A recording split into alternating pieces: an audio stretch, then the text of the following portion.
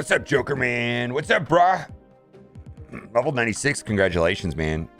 I don't know if we're on the same region, but if I run into you, I will help out if I can. All right, so real talk. Everybody's playing Sandman. Sandman's good against a lot of the turn 6 decks. Death Wave. Sandman is good against Thanos. Sandman's good against like 900 decks, right?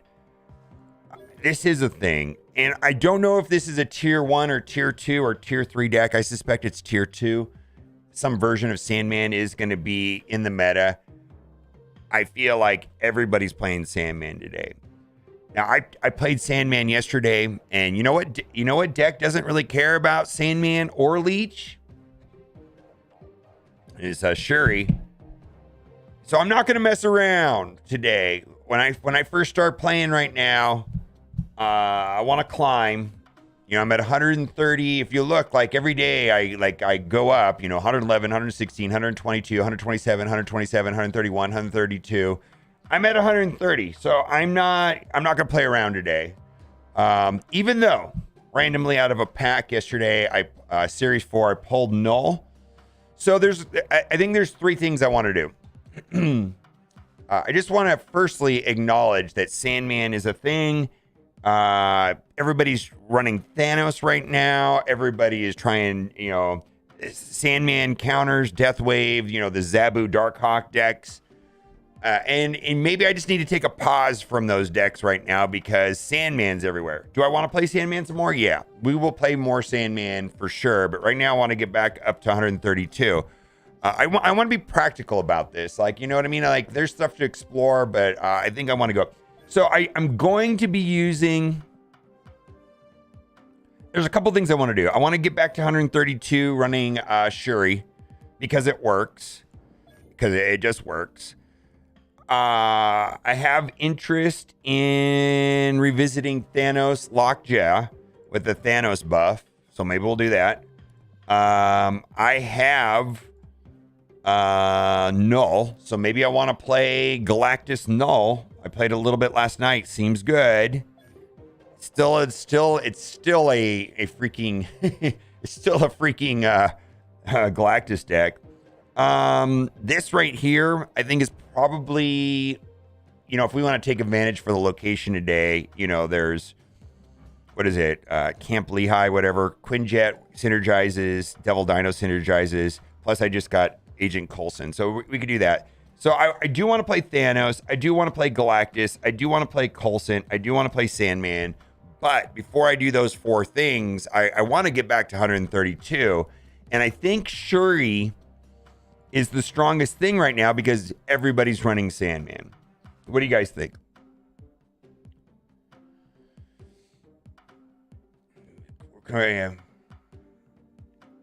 Congratulations on 90. I just hit Collection 11 3000 and still Patriot, but I'm going to use the Sandman deck instead. Galactus not as good as people say. You got Knull. Let's go. Gold bundle in the game. Yes. Oh, yeah. The Deadpool bundle just happened last night. If you've got 3,200 gold, not, you know, lying around, not allocated for anything, I bought it. My suggestion is to consider that offer. I already bought it, but it's the Deadpool one. Yeah, it's the Deadpool one. 3,200 gold, 1,500 collector tokens, and so on and so on. The other thing too, I had the opportunity. I'm sitting on. I just want to put this out there, and maybe I'm crazy. I'm sitting on 19,000 collector tokens, and I had Stature in my shop, and I did not buy her. She looks interesting, but I'm looking at the data, and she is not pulling in good numbers yet. She is not pulling in good numbers. I mean, it's too early to say, but look at this right here at the bottom. Not pulling in good numbers yet.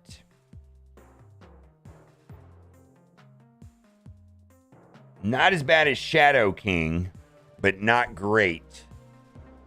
So I mean, I think it's fun, you know, cool that people try things, and maybe she will have a place and she will be viable, but boy, I'm not gonna waste 6,000 collector tokens on it right now. I'm very practical about things, and I just don't see it yet. Yeah, I don't know yet. Like, maybe she is, maybe she isn't. But the half a day's data is not looking good so far, but that is still too early, way too early. So we'll see. Yeah. I put Quake in your Devil Diary. His results were hilarious. Quake is so underrated. Probably, yeah.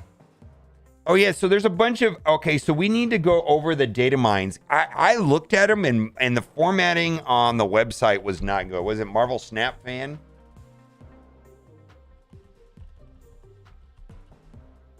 I couldn't make sense of the data mines. I was looking at it. Where are they?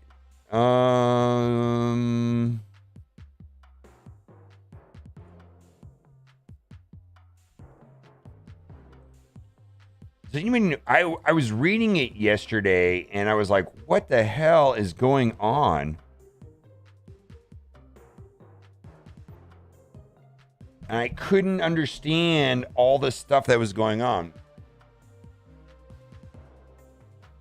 Snap Zone. All right. Yeah, okay, it was Marvel Snap Zone. Thank you. I read it, and I was like, what is this?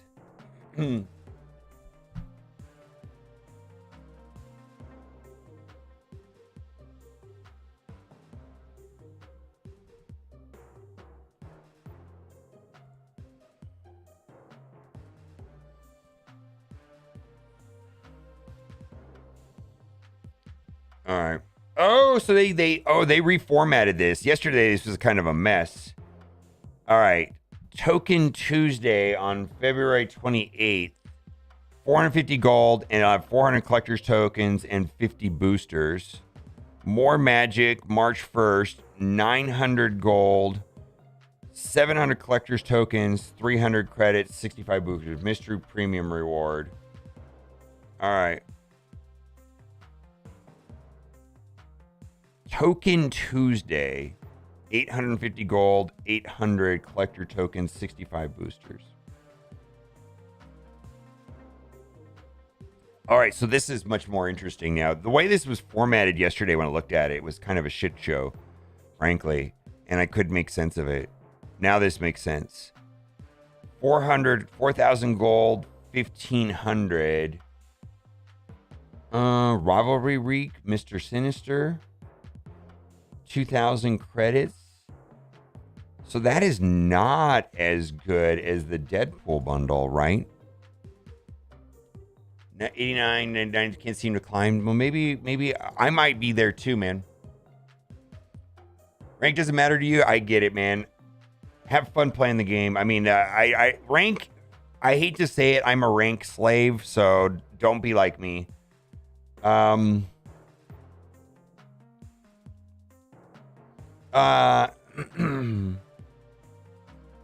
650 gold, 600 credits. Huh.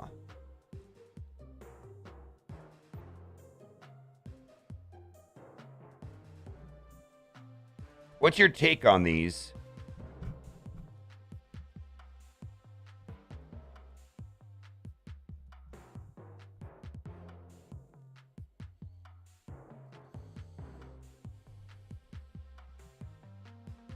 I got a rock. 400 gold. They're going to charge 400 gold for a rock? I got a rock. Title. The token offers goes. I have maxed Deadpool 3 times. How many times can you hit infinite? It doesn't change anything but cosmetic. You get splits, and you get rarer and rarer splits. And the more you split it, the more likely of a chance that you'll get the rare splits. I'll show you the 2 rare splits that exist in the game. It's strictly cosmetic. And so I have one card that has been, for some reason, I split Sentinel really early. And I have two rare splits on Sentinel. One is the Inkified background. This is called the Inkified background right here, where it's black and white. And then there is a gold background right here, which is also very rare. That's it. Yeah, you want April Fools, yeah. The token offers are good. The April Fool's bundle for sure, yeah. I want 100 for the card back. Yeah, me too. I actually like the card back. I think the card back is like a legit reward if you hit infinite. All right, so I'm gonna play Shuri until I get to 132. Look at the new cards. Where are the new cards? Say, are they here also?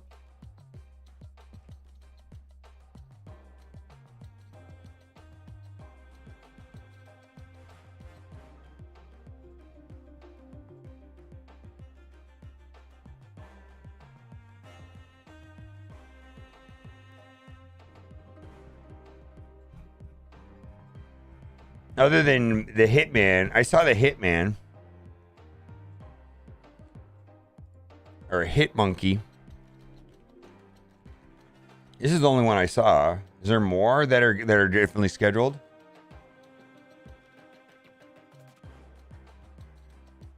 Yeah, we went through the March bundles. Well, I'll make a video about the March bundles. They look good. Yeah, this is good right here. Yeah, I think these Token Tuesday, 450 gold for collector tokens, 900 gold for 700 tokens, 850 gold for any of these collector tokens offers, I think are good. The only one that is not great is this Rivalry Week for Mr. Sinister. It is 4,000 tokens for 1,500 gold. Look at what we have here now. Right now we have Birth Pool. Deadpool right now is in this. I bought the offer. I think it's great. 1,500 collector tokens, 3,200 credits, and then a lot of cosmetic stuff. So that looks better than the Mr. Sinister one that is coming on March 9th.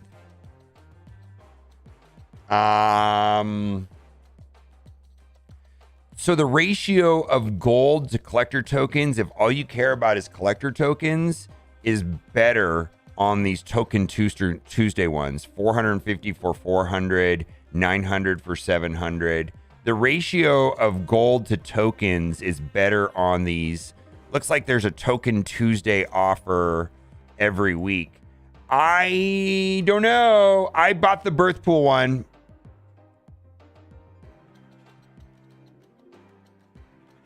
Jeff the Land Shark. Where is there what website has do they have an order or list? I mean, there's like 900 data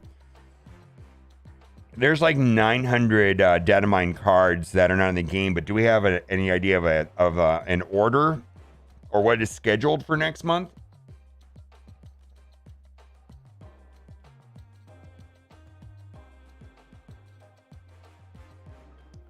Yeah, I know, but is Jeff the Land Shark actually scheduled to come?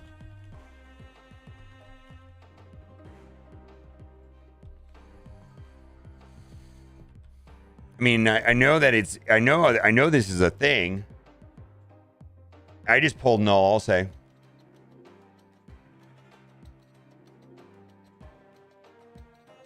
This looks broken as all get out, by the way. Yeah, there's like 500 cards in the game. There's like 30 or 40 cards in the game, but are they scheduled? Is what I'm asking. Yeah, there's a bunch of them. There's Loki. There's like at least 30 cards that are not in, that are in the game files that aren't in the game yet. There's a lot. There's a lot of them. April, it's grayed out. Oh, it's grayed out. Oh. So they grayed out Jeff the Land Shark, so that means it's coming? Oh, I get it. Let's see here. I know exactly what you're talking about now.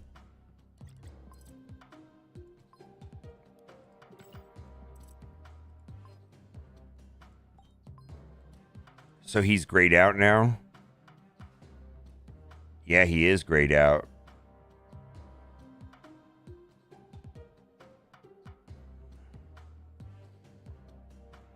So that's Hit Monkey, right?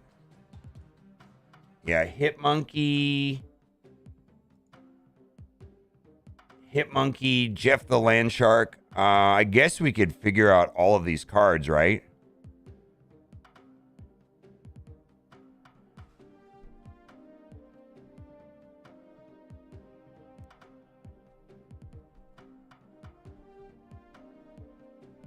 Snow Guard. All right.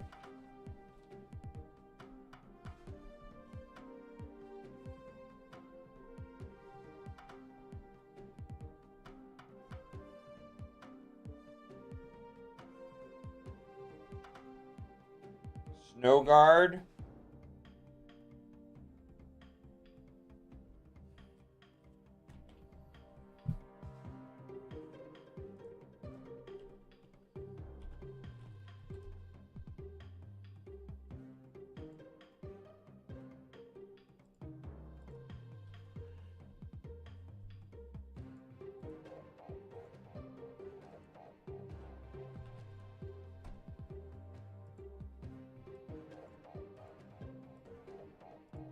What was the other one? You said Snow Guard.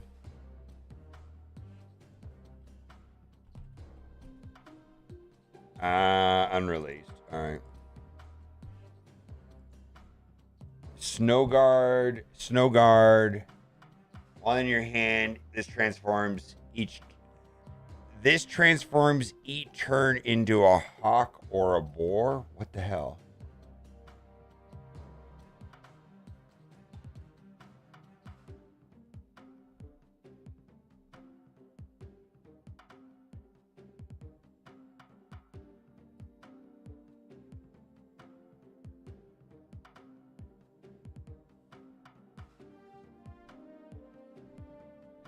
I don't get it.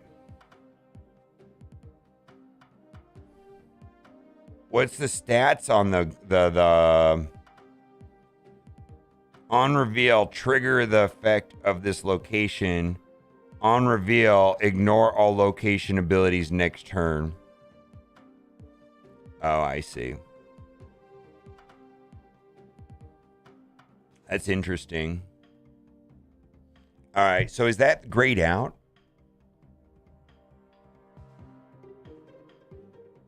Which one is that? Oh, that's right here, right? That's Snow Guard right there. All right, do we have any 1, 2, 3, 4, 5, 6, 7, 8 more? Well, this is Living Tribunal, right?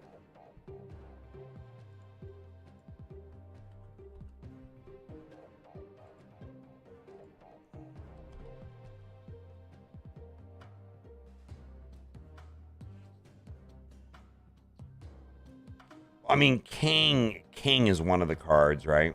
For sure. I mean, I'll also just click that.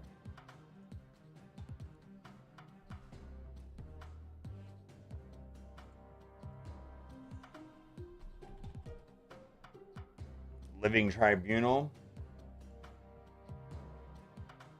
So 1, 2, 3, 4, 5. Let's see what we got. 1, 2, 3, 4, 5, 6, 7, 8, 9, 10, 11. Do we know what the other 6 are? Master Mold. Thank you.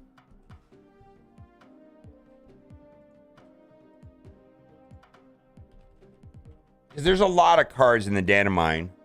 It's just whether or not they're showing up in that grayed out area is important, right?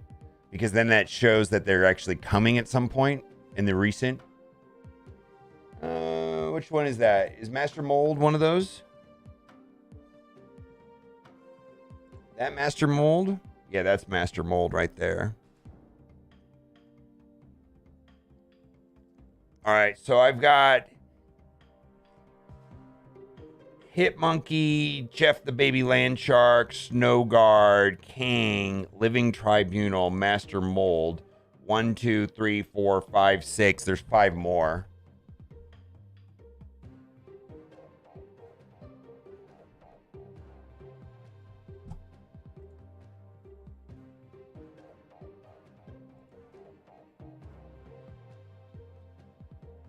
That third one is King. Who's this right here?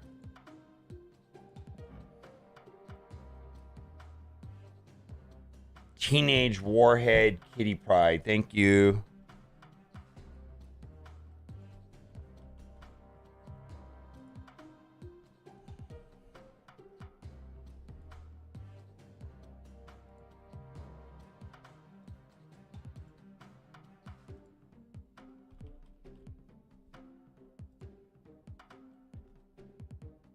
So Kitty Pride is that right there for sure.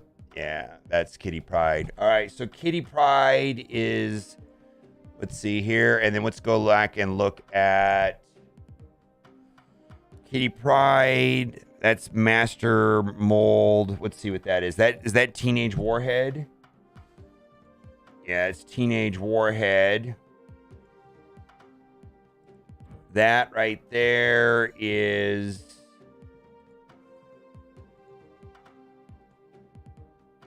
Wait a minute.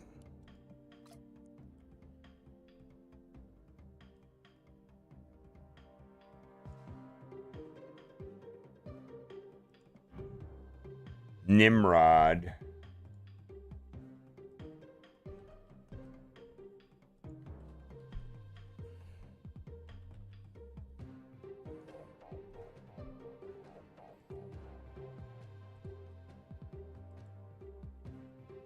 Nimrod is... All right, Nimrod is there before Snow Guard. And Snow Guard. And then we've got 2 more. What is this one? And this one. That is Living Tribunal. Shadow Cat?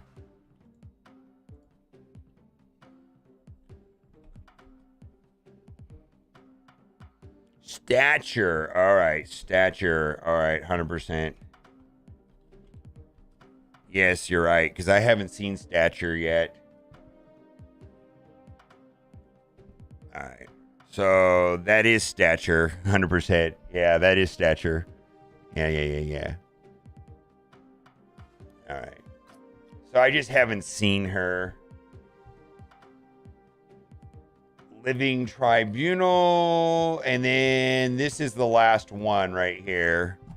Gwenpool's not here in this blacked out part. We're only talking about cards that are actually in this, because there's a lot of cards in the data mine, but if they're not this blacked out part, that means they're not like almost ready to come.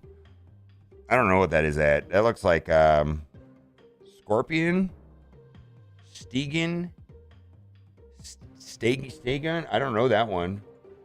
That's a new one to me. All right.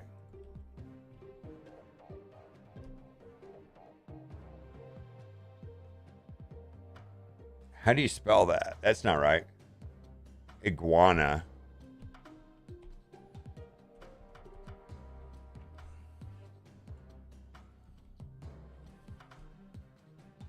All right. Stegron.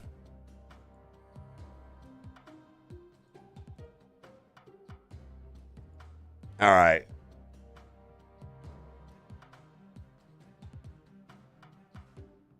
Hit Monkey. All right, let's go over it. This looks like a great card, by the way. On reveal, gain 2 power for each other card you play this turn. Man, like how many like Zudex or Thanos? Like specifically Thanos. Think about it. Thanos, you're running like Quinjet and all those stones. I mean, it's so easy to play like 2 or 3 stones, and then Hit Monkey. Gain 2 power for each card you played this turn. I mean, this guy could be a 2/6. He could be a 2/8.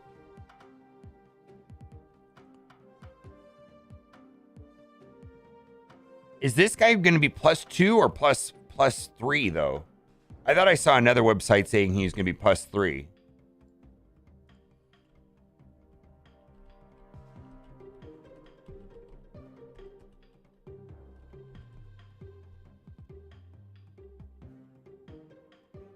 Maybe I looked at it wrong.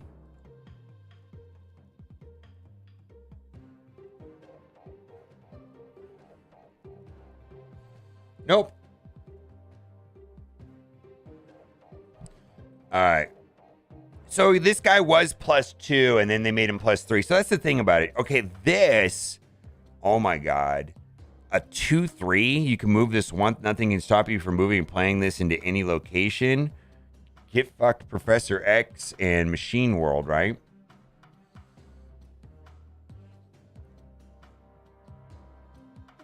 So there's that cannot add to location, right?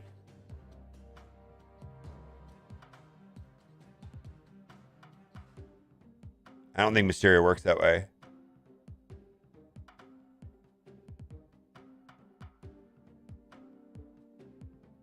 Wait a minute.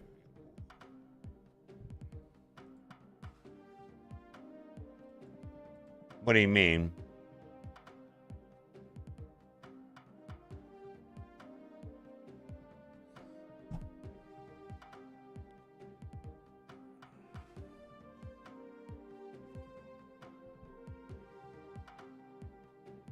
Yeah, he gives Bishop 3 power. I know, right? I guess I don't understand what you're trying to say.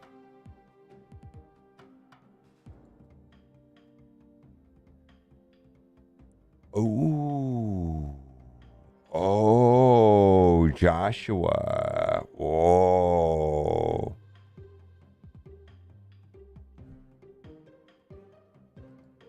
All right, so this is wrong right here, but this is correct. All right. On reveal, move. All right.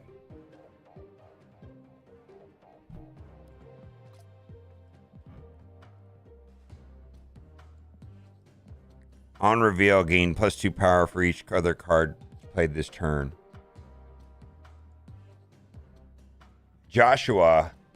Thank you. I did not know that. That's actually pretty cool. 2, 3, 4, 5, 6, 7, 8, 9, 10, 11. This is stature, so this doesn't matter.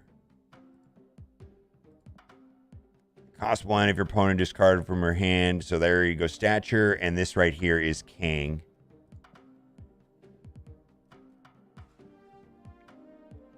Without king, yeah.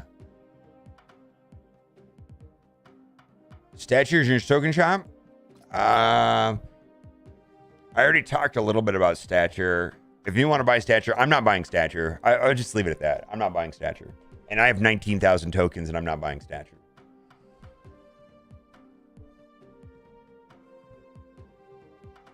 If you want to be a front runner and find out if that card is any good or not, go for it. But I'm not buying stature. Yeah. Yeah, I'm not going to figure that card out. So it's March and April's cards. Yeah. So nothing can stop you from moving or playing this into any location. Well, how does that work with Professor X and what miniaturized lab? Do we know, or nobody knows, right? I mean, why would they state nothing can stop you? Nothing can stop you from moving or playing this to any location. How does that interact with Professor X? Do we have any idea?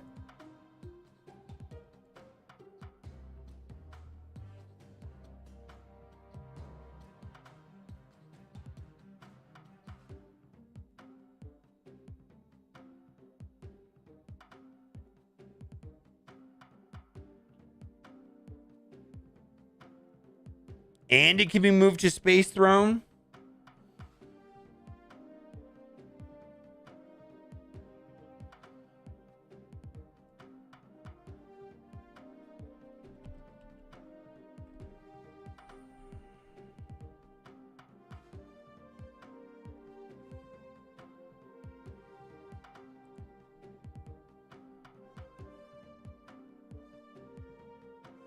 Yeah, nothing can stop him. I mean, why word it that way? Holy moly, right?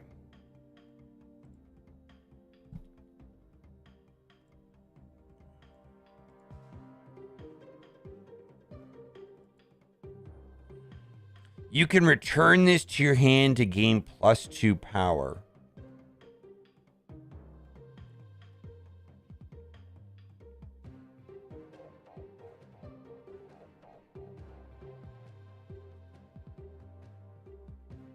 So basically, Sunspot lets you soak 1 energy and you get 1 power. This is capping you at 2 power, but basically spending 1. How is this not better than Sunspot?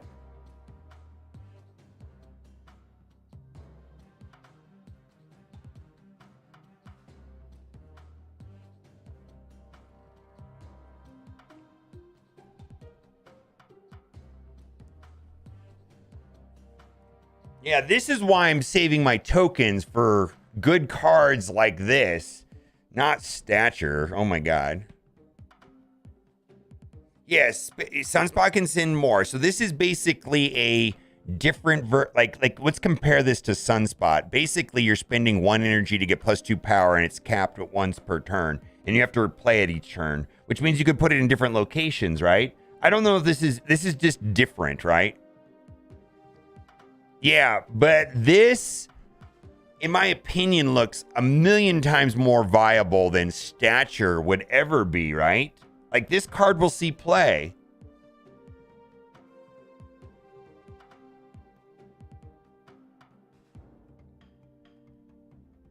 Yeah, you have to play the card every turn. Yeah, and you can reactivate on play effects. Yeah, this seems really good. Yeah, this seems really good. It's a 6/12. Well, that's one way of looking at it. It's just a 6/12. Because you have to spend the 6 energy, right? So it's a 1/0. 1/0. 2/2. 3/4. 4/6. 5/8. No, 6/10, right? It's a 6/10.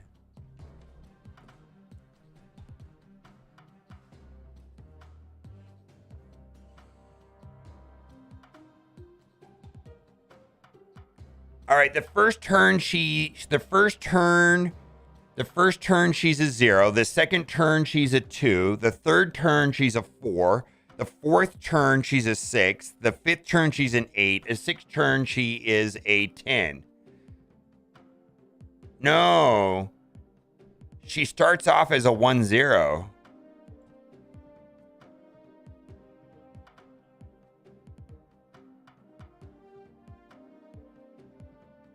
Yeah.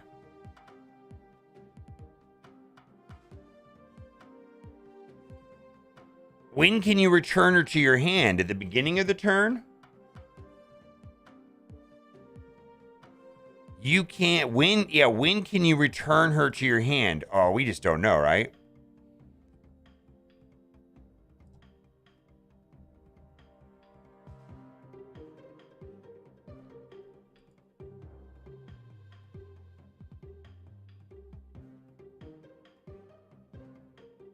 But you can only do this once, right? Once per turn?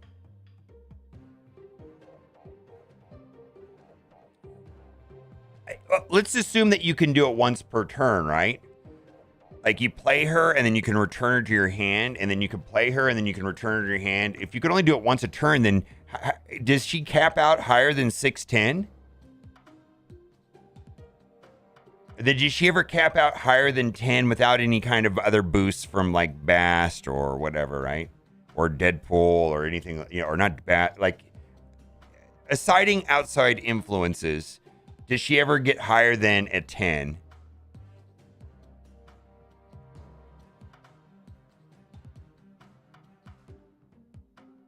She should cost 0 with Quinjet. There you go.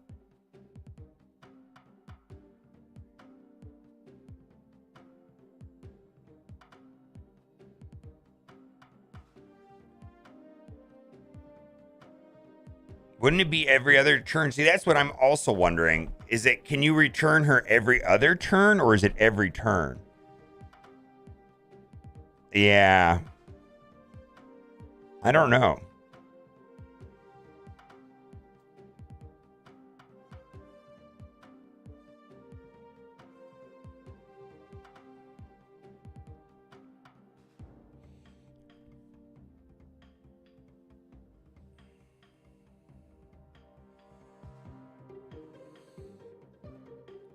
Yeah, I don't know.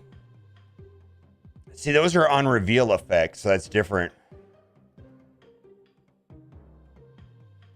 It probably is every other turn.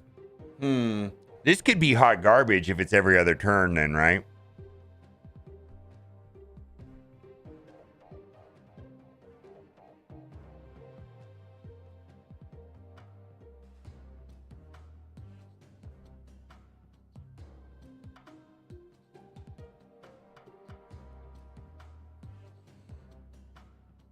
Calling it now, it's trash. Yeah, this might not be that good. But I think the idea here is, you know, if it's Quinjet, maybe she costs 0. I mean, if she's 0 in, you know, if she costs nothing. I mean, I think if with Quinjet, this might get play. Yeah.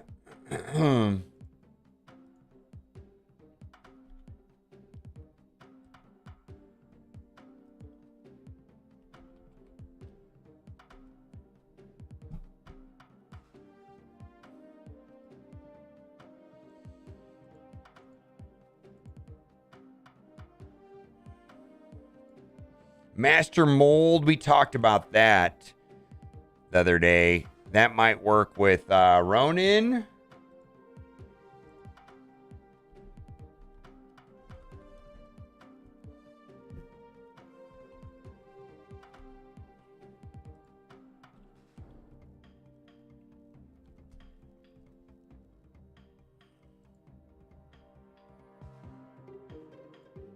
Master Mold might synergize with Ronin. It also might be a way of causing them to not draw cards.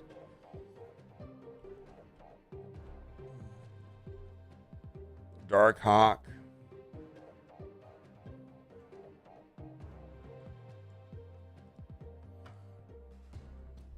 Maybe you can get some use out of Maximus.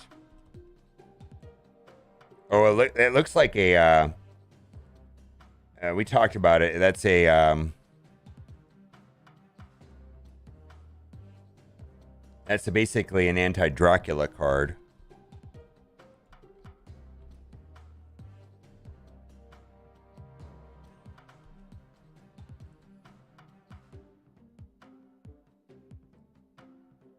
Yeah, that looks like that could be an anti-Dracula card. Yeah, this is a Dracula counter. Yeah, that's a Dracula counter. Dracula hates robots. Maybe, maybe not. Maybe, maybe not. Maybe, maybe not. All right. Negus. All right, so let's see. Let's recap. Hit Monkey. Probably going to get play. Yeah, with like Thanos, Jeff. We don't know how that works with Professor X. Space Throw. King is coming. Kitty Pryde. Probably synergizes Quinjet. Master Mold. Dracula counter. Ronin, maybe, maybe not. Maximus. Negasonic. All right. After any card is played here, destroy this card and that card.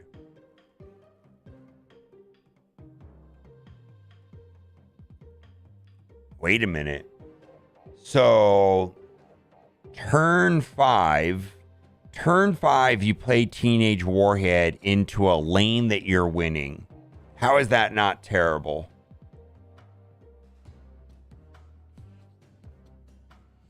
On turn 5, play this into a lane that you are winning. Actually, right? How is that not terrible?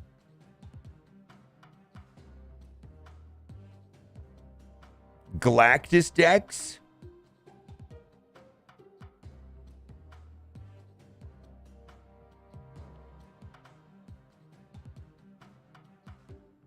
Yeah, in a lane that you are winning on turn 5, you place that into the lane.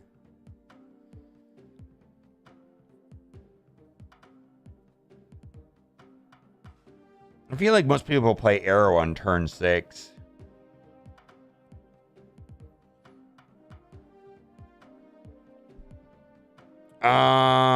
It's not an on reveal. It's not on reveal. This is like a passive. Does not stop Sarah decks. It only stops one card. Yeah, it's not going to stop like a Sarah deck, but this will stop like a... But this can allow you to protect a lane. Obvious synergies with like Knull and Death.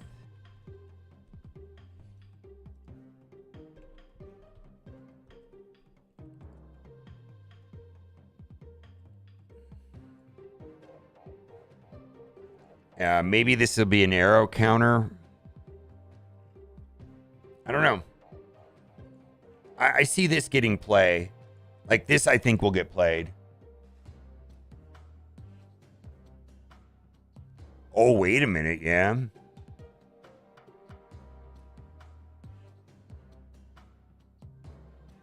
You can play it in a Cosmo lane. Oh, this is an this might be the only anti-Cosmo card. No, wait a minute. Well, it only blows up the card if you have priority. Doesn't this blows up? Yeah, if you have priority, this blows up the card. Yeah, if you're winning a lane, how is this bad? Like, especially on turn 5. Think about it. You're winning a lane on turn 5. You place that into the lane.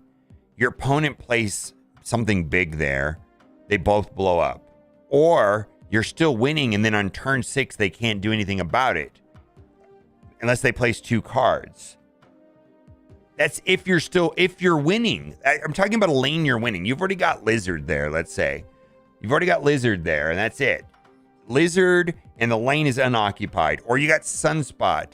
Sunspot and Lizard in that lane. Oh, this is going to be a good deck. It couldn't... I don't think it'll stop Dr. Doom. Because the Doom bots are not played. The problem is going to be Armor and Colossus. Yeah. Armor and Colossus. This will get play. This looks good. This will get play. Nimrod. When this card is destroyed, add a copy to each other location.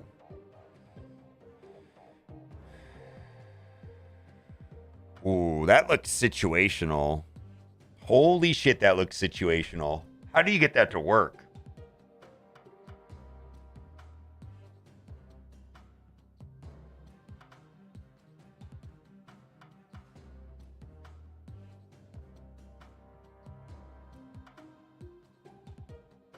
Galactus, yeah. Zola. Why? It's not better than Black Panther, though, right? Galactus. Maybe turn 6 Galactus will be a thing, right? I mean, that's what everybody wants Galactus to be, a turn 6 Galactus, right?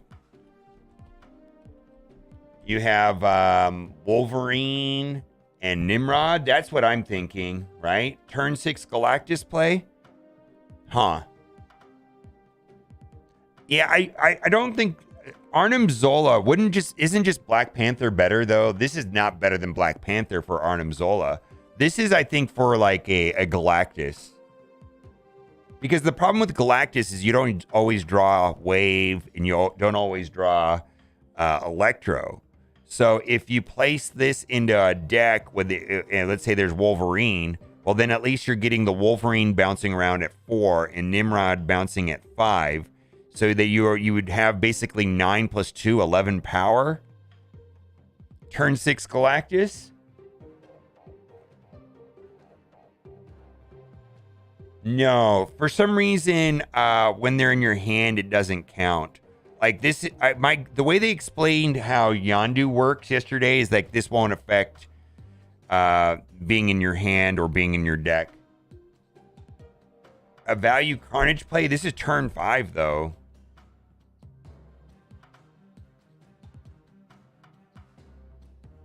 All right.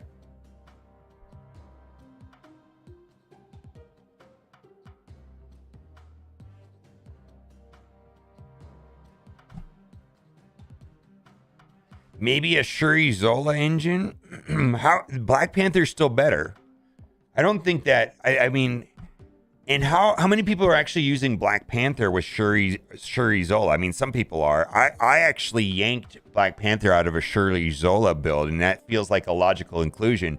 If Black Panther is not better than, let's say, Arrow, then why would Nimrod make that list? I actually yanked Black Panther out of a Shuri Zola build, and Black Panther would be better than this.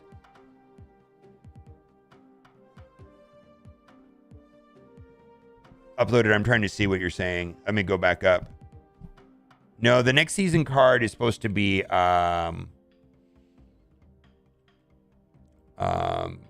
Hit Monkey. Let's see if I can find a picture of that.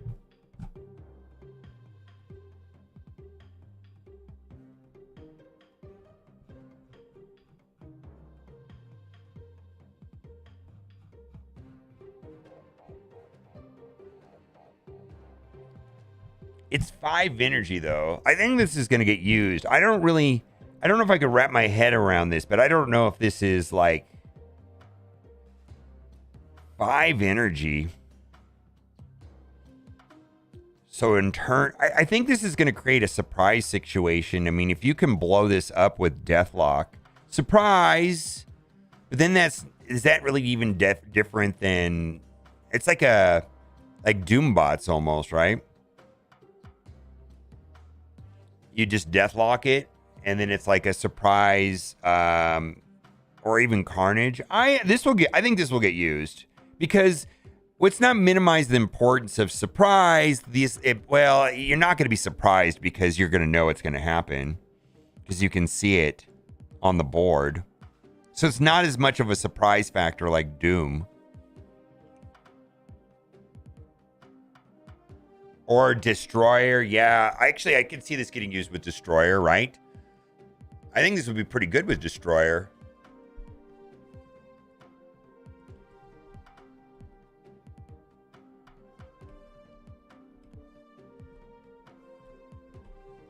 I can see it getting used with Destroyer.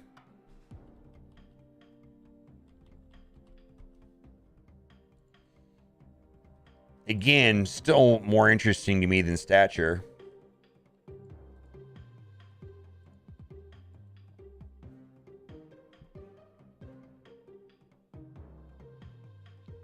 Zola. I think Black Panther. I just think Black Panther's a lot better with Zola. I don't feel like. Why would you? Wouldn't you just rather Arnim Zola? Black Panther. Black Panther gives you what? Double 16s? This would give you 5 plus 5 and 2, taking up 2 slots instead of 1 slot. 10 power in each location. It's not going to be better than Black Panther. If with Arnim Zola anyways. Or it might be a Black Panther like alternative. Yeah, it'll be 10 power in the other lanes with Arnim Zola.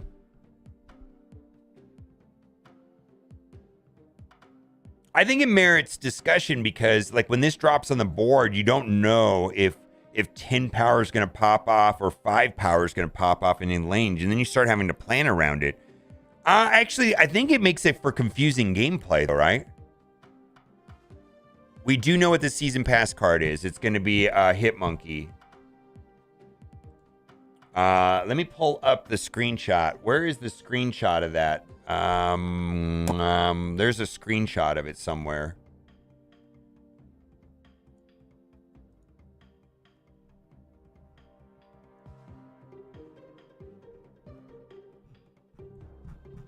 I saw it on Reddit yesterday.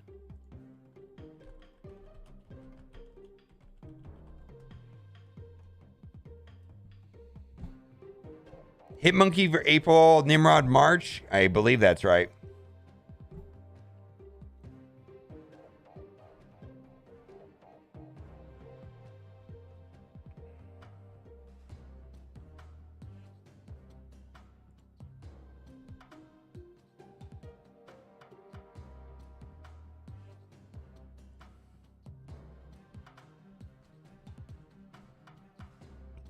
Does anybody have a link to the...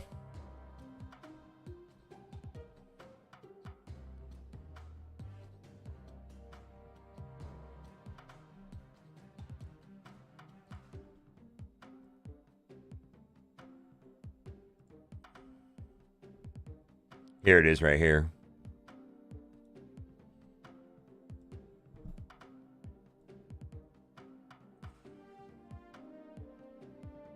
This is the considered to be the battle pass. We got card back, yeah.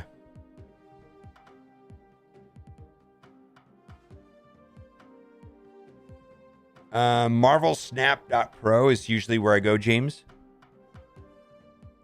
All right, let's keep going on Nimrod. All right, Snow Guard. While in your hand, this transfers each turn into a hawk or a bear. On reveal, trigger the effect of this location. On reveal, ignore all location abilities next turn.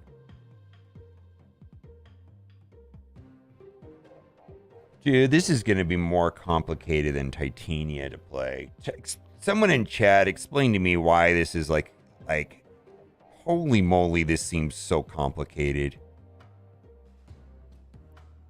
Give me a situation, though, real quick. Holy moly, that looks complicated. On reveal, trigger the effect of this location. So, like, double Shuri's lab? Right? How do you play it into a lane on reveal? You still can't play it into a lane that you can't play this into like Sanctum. It doesn't ignore it before it's revealed. On reveal, then it ignores all location abilities next turn.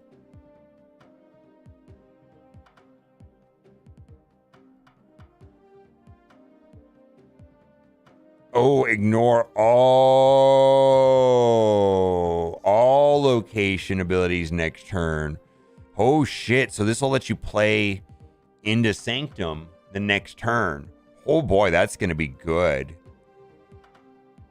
Huh, okay, I get it. See, it takes me a second. I didn't see the all location abilities. All right.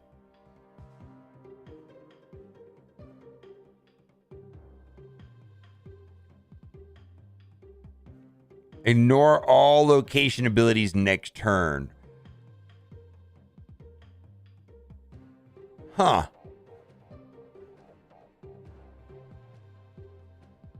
So like Mindscape, you could play this on turn 5, right? And then... Huh. Boy, this is going to be interesting because it's going to toggle between the two, right? Like one turn... Is it going to be random or is it going to flip-flop? So like you don't know which one you're going to have.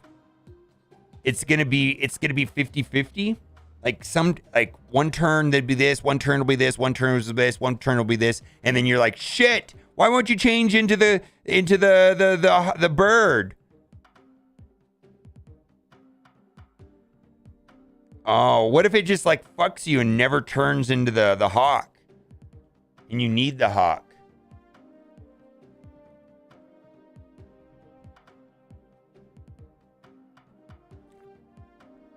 While in your hand, this transforms each turn into a hawk or a bear. So it changes each turn?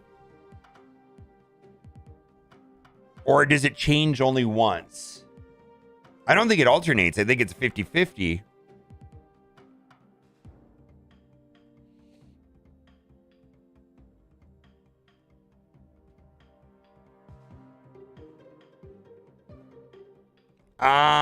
It doesn't, it transforms each turn into a hawk or a bear, but then does it lose that ability once it transforms?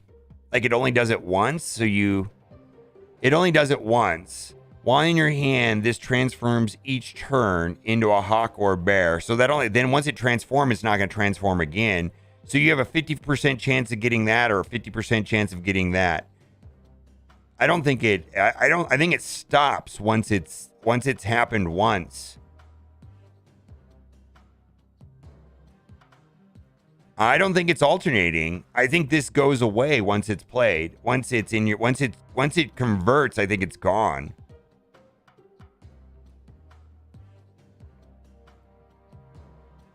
Yeah, but then it's no longer a snow guard once it converts into the bear or the hawk.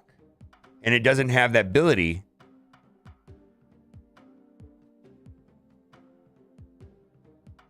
Because if they want it to always trigger when it goes into your hand. No, they just they don't want a situation where it doesn't pop off.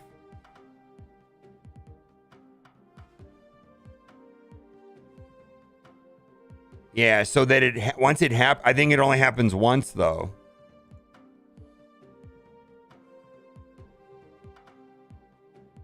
It's no longer the snow guard after it transforms. They just want to make sure that the snow guard does transform at the end of each turn.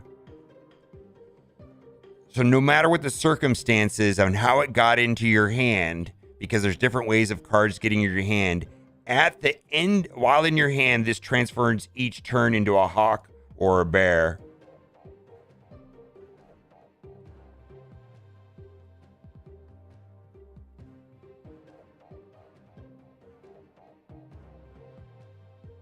It does not. Once cards transform. So the only time we have transform in the game, right, is the gamma location, right, with the Hulks. You do not keep your abilities on that location. Right?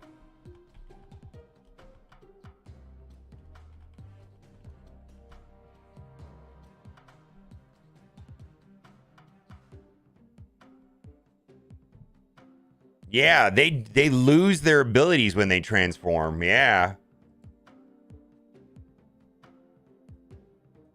Yeah, but they transform into a Hulk and they lose all their abilities. They transform into the symbiote and they lose all their abilities.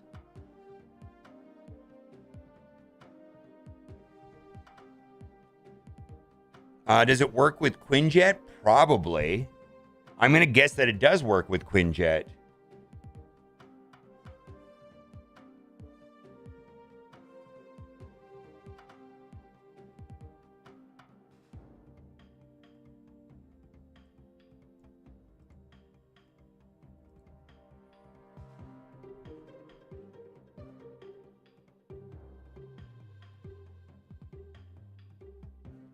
So the Hawk and the Bear still say Snow Guard at the bottom of the card? Okay, let me see.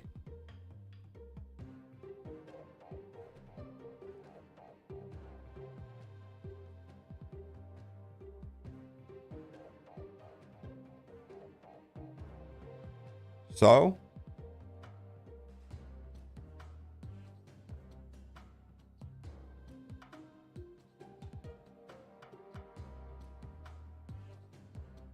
All right, I think there's two ways that it could work. Yeah.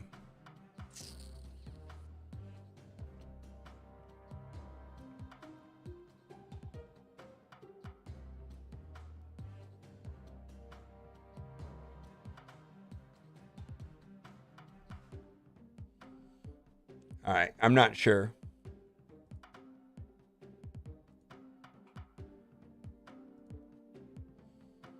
Stature in the game.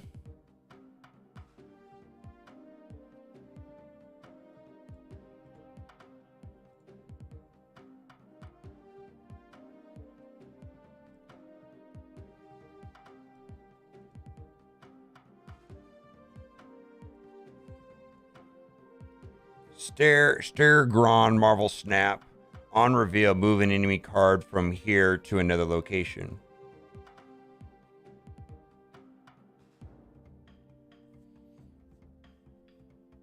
So that's like a cooler Juggernaut. Holy crap, that like seems really cool.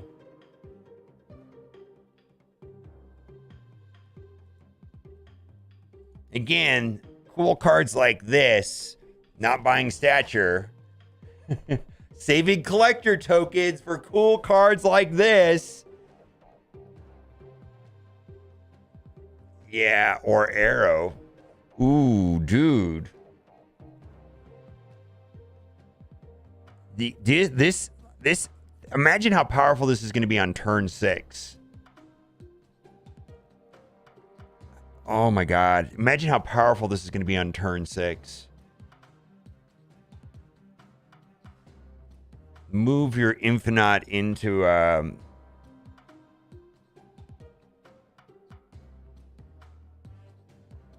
move an enemy card from here to another location. So it's like a after the fact Juggernaut. A random enemy card to a random location may or may not be good.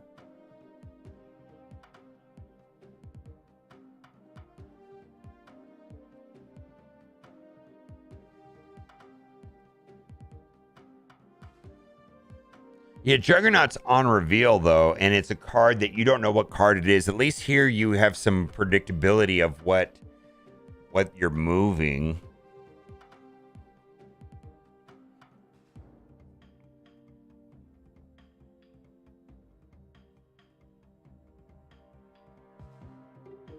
Yeah, I don't know. That seems situational. That might be good, but it seems situational. Oh, we just got a notification from the Snap Discord. Let me read what it is.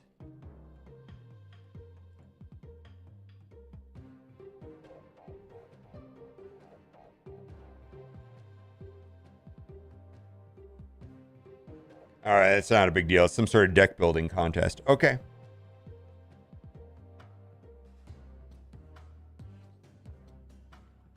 Oh, yeah, this would be good in Mojo World, I guess. I could see it being good in Mojo World. That's pretty specific. All right. Living Tribunal. At the end of the game, split your total power evenly amongst all locations.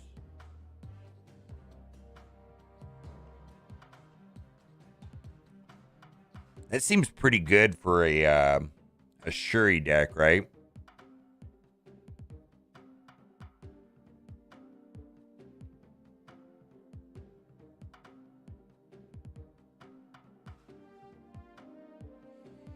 Boy, Arrow, get that'll bypass Arrow every time, right?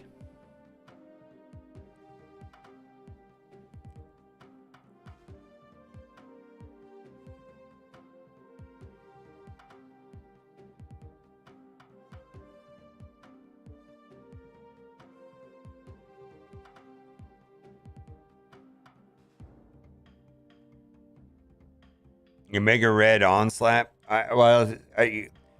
Onslaught is turn 6 also, right? Yeah.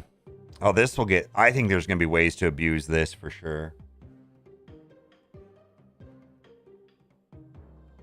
Maximus, Shuri, Red Skull, Iron Man. Yeah. Yeah, with the ramp deck, or the Iron Man and Onslaught. Yeah, there's a bunch of things.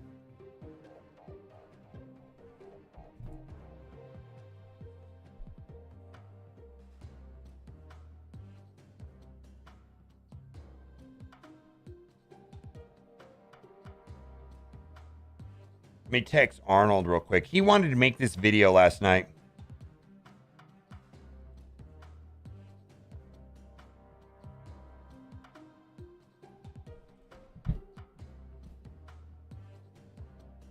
Yeah, Magic.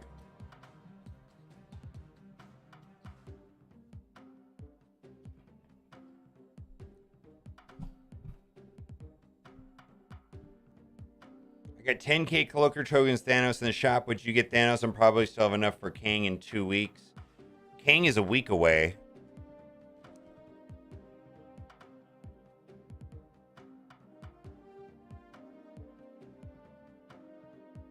Yeah, I'll be here for 30 minutes.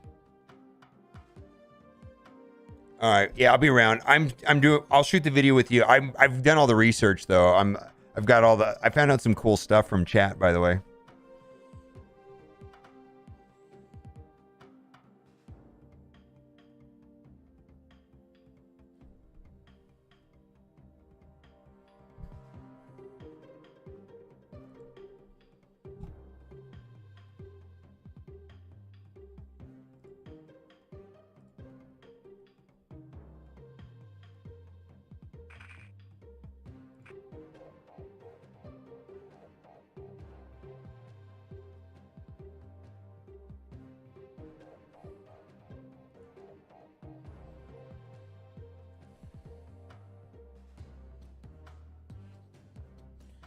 Need to change it to on. Get Thanos seems pretty good. Yeah, I think you, if you buy Thanos, you know what you're getting, and also Thanos is that exclusive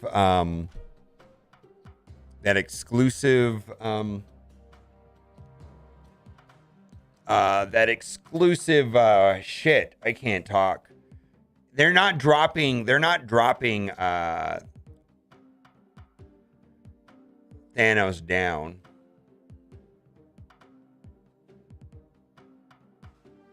And we don't really know exactly how King's gonna work. Hold up.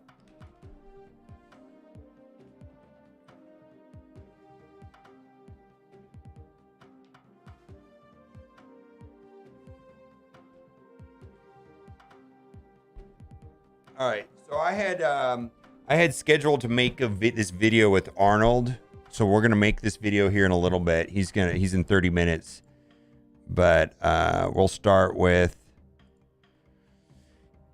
Hitmonkey, Jeff the Baby Shark, King, Kitty Pryde, Quinjet, Master Mold, Dracula, Master Mold, yeah.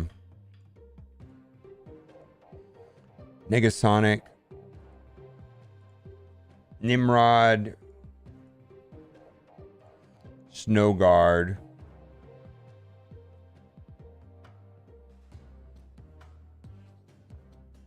Stature, and then Living Tribunal. All right, let's play a little bit. Thanos is not an autopilot deck at all.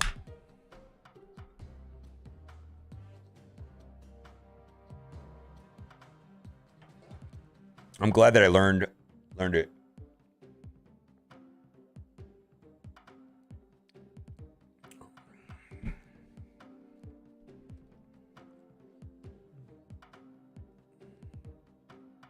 Those have the notification of the gear on. You need to click on player support and then the chat icon in the upper right declare it. Wait. So if you've got the gear thing, you hit here and then you hit what? Player support and it'll go away. And then the chat icon in the upper right to clear it.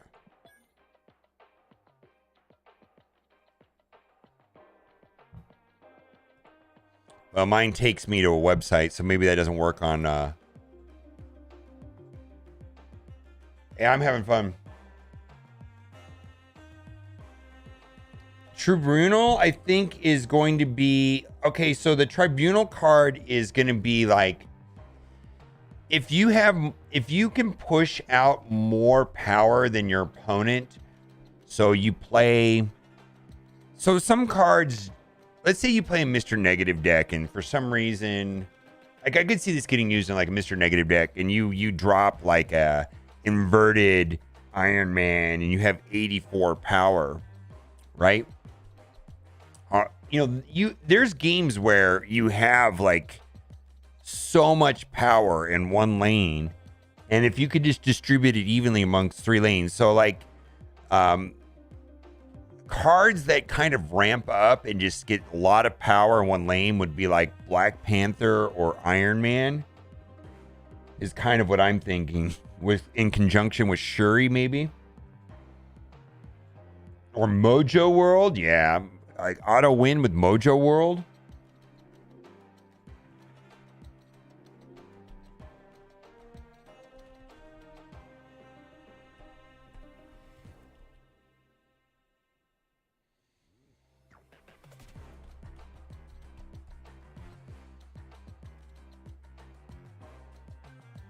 Oh my god. I don't understand why Google...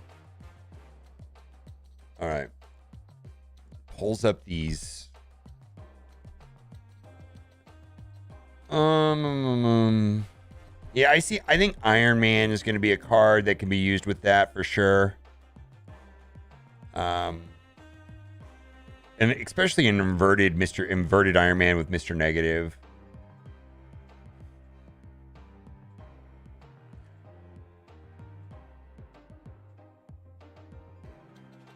Yeah, Black Panthers get out of control.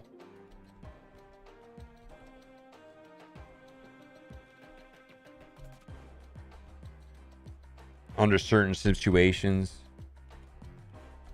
I think it's going to be something. I think those decks are great. But I think it's going to have something to do with Shuri, if I were to guess. Something to do with Shuri.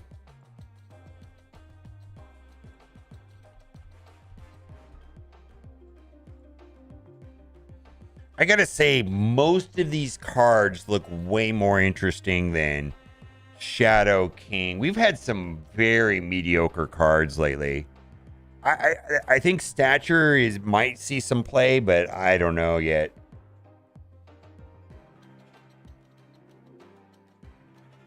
And King will make you retreat your turn, also your opponents? Yes. Yeah, Stature, when Stature is the strongest card in over a month, it's been a rough month. Yeah, I don't even think Stature is that. Hey, man, I had the opportunity to buy Stature last night, and I passed. I'm saving my tokens for all this stuff.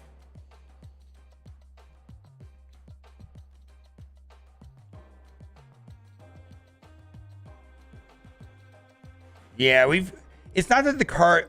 It's just like Ghost and Shadow King seems so situational. I don't know, man. Like, when you start having to, like, get creative where a card is going to be good in some weird situation that happens once in 1,000 games, then you know it's not a great card. But if you don't have priority and you're playing against a Silver Surfer deck, Shadow King can be amazing. I don't ever play Silver Surfer decks. And Silver Surfer, you have to not have priority. So what half the time you have to be losing for that to work? Oh, that sounds bad. I have to be losing for it to work, and it has to be against a certain deck. That just seems so hard for that to happen. MODOK? Yeah, MODOK is pretty good. MODOK is okay. I like MODOK.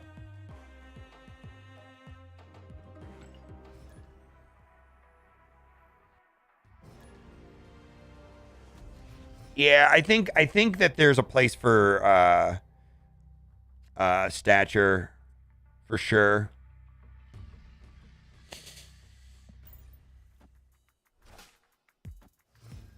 Stature seems better than a lot of the cards we've been getting.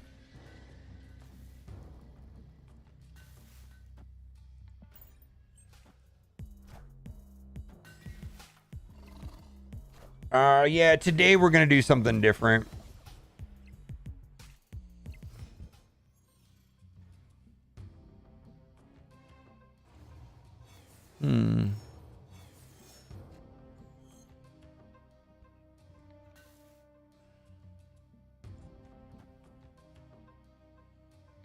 I don't know if this matters or not.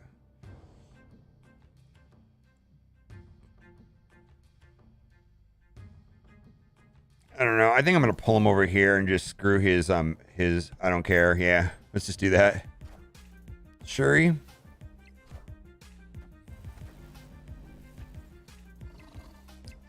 They played Shuri. There's a high chance we're retreating. Oh, but we have Shuri also. Let's see what they do with theirs.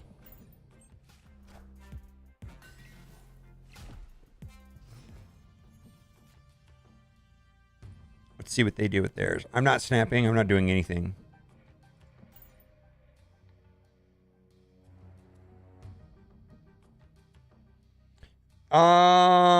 There is a very specific time when to snap and to not snap and when to retreat on this deck.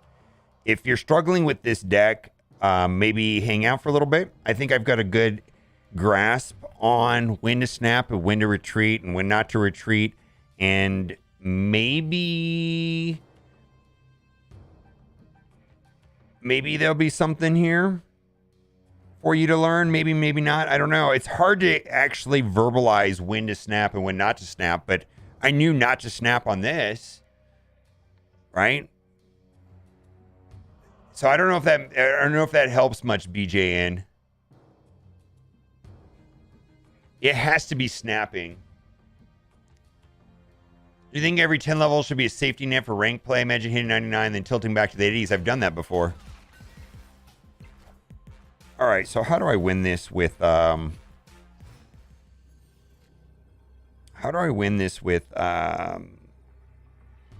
She-Hulk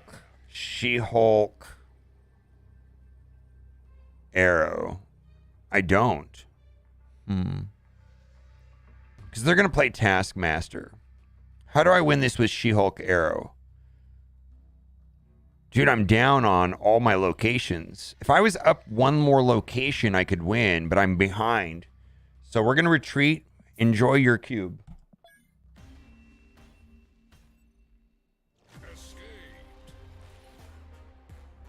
What cards are good to play with Arrow? Yeah, I don't have priority, so that was a loss. Yeah, dude, you just gotta, like, I don't know, man. Like, this is a loss. It's just a loss. And it's fine. You move on. You're only trying to win, like, 53 to 60% of the matches. And so losing is not bad. It's mostly about not losing 8 cubes, and when you do retreat, you just retreat for 1 cube, right? Ordinary Harry Thanos deck? I don't know which one that... No, I have not. I've only played Lockjaw Thanos. What's up, Ram?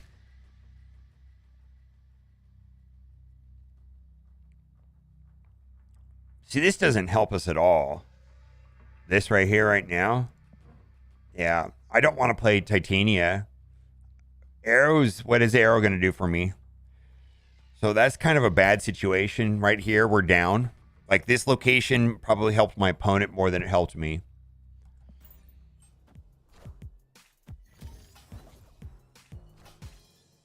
Oh, the creator challenge?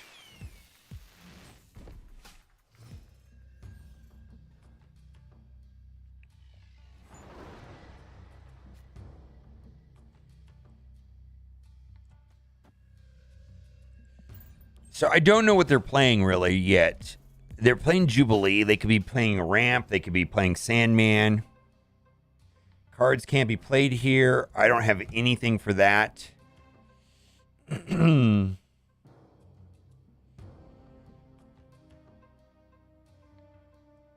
So we're at a disadvantage here, right? And so I'm not gonna be snapping. I'm also not retreating yet. No reason to retreat, but yeah, this is a Sandman deck. All right, so what I'm going to do here now, because I think this is a Sandman deck, and I have Shuri, I have Red Skull, and I have Taskmaster. I think they're playing a Sandman deck. I'm snapping. I believe that my chances of winning are great. They snap me back. All right, I believe my chances of winning are greater than 50%. We'll find out.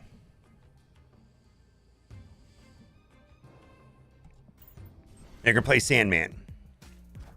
Yeah, I don't care. I just literally do not care. Thanks for the 4 cubes.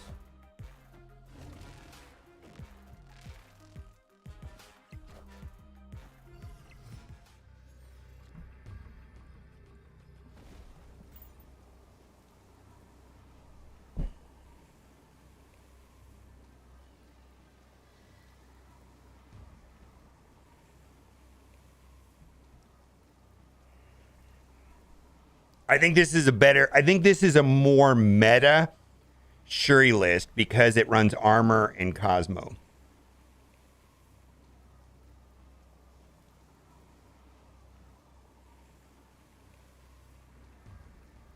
Yeah.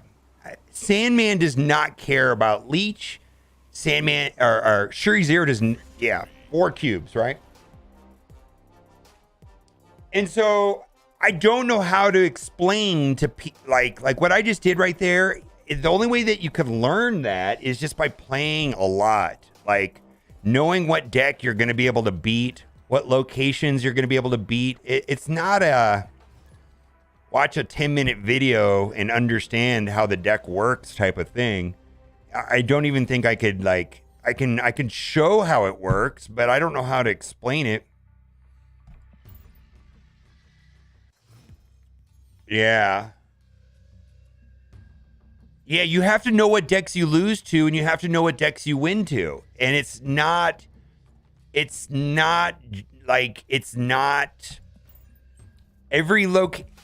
deck, every location, you either have an advantage or a disadvantage, and you have to kind of just guess. What do I want to do here? I think I'm going to put, see, like right here, they're probably going to play into Asgard. I'm going to put Cosmo. Hopefully that screws them up. You know what I mean? It did. That was huge, right? That was huge. So I'm going to play Shuri, right? You snap before you play Shuri. Like, I have a good line, right? I have Shuri into Red Skull into Taskmaster.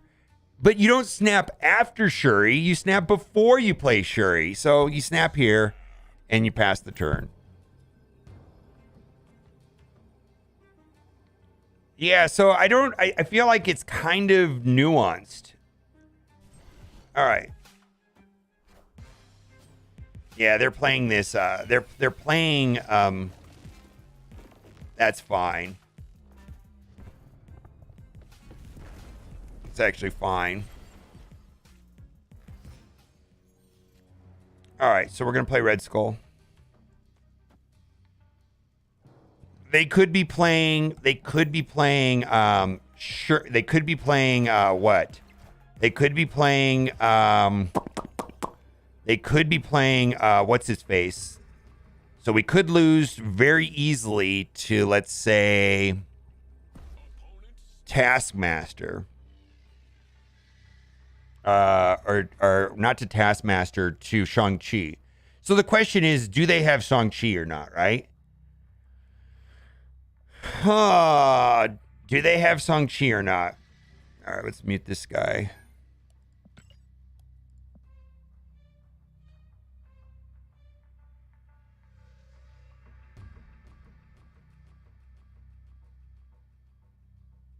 I may retreat here. I mean, I could play Taskmaster. Well, here's the thing. Taskmaster Titania, does that win? If they Shang-Chi me there, is it worth the 6 cubes?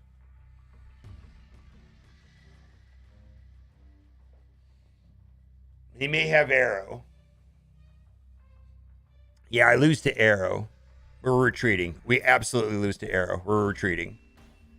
All right.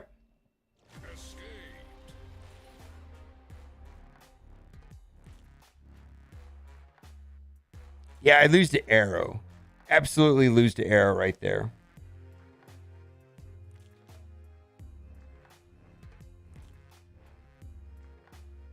Yeah, no. Taskmaster still works off Red Skull if they blow it up. It doesn't matter if Red Skull's on the board or not.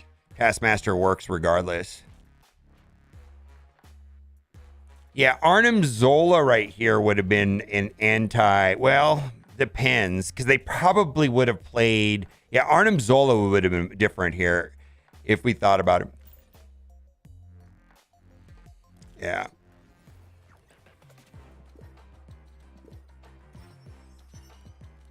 So we lost 2 cubes.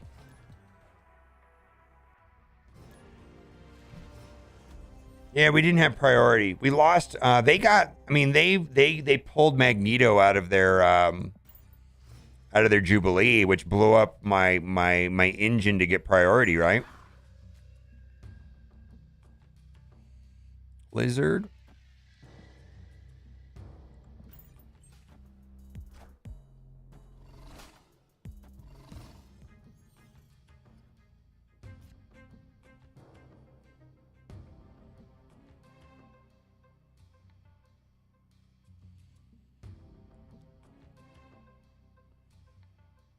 See, I have priority, and so it's just fun for me to play Cosmo when I have priority. Or should I put Cosmo? Yeah, let's just do that. I don't know, man. No, we're both thinking the same thing.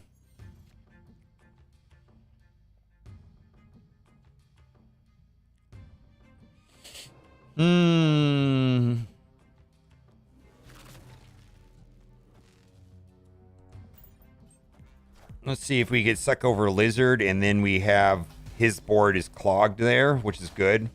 All right. We're probably going to lose, so this is not really great here.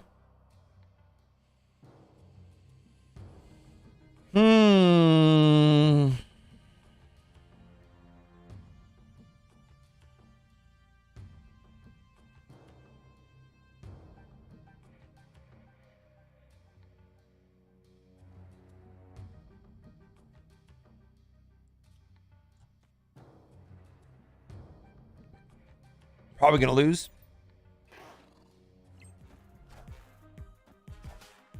Yeah. I feel like they could have snapped and won. Yeah. I feel like they could have got more cubes out of me.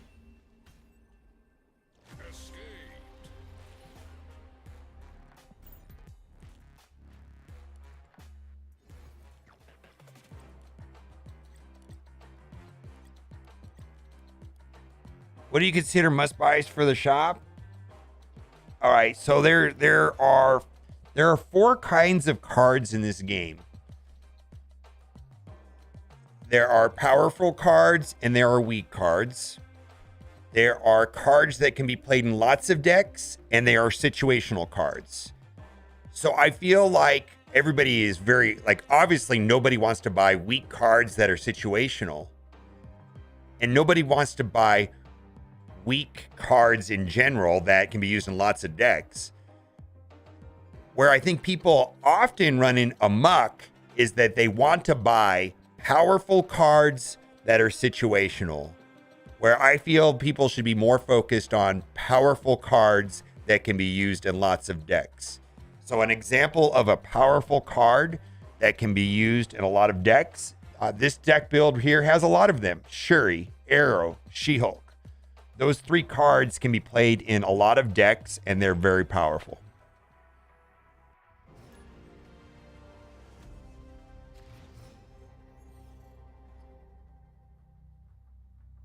There are some situational cards in this deck right here that I do not recommend, like Red Skull. Red Skull is situational. Magneto? Magneto's actually pretty good. I like Magneto. I think Magneto plays into a lot of decks. Hey, I like Magneto a lot, actually.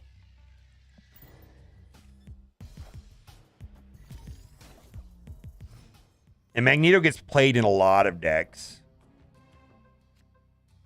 I wish I had a little doo-doo-doo or something. All right, I'm going to put Cosmo in the middle here.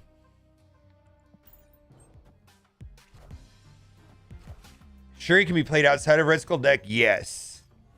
Absolutely. Ooh. Do we snap here? Because we're going to get double Shuris? Ooh, I could bounce into this, though. I'm not going to snap because I don't have Red Skull, but I'm going to play and see how this goes. Let's see if I get a double Shuri here. Oh, we're both playing Shuri. Oh, they got the double Shuri and I didn't.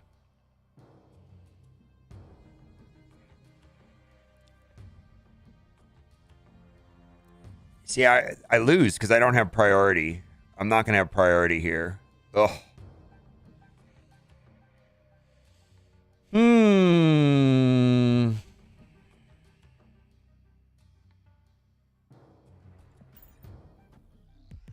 Yeah, 60 power Red Skull. All right. I don't know why this guy's not snapping more, but maybe he's, I don't know.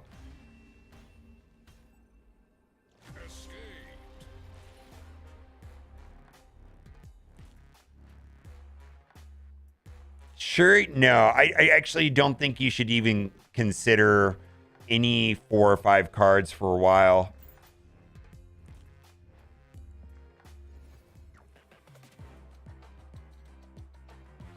Yeah, the other thing too is that I feel like the first 10 games or so are kind of garbage and you just kind of have to play through them. It feels that way.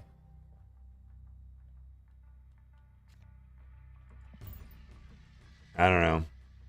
Like right now, I'm not really moving ahead. I feel like I've been minimizing my losses pretty well. Can't play here turn 4. All right, let's do that. Yeah, I feel like I'm minimizing my losses and it's fine.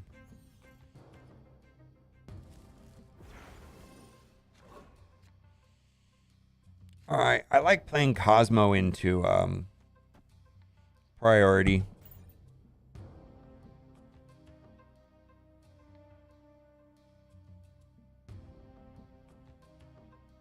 Yeah, I wouldn't worry about Shuri if you're at collection level 734. I would just look. Should I snap here? You can only play 1 card a turn now, and he didn't get the Electro advantage. Oh man, it sucks to suck.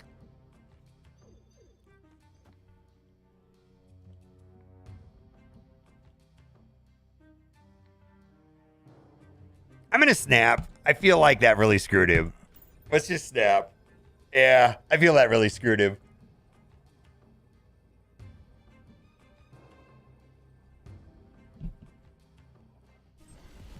All right. Psylocke. Oh, what is he playing? Galactus? All right. Sucks to suck, my dude. Screw you and your Galactus.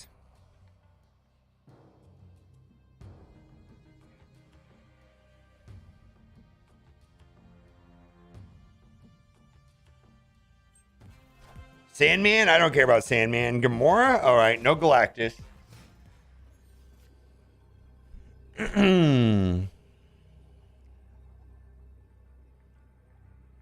All right. No Galactus. I'm actually kind of surprised by that. What do I want to do here? I think I'm going to place 15 power here and 3 power there. That's good, right? Yeah, that's good. All right.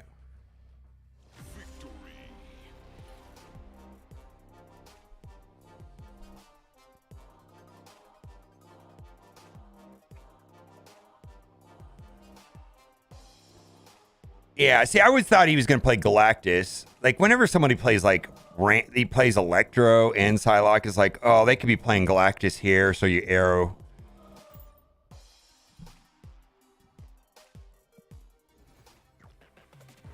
Should have changed the order? Explain. Maybe, I'm interested in hearing that. Oh, I should have played, yeah, I should have changed the order. Holy shit, I'm not even thinking. Duh. 0 into Red Skull is way better. Holy moly. I'll wake up here in a minute. Yeah, that would have been better if I changed the order. 1000%. I get it. Yeah.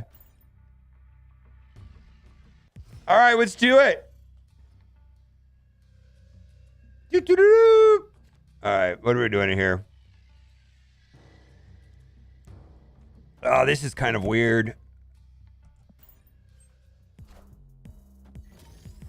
No confirmation is big bag. I'm not expecting that. Dr. Doom. All right. Dr. Doom. What do I want to do here? I really don't have a good line. I do like, I very much like playing Cosmo with priority. Maybe it just messes with them. All right. Made a 50-50 there. Oh, I could have got it. All right. So the question is this a Galactus deck? Is this a Galactus deck is the question, right? Did we play this guy before?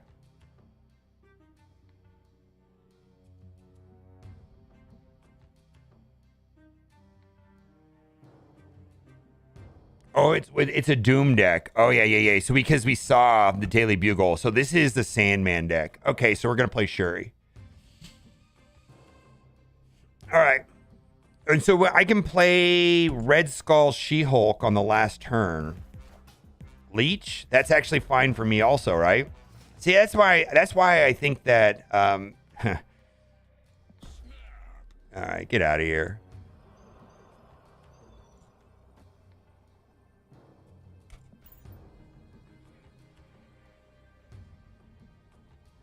I know, right? What a top deck.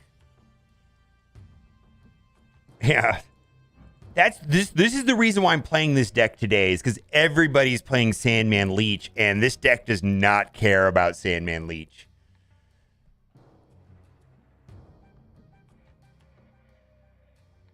I should have snapped before I played Shuri. That was a misplay, I think, right?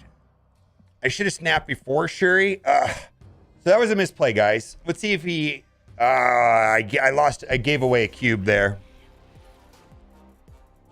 Yeah, I gave away a cube there. Misplay on my part. All right, let's go. Polaris is just a good card. If you don't like her, you can replace her with Maximus. I don't think it makes a difference whether or not you play Polaris or Maximus. I just like Polaris. I've got a lot of use out of Polaris. All right. I have priority, so I think I'm going to do it this way. Hopefully that screws him up somehow.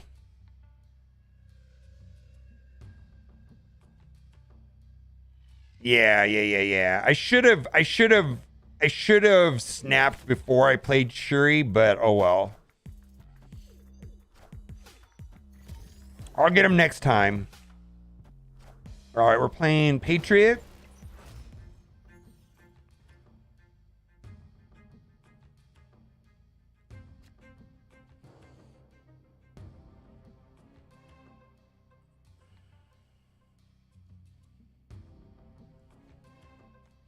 All right, that'll move Misty Knight over. Not that that matters.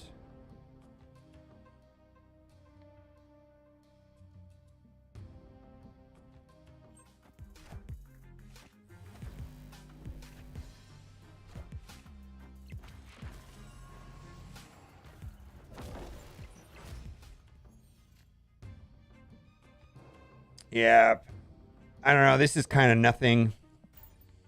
I'm probably not going to stay in. Arrow doesn't... So, these, like, cards that buff things like this, you know, Arrow really doesn't do anything to them, so...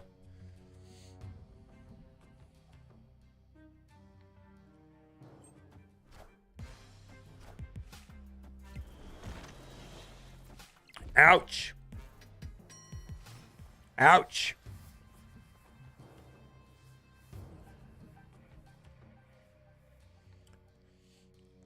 This is probably a loss, but we'll play it out a little bit longer.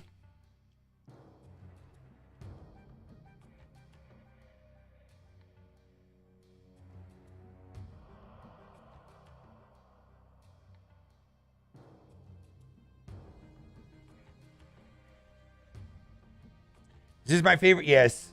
Shuri decks, I feel like, need armor and Cosmo now. That may have been a knee-jerk reaction to Deathwave, and I think Deathwave is going to get a little bit stalled because of Sandman, so we have to see what happens. I don't know. I feel like everybody's playing Sandman today, and that's why I'm playing this.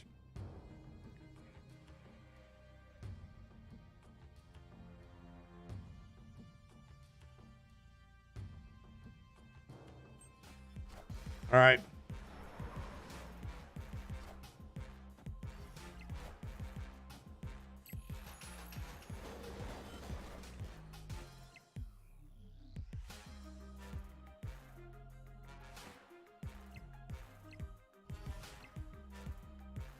All right.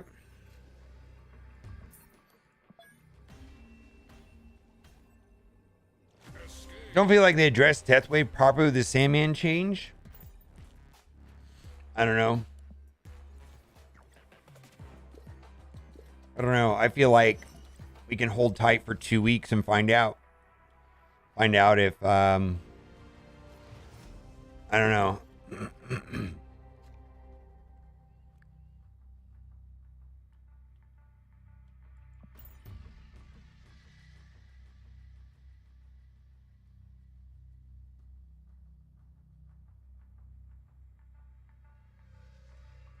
Yeah, all that stuff that you did yesterday, it is way, way, way, way, way too early to even say anything about what they should or shouldn't do. It's like, dude, we can just chill out for a little bit and find out.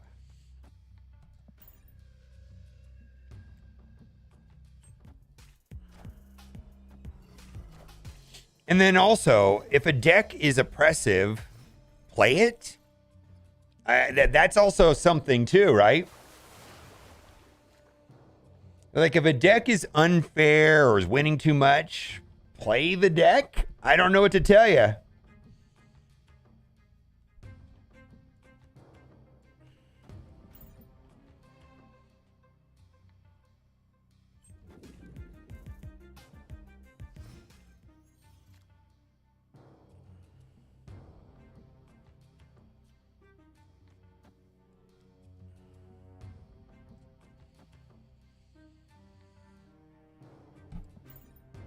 Oh, you don't have it? Oh, yeah. Well, then that's different.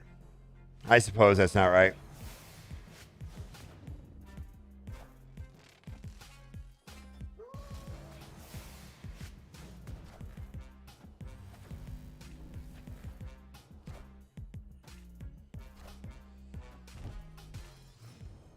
All right. So, what are we going to do?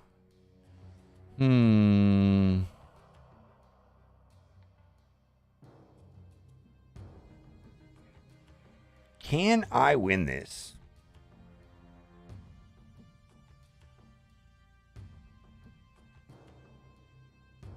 I don't know. Let's see what happens.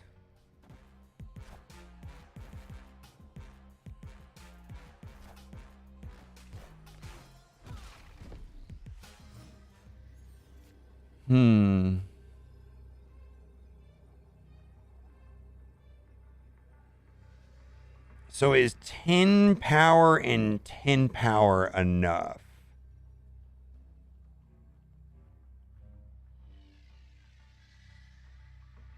What are they going to play? They're going to play like Blue Marvel or something, right? Is 10 power here going to be enough? We're down by 7. I don't think that is enough. Arrow is not necessarily helpful here because they're clogged. Let's retreat.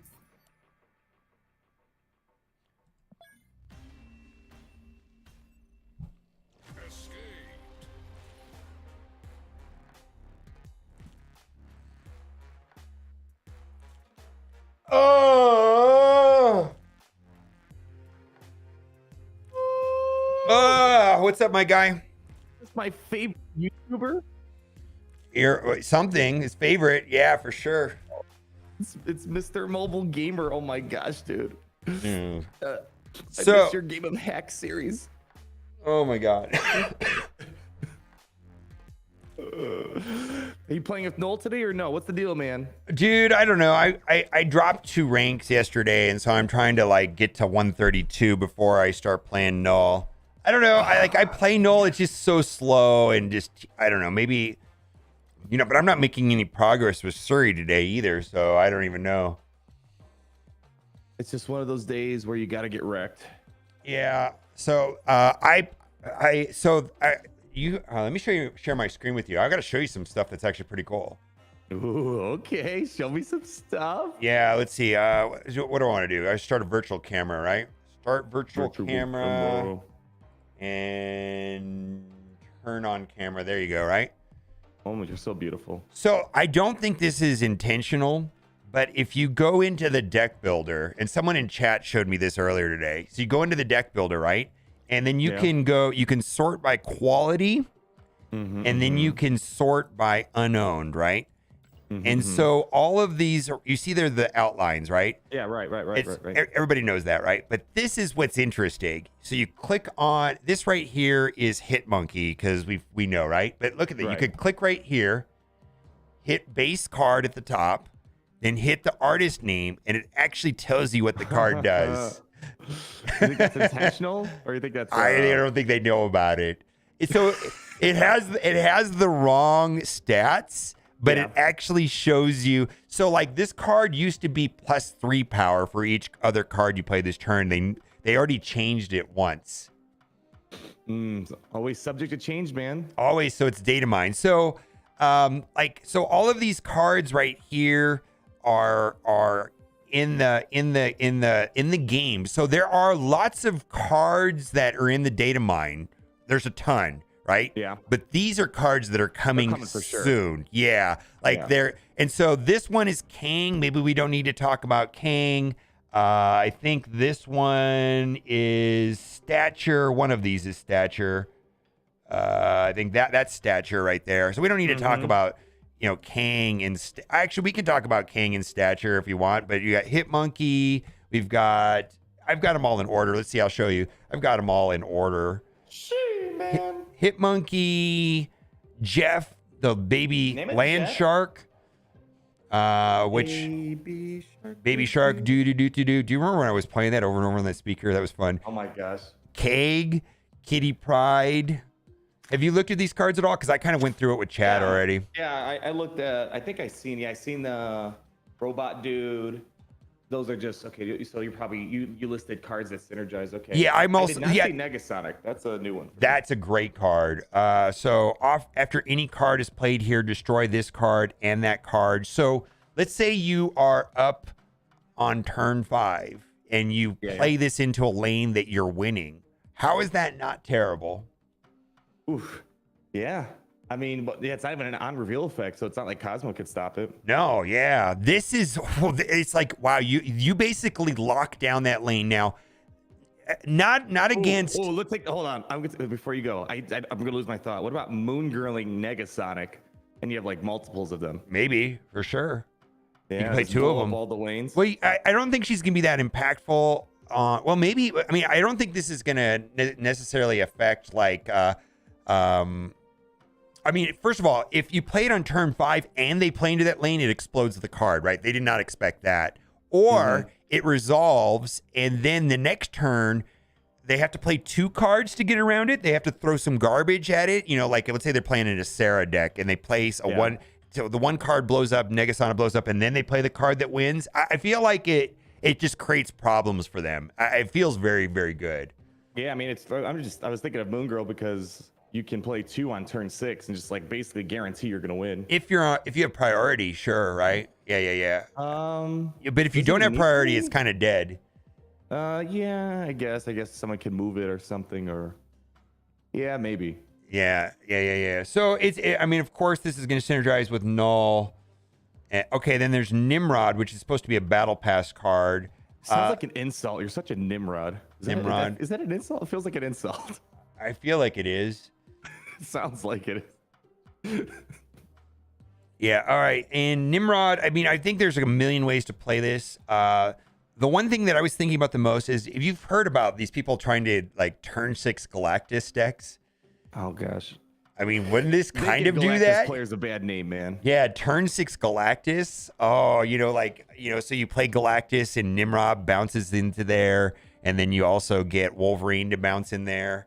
I mean, there's all kinds of things you could do. Like, you can Arnim Zola this. You can, any destroyed deck could make advantage of this, right? Yeah, I mean, when I saw this card a few weeks ago, my thought was it helps destroy decks, because one of the weaknesses of the destroy decks, they can't reach rooms like Sanctum Sanctorum or something like that. So exactly. It's I think the way to look at this, it's kind of like a baby Doctor Doom, I think. Yeah. So I think it's a baby Doctor Doom. It's fine. You see, it's telegraphed to a certain extent because they're going to see it on the board. If you see it, they're going to destroy it. Yeah. Yeah. A destroyer deck would like it. Why Mhm. we just Yeah. have it explode, right? You know what I mean? What does it matter? Okay, so most confusing card that we've talked about. Oh, this one's a fun one, I think. Yeah, while in your hand, this transforms into a Hulk or a bear. So the question is, does this card retain this transformation ability after it transforms into a hawk or a bear? If we look at the Gamma Lab, when they transform into the Hulk, they lose all their abilities. Or if they turn into the symbiotes in the Clintar, they lose all their abilities. So we've had a huge discussion on whether or not it only happens once, or do the cards continue to flip flop? Maybe it's got like a secret passive ability where it keeps changing every turn still. Yeah, so Yeah. unknown, but the two cards seem super impactful. This one here, unrevealed, trigger the effect of this location. So maybe that you could double down on Shuri's lab or something weird. And then this Trigger Hulk's Gamma Lab again or something. yeah, who know, all kinds of crazy combos. This one right here, on reveal, ignore all, not just location, all location abilities next turn, so you can get into Sanctum.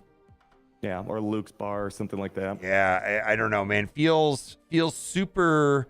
I mean, I don't know if I like the RNG aspect of it, and then I don't know how this works. Like, I don't know if they, because if they transform into this bear, then does it lose the transformation ability, or do why they would it say transform each turn then? Because then it would just say transform next. so turn that or way something. it doesn't not transform? I mean, you could just say you could just have it say transform next turn. Yeah, Yeah. next term or at the end of this. I don't know. I have no idea. It's I not like clear. this one a lot. This one's I think this is fun. I mean, Yeah. locations are like 50% of Marvel Snap. So if you can like, 100%. take advantage of them, that's I think 100%. it's only one cost too. Yeah, I like this card. I really like this card. So I just don't know how it works. Ooh, you know what? This is what you need to do. You need to use it on all the rock locations. Just keep spawning rocks everywhere. Yeah. We went over. We skipped Kitty Pryde. Kitty Pryde also is super interesting. How's that? Yeah, it's like yeah, what the heck? Yeah, it just keeps increasing its power. Okay, but so of course this is going to synergize with Quinjet, right? Because then you could replay yeah. it. But the thing is, 0-0, can you yeah. return it to your hand after you played it? Can you return it to your hand every turn? Does it have to resolve and sit there for a turn? So I don't know if you can do this every other turn or every turn or what. It doesn't make sense to me. Yeah, I wasn't clear if it like you can actually bring it back in the hand, or you have to like have a beast or someone kick it back to you. It says you can return this to your hand to gain +2 power. I see again these cards. It's just not really clear, right? It's a little vague, yeah. But I my hunch is you can just keep bringing it to your hand every turn. Yeah. What if can you do it multiple turns? You know, play it. I don't think you. Well, you couldn't because you only play your mana once, right? Right. Yeah. So if you could do it every turn, then on the first turn she's 0, on the second turn she's 2, 4, 6, 8, 10, and then she's basically a 6/10. Is All right, that? so hold on? Let's see. So turn 1 you play her. Yeah. So she's Turn 0 2, power, You bring her back, and then you that's 2. replay her. Yeah. Then you play her on turn.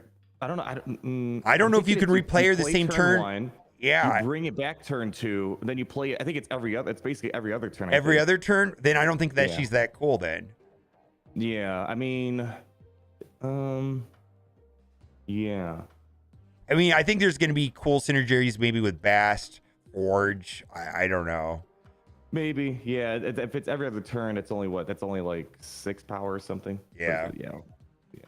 You know, then is Sunspot just better? I don't know. I mean, if it's a free card, you know, if you can make it 0, I mean, what's the downside? Quinjet makes it 0. Right. Yeah. Yeah, Quinjet makes it 0, and then you could change locations, right? So that's good. Yeah, you know, if like a zone gets clogged up, you could pull her back, and it's kind of like, it's weird to think of it. But it's kind of like maybe a 1-cost vision, where you can just kind of keep like changing your mind and putting it somewhere else. Okay. Yeah, I think you're right. It's a better Nightcrawler, sure. Mm-hmm. Yeah, a better Keep moving. Nightcrawler. I agree. All right. What else? A Master Mold on reveal. This one seems like fun. Add 2 Sentinels to your opponent's hand. We're gonna make a video. I just want to go over them all first. Yeah. So I think obviously this is a a counter to Dracula. So you drop this on turn 6 when they have Dracula on the board, and what? The Dracula's screwed? Yeah, I think it's supposed to, I think it's supposed to be a cheap how to say I don't want to say better version of Maximus, because Maximus is a lot of power, but instead of giving your opponent useful cards that they might need, you're just giving them trash. Unless they have Dino, that's really the only time where it might actually help them out. Yeah, I don't think I think it's an anti-Dracula card. I mean, there really isn't Dracula. There really isn't an anti-Dracula card. I mean, and then Ronin, I mean, of course, Ronin +2 power for each card in your opponent's hand, but I think with MODOK running around, I don't think Ronin's going to see much play until MODOK is gone. If you can clog your opponent's hand with those Sentinels, because they're not going away, then maybe you can get some value with Darkhawk. Yeah, if you stop it from drawing cards, yeah, that's another way of looking at it. Or if their hand is already full, like turn two Master Mold, then you add those 2 cards to their hand, and then Maximus doesn't feel as bad to play because they're not going to be drawing that many cards. Yeah, they're not. Yeah. Maximus is a way to because I remember when we were talking about Maximus, you're like, I don't know if it does anything, but you might increase the odds of your opponent getting a card that they need. So at least Sentinel or whatever the robot overlord dude minimizes the chance of them getting something useful. Yeah, too early to tell, but the Sentinel results are looking pretty garbage so far. Oh, it's already in the game? Or not stature, rather. Stature. Oh, stature. Yeah, I mean, the best thing I had in mind for stature is maybe you can Moon Girl it, and then you can play, maybe 2/7 power. Yeah, I'm not expecting to be great. Yeah, I don't know. People, I mean, I like to believe the people that bought stature are top players, but they're not getting. They're getting negative win percentages, negative cube percentages. I mean, it's not looking good so far. Yeah, it's well, because it's such a weird. You have to wait for your opponent to do something. So you either better hope they have a discard deck, or you better hope that you make them discard. So you have Moon Knight and Black Bolt. It's not a lot of. It's not a very transformative card. Like it's kind of like reminding me of Ghost, where it's a very niche thing. Like if I was a normal player, that's not something I would want to spend 6,000 tokens on. Yeah, I think she's interesting. I do want to play her. I think I can wait for her to drop to Series 4. I really do. Yeah, I mean, I'm considering just to make the videos on it, but I don't know. It's kind of weird, because really it feels like there's only like 1 card a month that I might really want. Like Kang is this month, but then I don't know. It's collector token hoarder mentality is kind of weird. I'm so used to hoarding currencies because of other games. So I'm curious if there are any videos out there where, because it's super easy to make a video about a card and find that one time that it works out of 100 attempts. Yeah. I'm curious if there's any YouTube videos about stature out there where they actually post the stats and say, I played this 20 times and I had a 0.8 cube win rate. And I won 60% of the matches, or do they just find the 1 in 20 cherry pick? Cherry pick the match and put it in the video and sensationalize it, because it's super easy to do that. I could have did that yesterday with a Sandman deck if I wanted to. Yeah, it's super easy to do that. I did a stream yesterday, and Sandman was pretty decent. Yeah, I had a pretty good time streaming it. All right, so Stegron, Marvel Snap card on reveal. Move an enemy card from here to another location. I guess that could be cool in Mojo World. It's kind of like a backwards Juggernaut almost, or inverse Polaris. Yeah, it could be good, right? I think it could be good. Yeah, I mean, this looks like fun. Yeah, moving an enemy card to another location. Yeah, that 4 cost too. Oh man, I mean, it's it's not a horrible turn 6 play too. If you're winning, it's kind of like a inverse arrow type of thing. Yeah, inverse arrow. It could be good. But the thing is, it's a random card to a random location. So, maybe. Man, going through Marvel Snaps, I didn't realize how many data mine cards there are. Like, holy cow, there's a ton. Well, there's a ton of them, and that's the point. Is that we're only going through the ones that are in game. That we know are coming. That are showing. And then this right here, at the end of the game, split your total power evenly among all cards. This thing, it just screams, "Screw you, Arrow." That's what I get out of it. Yeah, if you could just split your power everywhere, what's Arrow gonna do? Yeah, and then you can probably abuse this, of course, with Mojo World. You could abuse this with Iron Man. You could abuse this with Black Panther, Shuri. Man. There's so many things you could do with it. It's a more advanced, kind of like how Kang's a more advanced version of Daredevil. This is a more advanced version of Mr. Fantastic. Yeah. So how many cards is that's 1, 2, 3? It's all of them. I've got them all. 7, 8. That's 9. Or is it 10 cards, right? No. Well, in the game, they're missing. Let's see here. I haven't seen anybody play Stature yet, so she's still grayed out. 1, 2, 3, 4, 5, 6, 7, 8, 9, 10, 11. One of them is King, and one of them is Stature. I haven't come across a Stature opponent yet. Okay. Yeah, I haven't come across a Ghost opponent either. I've come across Ghost. Yeah. Did it blow your mind away? I don't know. I don't know. Like I think Ghost. I don't know. I have no idea. It's just like Ghost. I think it's good. Well, there was so talking about videos where I highlight videos where they're like honest or not. I really have a lot of respect for like Regis. He made a video about Ghost and just straight up called her bad right in the beginning. It actually was in the thumbnail. Nice. Yeah, and he's like, man, this is not. He was like, man, I played this a lot. This is not competitive. Like he didn't sensationalize Ghost. He showed He showed deck highlights where she was interesting. He was playing her, I believe, with Gambit and Hazmat in a Wong deck, and he's like, yeah, but he was not like. I mean, he could have said, oh, this is the best thing ever, and then showed the 10 clips. Now he didn't do that. I thought that it was. I have a lot of respect for him now.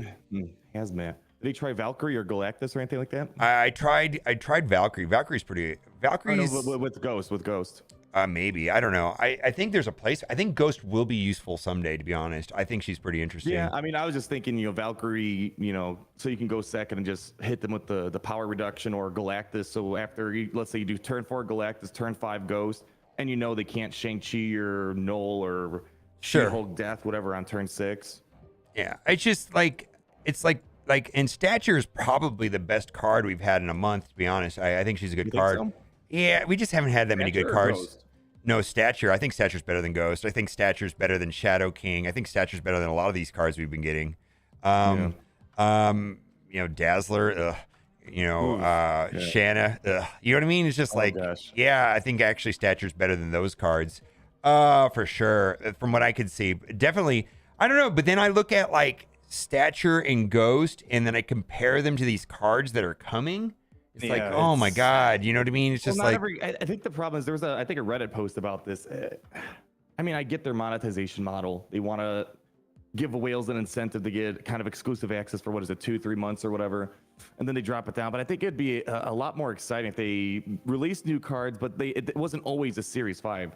Do some more Series 4s and maybe throw it in a Series 3 right away, just to kind of mix things up a bit more. If Ghost was Series 3 or something, I think I'd be more inclined to pick it up. Or why can't they do League of Legends style? Like, first of all, right now, I think the problem with Marvel Snap and new card release is that a card comes to the game, nobody has it, nobody knows if it's good, nobody cares. Actually, nobody really cares, right? Because nobody can play the card. What if everybody could play the card for 1 week?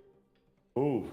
Like a trial run, yeah. Everybody, and then people get to decide if they want to buy it or not, because they could try it for a week, and if it's good, at least the community will be able to determine if the card is good or bad. I would get people in the game to check out the new cards, and then because like right now, does anybody really care about like some of these cards that have come out, like Dazzler and Shanna? Who cares? Shadow King. King. Yeah, Revenix was the only one that talks about Shadow King to me. He loves that card. Oh, the Kawa and the Regis both show losses in their Stature video decks. Okay, I think that's Regis. I haven't seen a lot of Kawa decks. Kawa is amazing, by the way, but I know Regis always is upfront whether or not he thinks the card is good or bad. But I got a lot of respect for Regis after I saw that Ghost video. I was like, oh, this guy, I could watch this guy all day long. If he's gonna tell me a card's bad, I love the guy. So anyway, so I don't know, like the stature thing might be, I hope stature's good. I don't know. It just seems pretty situational right now. I don't know. I might buy it just to see if people are interested in watching another person review new cards. I don't know. It's not a card I'm excited for. Like I wouldn't spend the 6,000 tokens. It's kind of like Galaxy of Heroes. I buy every character, even though I can tell they're going to be trash. I'll buy it so people can see and make the decision themselves. You know, I don't know. Maybe I need to start buying the cards. I got 19,000, right? That's what I'm saying. I'm in your position too. It's like, you know, I know we're used to hoarding because of Marvel Strike Force and Galaxy of Heroes, but you know, in Strike Force, you review all the new characters. In Galaxies, I review all the new characters. You know, I don't know. Yeah, it's a weird one. I don't know. Maybe after we're done here, I'll pick up the card. I have it pinned right now. It's in my shop. You know, it's yeah, just like it's one of those things. Like as a player, it doesn't entice me. It's just more of as a reviewer, I would like to just review cards. You know, check out, and then so people know several months down the road if it's worth their tokens or not. Okay, so I'm going to answer this question because it came up already once today. Shuri's in my token shop at collection level 630. Is it too soon to pull the trigger hunter? And I think, yeah, I think right now at 630, you just need to play the game and get some Series 3 cards for free. And I mean, because you're getting a 50% rate until you basically half of the rewards that you're getting are collectors caches until you hit 1,000. And until you hit 1,000, you don't even know what core Series 3 cards you're going to have. I just would not even bother with anything until you hit 1,000 at least. You know what I'm talking about, right? It's like I don't see the point in engaging with the token shop until you hit at least 1,000. Yeah, I mean, I just wouldn't. The upside is Shuri's at least is pretty plug and play viable. So you could, I mean, it's not that they can't take advantage of her. But are they going to have? Who knows? Maybe are you going to have? They'll lock it. How long before you get 3,000 collector's tokens, though? Oh, that's true. Yeah, that's a bit. Yeah, I don't know. That's a strange thing. All right, so I'm ready. Let me see if I can pull your picture into this. Share your thing real quick, and then we'll do whatever. Share my thing. Share that thing, baby girl. Share that thing, baby girl. Share that thing. Share that thing. Share that thing, baby girl. Hold on, I got look at some of these other unreleased cards. Man, they're thirsty over there. That's all I gotta say, man. Some of these cards are thirsty. I don't know if it's me, but I'm able to continuously buy 500 credits for 400 gold with the cap off the limits. Is that a bug, or can you do an account? That happened to Arnold yesterday. I think what it is that they let you. Okay, and it didn't work. Okay, explain what happened, Arnold. You know what happened. What are we talking about? I wasn't listening.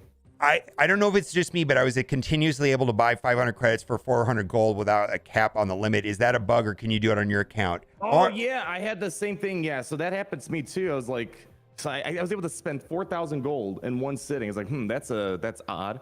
And then I was talking to you, and you think that there's like a weekly cap, and maybe you could refresh so many times until you hit that weekly cap. So, because I tried it the next day, and it wasn't able to let me max out the refreshes.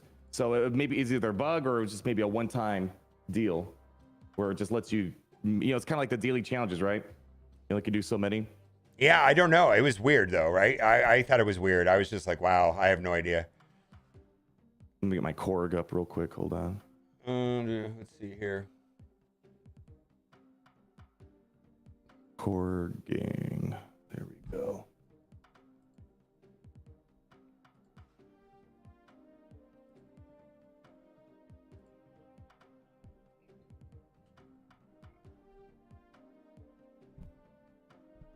All right. Let's see. How do I do this? I pop you out? Can't remember how I did this last time. I think I popped you out. Let's see here. Guess. You popped me out?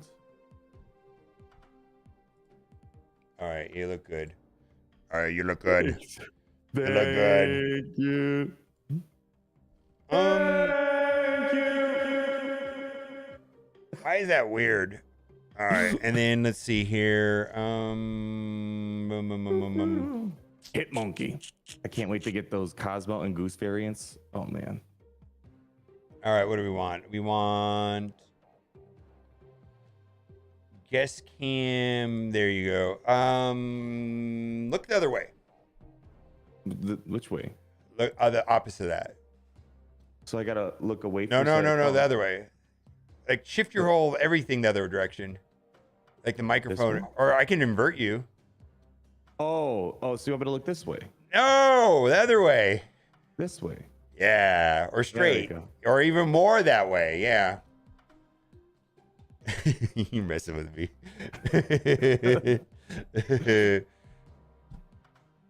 Are we good or no? Yeah, we're good. We're Okay. good. We're good. We're good. We're good. So we're gonna chat open. I'm in love with the stripper. All right.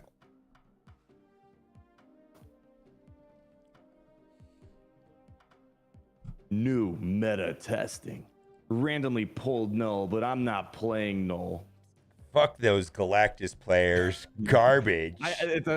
Knull's a lot of fun too with Arnim Zola and a destroy deck, so you don't need to use it with Galactus, but it's a lot of fun if you Arnim Zola, because basically what happens when you Arnim Zola the Knull is, let's say you place a Knull with, let's say 40 power, Arnim Zola destroys that Knull, and it's technically you're going to spawn 280 Knulls at that point. So it's a lot of fun. I wish there was a weird interaction with Mr. Negative and Knull that they need to fix. Have you seen that? A weird interaction. Okay. Also, like, okay, so you know how Morbius and Knull, while they're in your hand, they show you the tabulated amount? Yeah. Well, it doesn't do that on Darkhawk and oh yeah. It doesn't do that on Darkhawk, doesn't do that on Devil Dino, and it fucks with Mr. Negative. Because it's meant to be visual, but in reality it's the actual, and so when Mr. Negative flips it, it doesn't work right. On Knull, you said, right? On Knull, yeah, because Knull should be free, right, in a Mr. Negative deck, but it doesn't. Yeah. It doesn't work that way. So it makes, so let's say it's a 20 power Knull. It doesn't, and you flip it, it doesn't work then.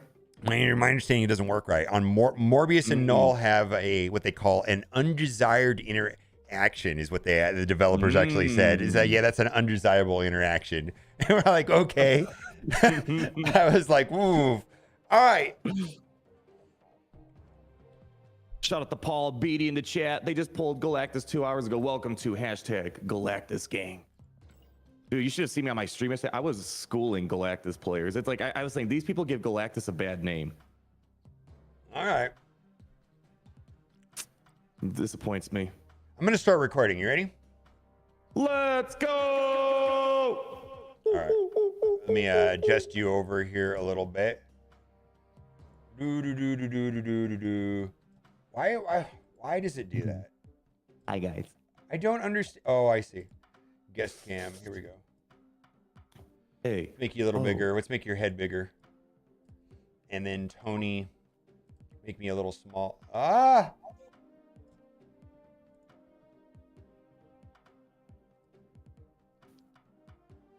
Oh, I can't do that. Shappy. Why are you being weird? That's how I roll, boy. Yeah, don't make my head bigger. It's already big. You do have a large human-sized head. I got a 5 head. It's not a 4 head. No, I'm not. But don't you head. wear like an 8.5 ball-fitted ball cap or something? Dude, I don't know. All I know, I have to get like one of the biggest like motorcycle helmets you can get. Like, it's like a normal size helmet does not fit me. Yeah, so I wasn't saying that to be weird, but you have a large human being head. I was not talking about like, you know what they say about big heads? Yeah, I big hats. I don't know. I love how you're always like, you know what they say about big hands, big gloves. I mean, I don't think people understand because they just watch our videos, but both of us are larger stature people in real life. You're like you're like smaller in video than you are in person. Yeah, I'm like 6'1" and you're like 6'3", right? So like we're not like, oh yeah, so I don't know. So what you're saying is we should join the NBA. I don't think that. I just like almost when I meet somebody, they go, wow, you're a lot taller than I thought. I think I met you in person before I met you in video, so I knew you from before, so I didn't have that experience. We met in San Francisco. Yeah, I don't think I'd ever seen one of your videos before when I met you. I see how it is. Yeah. Don't support the little guys. I'm gonna hit start recording. I'm gonna edit. I'm gonna edit this, so I don't know if it really matters that much. Edit a little bit, anyways. Mild editing. Ooh, okay. All right. All right. Join with me today is Arnold, the Emperor, whatever, the Grand Admiral, and we're gonna go over a bunch of unreleased cards. Not just the unreleased cards, but unreleased cards that are currently showing up with the silhouettes in game. So, like.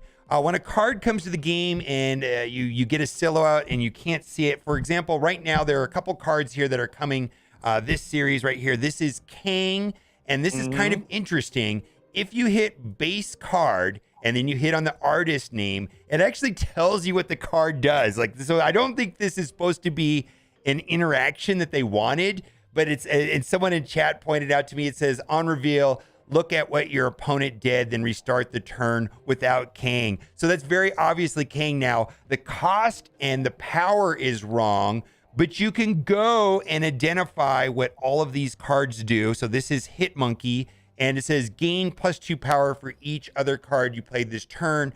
Now, originally this card said gain 3 power. And so what does that mean about data mines? It means they're subject to change.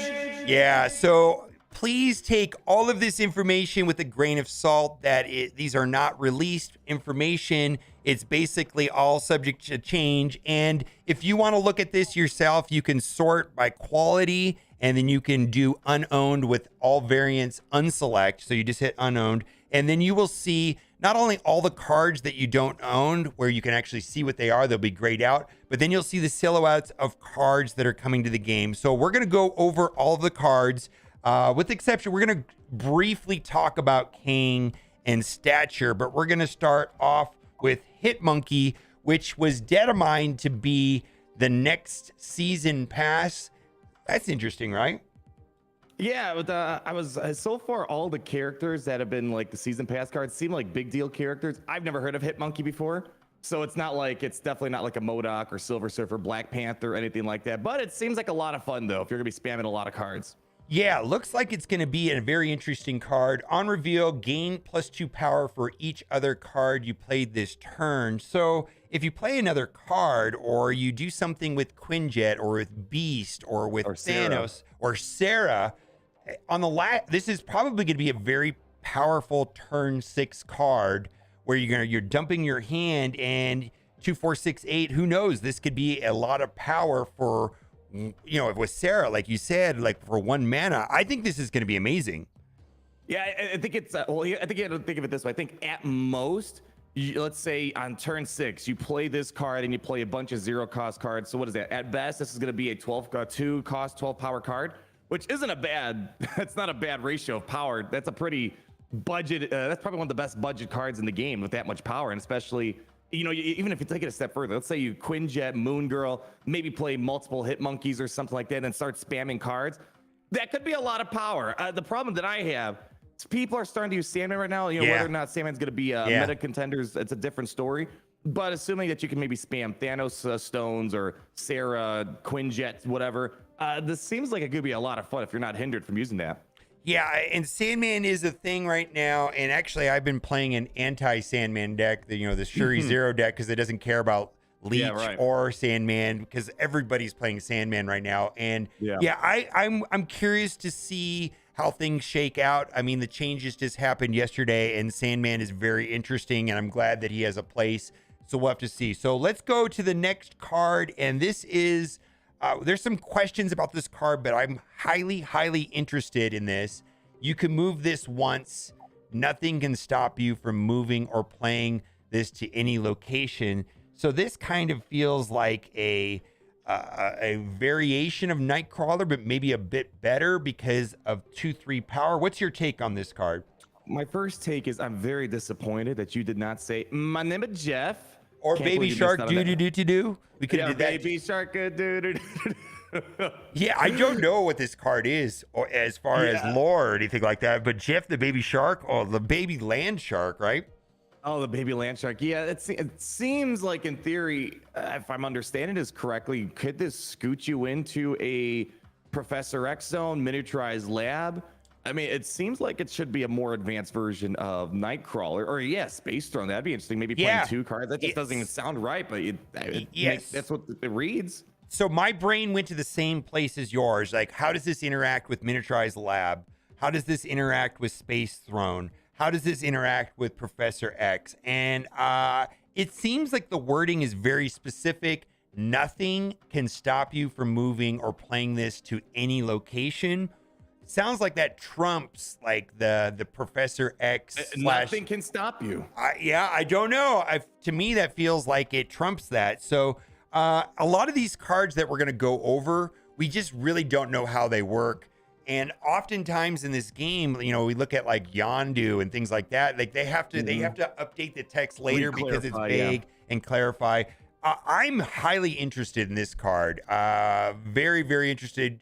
I think this card will see a lot of play. I mean, just putting him into Sanctum and things like that, I think that is a big deal. Next, Kang. We don't. Do we really want to talk about Kang? I feel like we've talked about Kang in like 3 videos or so. I think, long story short, I think this is the one card, like just not as a reviewer, but as a player, we want to get this card. Like this card looks probably like one of the more fun ones that they've released in a little bit here. So yeah, that's up to you if you want to go more into it. But yeah, it's it's next week, right? Yeah, it's next week. I just on my take is that Stature came out, and I think she's interesting, and maybe we'll see some play. We'll have to see. Do I want to spend 6,000 collector tokens on it? No. On her, I don't. And do I want to spend 6,000 collector tokens on Ghost? I didn't. But I do want to spend 6,000 collector tokens on King, and he should be coming out next week. There's a ton of questions about how this card works also, but I feel like this is going to be a turn 6 card rather than turn 5, and I expect it to be very powerful. All right, another card that we don't really understand. Yeah. Kitty Pryde, which is also in the data mines in the game right here. You can return this to your hand to gain +2 power. When I first saw this card, is like, okay, so that would be interesting with Quinjet because then she would cost 0. And then, you know, that kind of is, you know, like how does this stack up compared to Sunspot? But you could move her into a different location every time, right? And the question is, can you play her and then bounce her back, or can you play her then bounce her back the next turn, and then can you replay her? Can you do it every turn? Can you do it every other turn? And my take is if you can do it every turn, you know, then she could ramp up to a 10 power pretty easily. But if you can do it every other turn, that is not as interesting. What do you think? Yeah, so my understanding is you're going to play it turn 1, bring it back turn 2, get the power. Play it turn 3, play it bring it back turn 4, you get the power. So it seems like you're going to get the power every other turn. That's not as interesting if you played every turn. It seems like a fun Sunspot. I think the way I pitched it to you was this is kind of like a budget vision where you can kind of move it to different locations every turn. So you know, it gives you flexibility to free up a zone or go into a zone that maybe needs it, maybe going to turn 6 or something like that. It's again one of those cards where we need to see how did the mechanics actually interact and you actually play it onto the field. So it could be hit or miss, but if you can make it free, you know, are you gonna complain about is even if it's like 0-6? I mean, is that horrible? I don't know. No, that's good. And then you could place it where you want. And then, you know, then of course there's cards like Bast or Forge where I think Bast will get played with this card. I think that actually is pretty interesting. You know, turn 1 Bast. I mean, I guess you can. There's ways to ramp it up. So let's say this is kind of stupid, but let's say you play Kitty Pryde. The next turn you bring it back in the hand. You hit it with a Nakia or something. I don't know. You know, there might be ways of juicing up the power. Yeah, I'm very interested. It's interesting. I just not sure exactly how it works. I think this card will see play. It might be situational though if it's every other turn, but very interesting for sure. I'm definitely interested. Now, Master Mold. I talked about this the other day. On reveal, add 2 Sentinel to your opponent's hand, and my initial thoughts is this is probably going to be one of the only, if not, or there's very few counters to Dracula. You see Dracula on the board and there's not much you can do about it, but you play Master Mold turn 6 and suddenly that Dracula now has a chance of being a 3 power instead of a monstrous 20 power Infinite or something else, right? Yeah, I think what's going on here is it seems one to clog up your opponent's hand so they can stop drawing useful cards. There's not many decks that like Sentinel. It's pretty much just like Dino's like really the only deck that kind of enjoys Sentinel for the most part. And so it's kind of like maybe a version of Widow's Bite in a weird way where you can clog up someone's hand and then maybe you can follow up with Maximus like you said, and then you don't have to worry about them getting the useful cards. in their hand. I think, yeah, ultimately, I think we talked about, or we're going to talk about Ronin. Ronin might like this a lot, Right. increasing the amount of cards in someone's hand, yeah, I think it's also anti-Dracula. So yeah, I think the problem is with MODOK running around, you might need to leech him so MODOK can't destroy all the cards, and then maybe you do it afterwards. Yeah, it seems very controlish. I think the idea is that there's a 7-card hand limit, and if you can fill them up, then they're not drawing cards. Ronin may not see play with MODOK everywhere, but Darkhawk likes people not drawing cards, because then that means there's more cards in the deck. The other thought is, you play turn 2 Master Mold, and maybe their hand will be clogged, and then you can play Maximus without any downside risk, because they're gonna be clogged, right? And those Sentinels don't leave, right? They keep coming back. Even if you play them, they keep coming back. They're gonna come back. You're kind of screwed. Yeah, it's a catch-22 situation. I feel like Ronin, going back to Ronin, I feel like Ronin's one card or so away from being actually really good, like a Darkhawk of some sort. If you're forced to keep bringing Sentinels in the hand, that almost guarantees Ronin's going to maintain some level of power, and the only way to stop that is to have some mass discard effect, i.e. MODOK. But here's the thing: there's a counter to everything out there. But the question is that person running that deck? Maybe they didn't even get MODOK in their hand because you clogged it up, and now they can't get MODOK into the hand. So there's a counter for everything. I think this might bring Ronin to an interesting degree of viability. Yeah, because the fact that you just can't get rid of Sentinels, you're going to be begging for a leech to stop the effects on Sentinel. Yeah, and I hope so, because we played Ronin when we did that draft mode with the website, and Ronin was very strong. Very strong as a 5-drop in that particular game mode. It's just, I think discard decks kind of have ended that to a certain degree. All right, let's move on to the next card, and the next card is Negasonic Teenage Warhead. This card, I probably have the most interest in the cards we've talked about so far. After any card is played here, destroy this card and that card.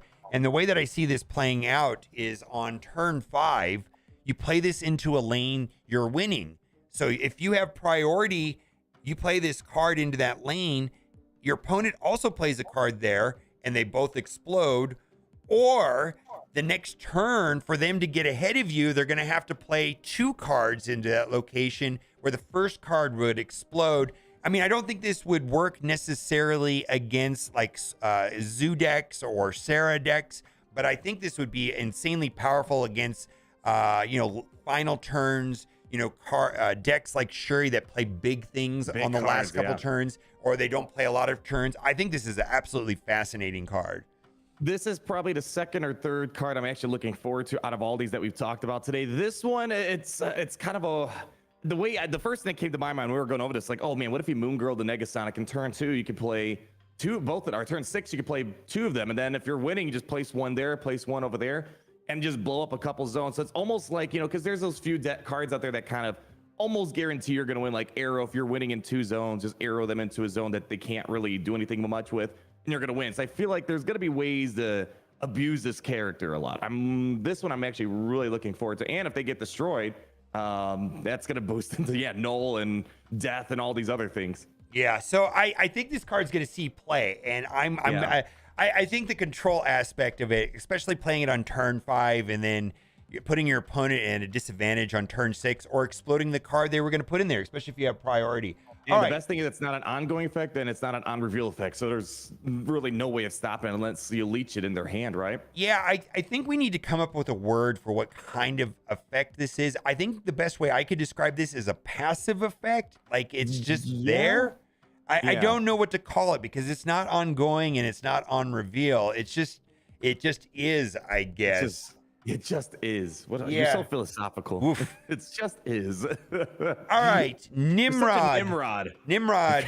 And I think this is going to be, it's rumored that this is going to be the Battle Pass card for the following month after Hitmonkey.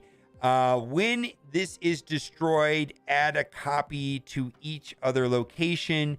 Now, I don't think that this is better than like Arnim Zola Black Panther or something like that. But in destroy decks in general, or a deck with Destroyer, this is kind of like a miniature Doom. It costs 5. I think there's a ton of things you could do with this with Destroy.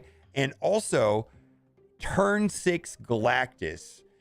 Well, turn 6 Galactus, right? And then you have Wolverine bounce into the lane. You have Nimrod bounce into this lane. 5 power from Nimrod, 4 power from Wolverine, 2 power from Galactus. Maybe Nova, there's something like that. Maybe there's going to be Nova. Is this going to make like a turn 6 Galactus viable?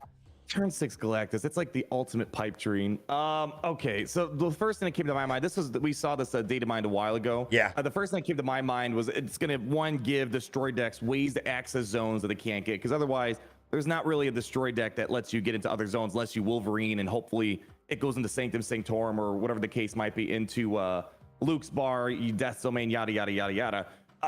What's gonna be great here though, what I'm wondering is, so let's say you destroy this and you spawn a few babies on the other side. When you destroy the babies, those should multiply too, right? It's a copy, so it'll still have that text. Yes. Yeah. So is there a way where you can like just fill up the whole board with 4 Nimrods in each zone? So just drop in, what is that, 20 power in each zone, or even maybe like you play Galactus in a zone and you destroy 3 Nimrods. It would just fill up the Galactus zone. That's 15 power with Galactus. That's not a horrible turn 6 play. It's possible. I mean, I think the only reservation I have against this card is the 5 cost.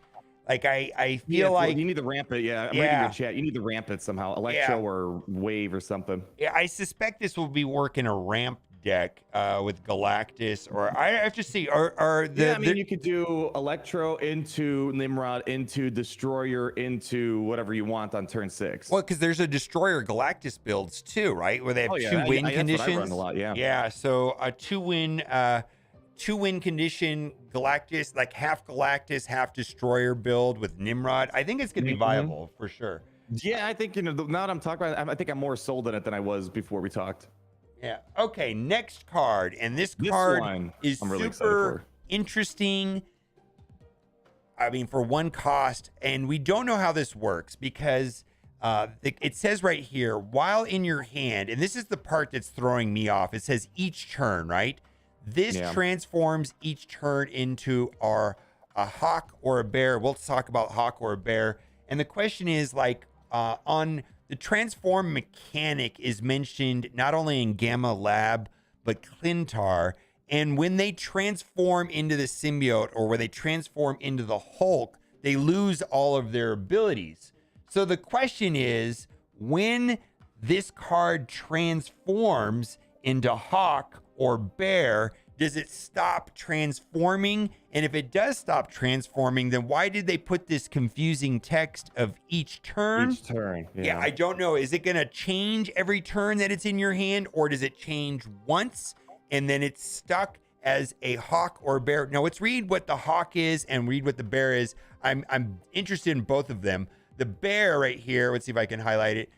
The bear is on reveal, trigger the effect of this location. Now that doesn't seem as good as hawk, but where could you see use for the bear? Shuri's lab, man. Yeah, that's like Shuri's lab, maybe making Gamma Lab go off again.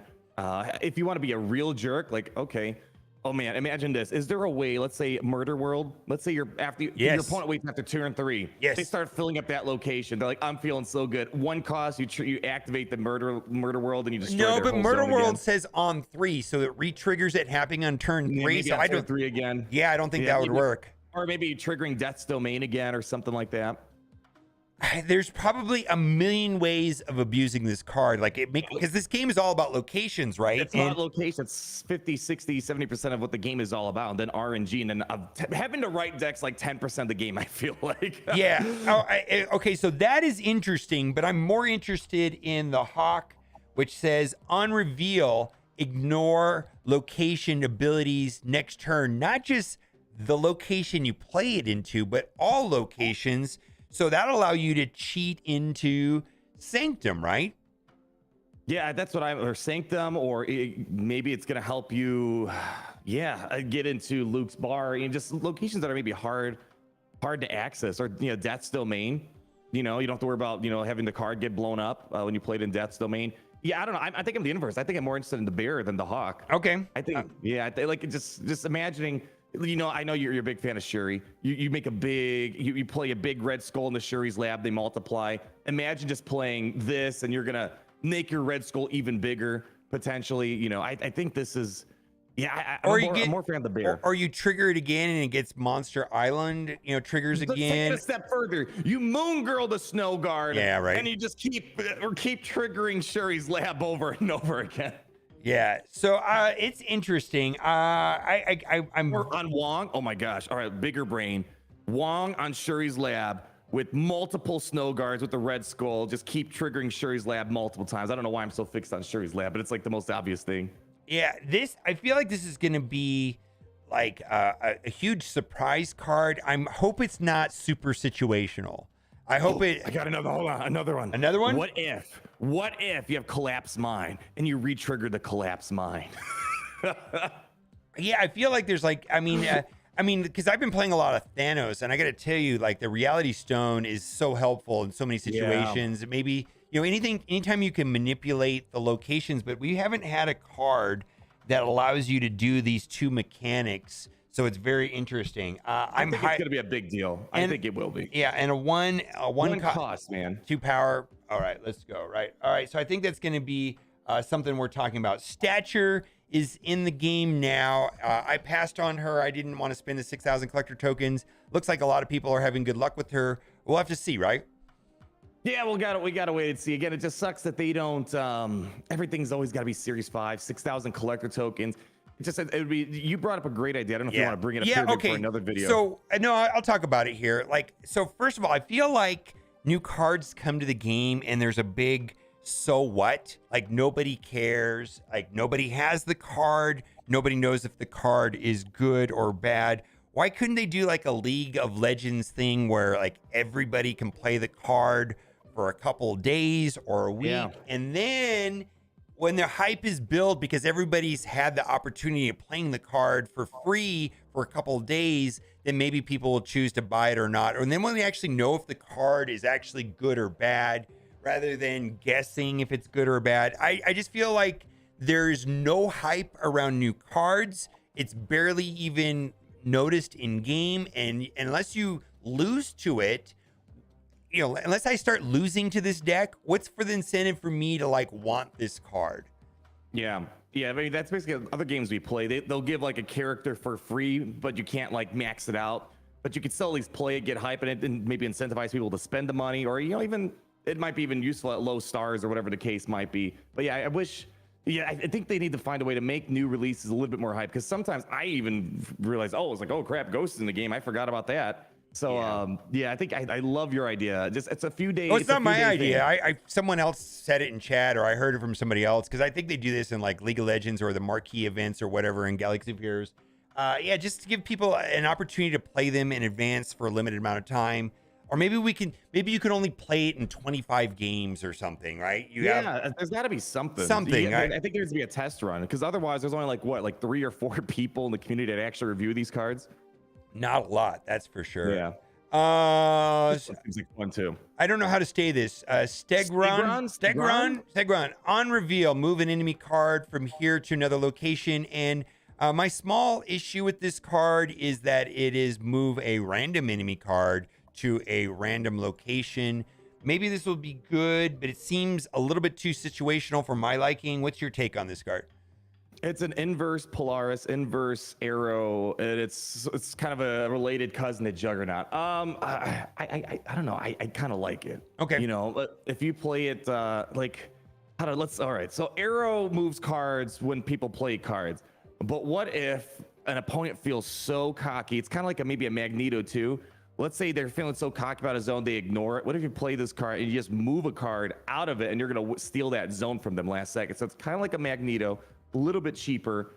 I don't know. I think I like it. I think moving cards is such a big advantage. I could see this being used like turn 3 Storm, turn. Yeah, I was about to say that. Yeah, turn 4.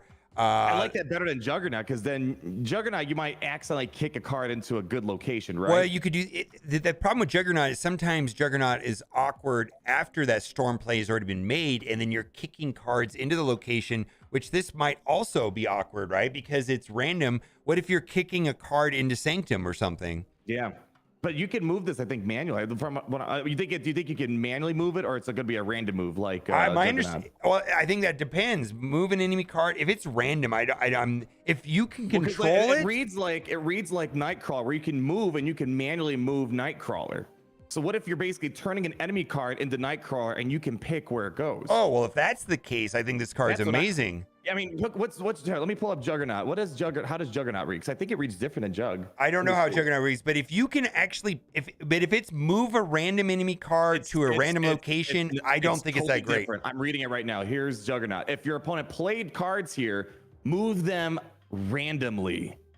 This does not have the word random in it. I think this is going to make you a lot more excited about this card. I actually like this card then. I completely. This is the other card I want to buy. I completely changed my mind. If this is like you can pick the location and you can pick the card, suddenly is almost like goes from like weird to like OP. This is gonna be good, man. Again, why do we have to buy the card to figure it out? If we could have this period where we could play the card a couple of times, then make a decision, wouldn't that be just a lot better? Dude, think of this. What's that one location where you don't want a lot of power? Man, it's bar with no name. Imagine putting your opponent's card, like their biggest power card, Red Skull or something, over into no name bar or whatever. I'm just gonna put this out here. I think there's no possible way that you get to choose where this card goes. It doesn't say randomly though. It doesn't say randomly. Like compare the text to like even Nightcrawler. It doesn't say move randomly. You pick where it goes. It just says move. I really wish Second Dinner would like actually. You can move this once. It doesn't say you can move randomly once.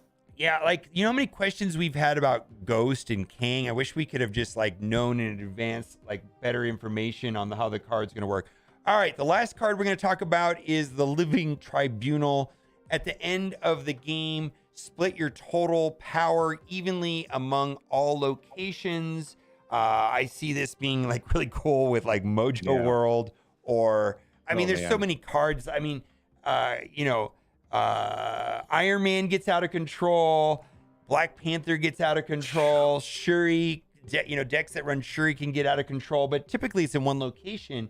And if you have the ability to split that, I think that's pretty good, especially like an inverted Iron Man, like a Mr. Negative deck. I think there's a lot. I think there's a lot of ways of using this, because even inverted, this would become a 4-cost, 6 power. Yeah, right. And it's just like. So this is like kind of like how King's a more advanced version of Daredevil. This is a more advanced version of, like a way more advanced version of Mr. Fantastic. This is one of those cards that I'm highly interested in. Because I love playing big power cards. The downside is they're usually stuck in one zone. If you can like evenly spread that across, like even make a big Knull. Like Knull can sometimes have like hundreds of power. Put Knull in one zone, split it across evenly in thirds on the other zones. This is one of those cards. This card, Kang, Striggle, whatever that lizard dude was, and Snowguard are the ones that I'm very interested in. Those seem like a lot of fun. Yeah, because I'm going to say some of the cards that we've been getting in the last month have been underwhelming, in my opinion. Just like situational or tech cards that only work in certain situations. And a lot of these cards I'm highly, highly interested. So I'm looking into the future of these cards. So can I just say, this almost seems like a fan-made card. This seems too broken to add to the game. I mean, how do you stop this? It's not ongoing. What is Arrow? What is Arrow going to do to this card? Arrow's done. You can't arrow anything here. This is the biggest counter. I just like, how do you stop a Valkyrie? I guess maybe you just like nuke a zone, remove all their power so they can't start spreading garbage power in 3 zones.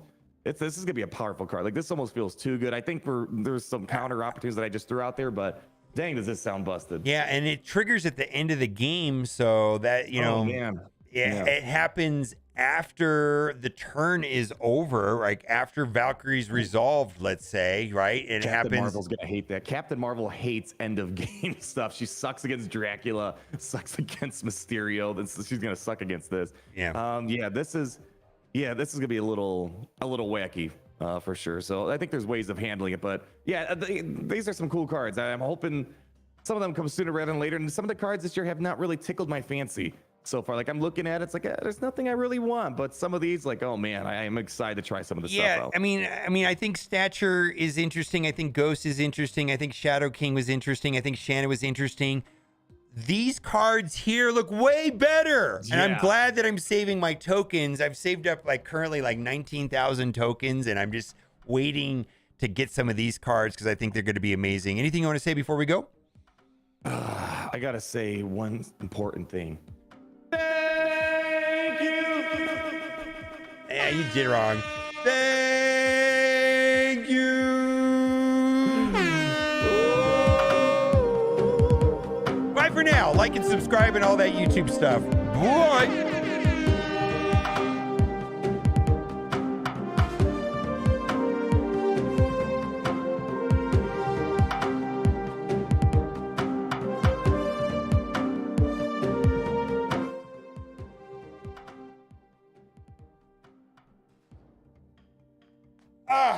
All right, what do you want to do? Do you want to bore your audience, make the same video again? I mean, I can make it myself if you don't want to bore your No, audience. we can do it. We can do it. All right, yeah. That's the only problem with streaming. They gotta watch you make the same video twice. You know what would be really funny? All right, here. Big brain idea. What if we both uploaded the same exact video? Oh, YouTube hates that. I've done that before. It doesn't work. You've done that when you like the same video, like on 2 different channels, though? Yeah, it doesn't work. YouTube knows somehow. I No did it. way, really? Yeah, YouTube- that was actually one of the first things I ever did on YouTube. Was there was it doesn't work. There was a guy that uploaded there was a low effort video where he just like spliced together all the animations of a certain characters and it got like 500,000 views or whatever. You know those videos, like a trailer composition. So I basically just like we did a collab where I just spliced my intro and my outro, got no views. Like YouTube just knows. No kidding. Yeah, YouTube knows. YouTube. Stop screwing with us, YouTube. Jeez, jerk. Or actually, how about this? Hold on. I'm trying to think how it's just so your audience isn't just staring at your face for 15 minutes. What if we... Well, I can send you green screen with the virtual camera, I think. No, what I'm trying to get is I'm trying to make it so your stream's enjoyable to watch. So they're just not staring at your face. My virtual camera output can be different than my stream output, right? Oh, okay. Yeah, right. Because I can show them. I could show them your screen, right there, Okay. and then let's see if I can. But the problem is my virtual camera.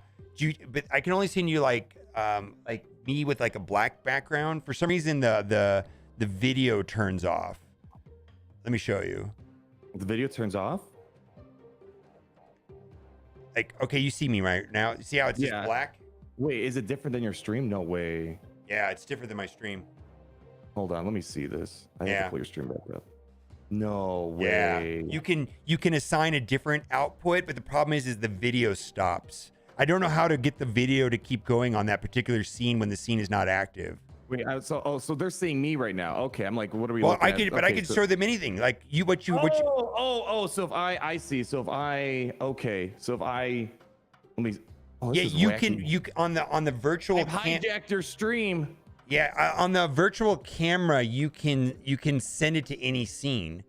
Oh, that's good then. Yeah, that's what I'm trying. I'm trying to make it so your audience isn't just staring at your face. Yeah, all the time. Okay. So there we go. So, but do you like what I'm sending you, or I could let me change it. That's I mean, can right make now it a little your more background's interesting. It's all black. How about you just send me your background, you and your background. But it's a video file.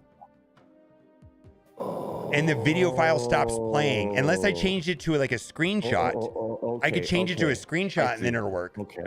Because you know how the video as soon as the video turns off, if that makes sense. I see. I could change it to an image. Let's see if I could change it to an image. What is the image? I could do that. What do you think of that? Oh, you look so fancy. Mr. Fancy Pants over there. Okay, yeah, we can do it. Hold on, that's fine. Control Z. Control Z. Why does it do that? Oh my god, that's so annoying.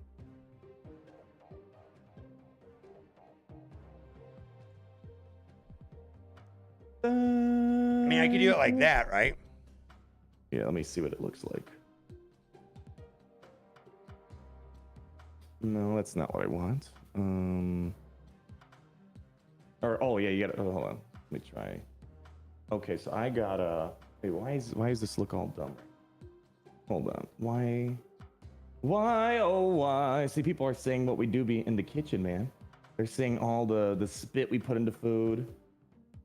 Let me see. There we go. Let's fix this up. Okay. Yeesh. Yeesh. Yeesh. I mean, I could change it to something more interesting, like a snap background, right? Yeah, whatever you want. Let me do that real quick. Snap. Wallpaper.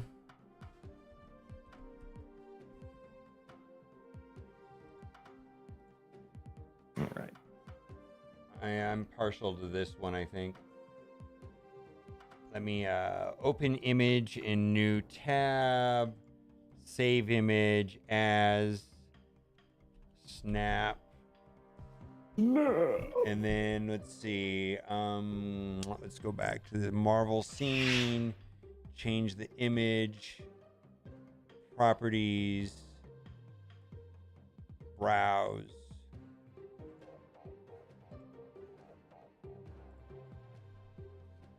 You look fancy. How does that look? You look like a professional goob tuber. Goob tuber? A goob tuber. All right. Which way would you want me to look? Hold on, I'm trying. Jeez. You're Look straight ahead? I'll look straight ahead. I gotta figure out all of my buttons here. Oh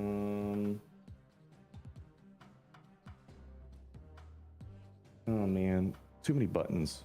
All right, I'm gonna move this over. Where? Oh, I had a donation. Let's see. Thank you. What if Jeff you should can make that your donation sound? People donate. What if Jeff the Shark on your opponent's side of the field? Wow, can you do that? Can you play it on the other side of the board? Oh, that's. That's some big brain questions right there. That's some big brain questions. I mean, oof. Yeah, that's interesting. What the heck? There we go. That's what I want.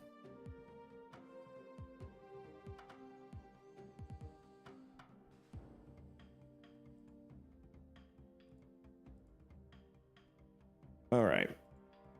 I think I got it. I still want to know if you could play in a full zone. What about that? 5 cards. That doesn't. That sounds like fake news. That's fake news. Dude, I got the huge head now. You got the huge head. There you go. Look at you. Smile for mommy. Woof. Oh, look at you. So proud of you. We fixed it. Got anything else you want to say? I wonder if you can you, well, here's the question. Can you move Nightcrawler when you Viper Nightcrawler to the other side? I'm guessing no, it's their card then. It's just like, when you kick Electro over, it's their ongoing effect then. Yeah, and then also, why would you, I think sending Jeff over there would be bad because then they can move it around, right? I know that you can. You only can move it once, but yeah, unless you move it, and then I don't know. I know you can iron to their side. I know you can Iron Fist like Hobgoblin. You would like to Iron Fist the Hobgoblin. Oof. But it'll move. You know what I'm saying, right? It'll move on the other side. You seem like someone that would Iron Fist the Hobgoblin. I don't even know what that means. Oh gosh, you're funny. Gosh. Unowned. It is +2 in game right now. It was +3, but now it's +2. I'm sorry, I'm reading chat.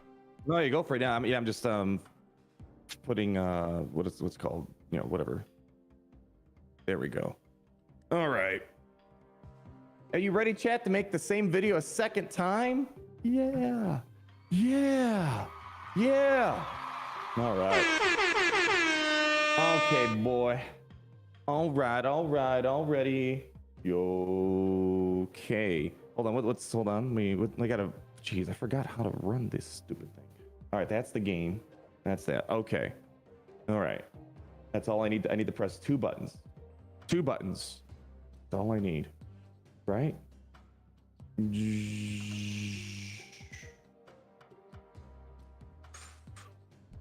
Iron Fist. I know what fisting is, but it's just like, how do I respond to that?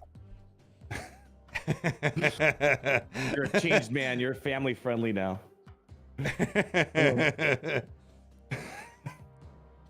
right, let me get some music blasting through my ears. I'm using some stupid generic music I found on YouTube because I'm still waiting on a license for my second channel.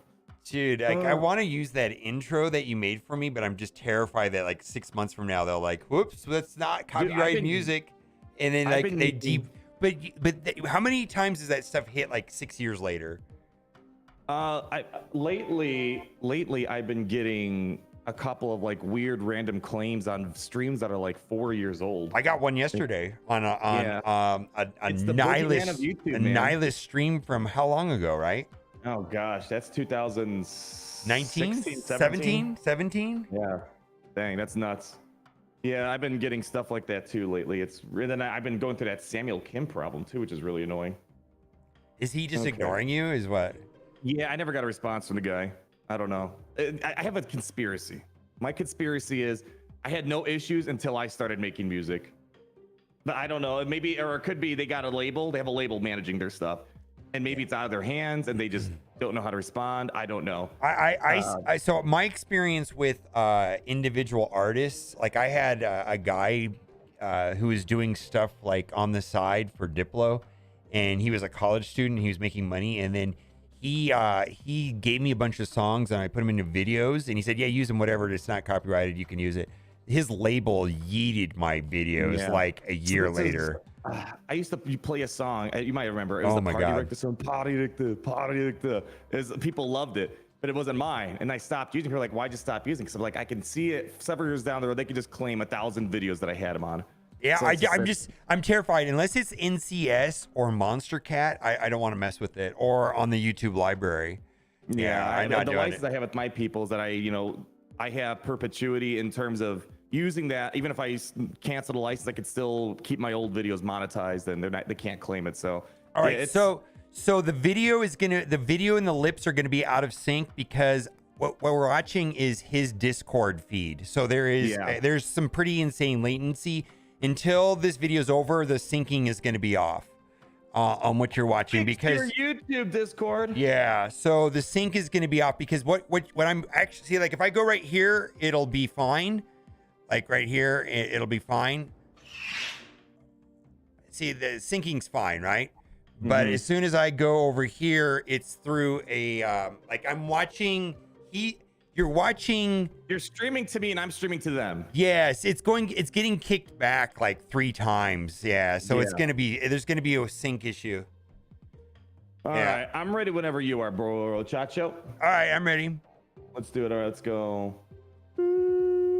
Okay, let's do this in 3, 2, mother frickin' 1, and all right, I think I got it. Let's go. I might screw this up, but we'll find out.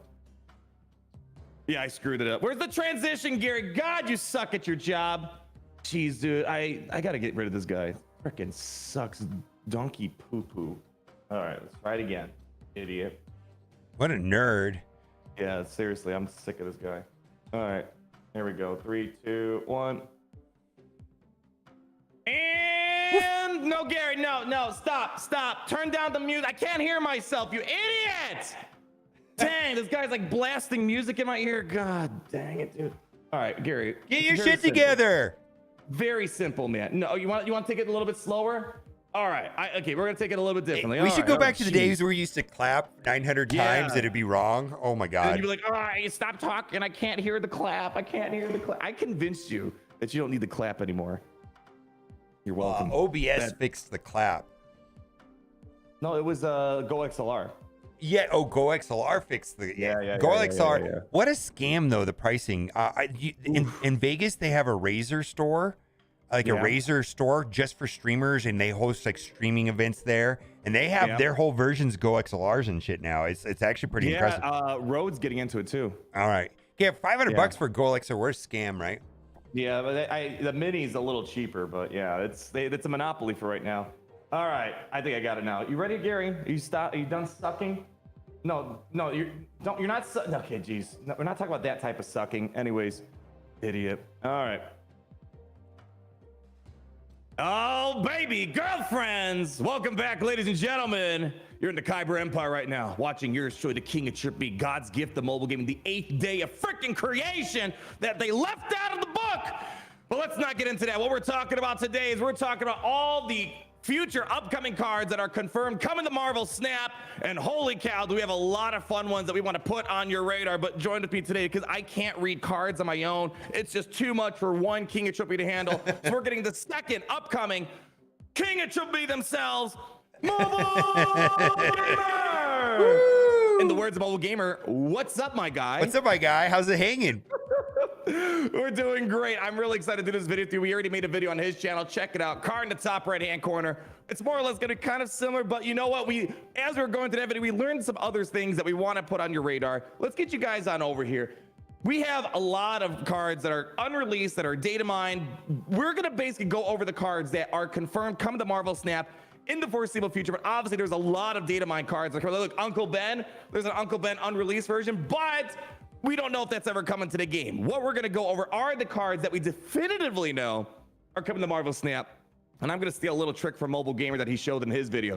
If you organize by quality, filter by unowned, it shows you the cards that are still not in game yet or you haven't seen. Like that's Ghost Spider. I haven't seen Ghost Spider yet, but we have cards like this, Hit Monkey, and others that we're gonna go over, Kane, that are confirmed coming to Marvel Snap sometime. Show him the other trick. Near future. Yeah. Oh, okay. So here's the other trick. We don't know if this is intended or not, but if you want to see what these cards do without having to go to a third-party website, you click on that. You click on base card, click on the artist, and boom. Ooh. It doesn't give you the power or the cost, but it gives you the text at the time. And this card right here actually said +3 for a while, and it changed to +2. And so everything in this video is subject to change. They can change at any time, but the information is accurate as of today.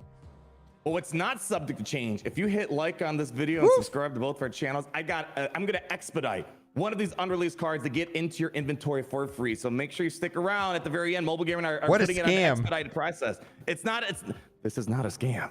Don't forget about that.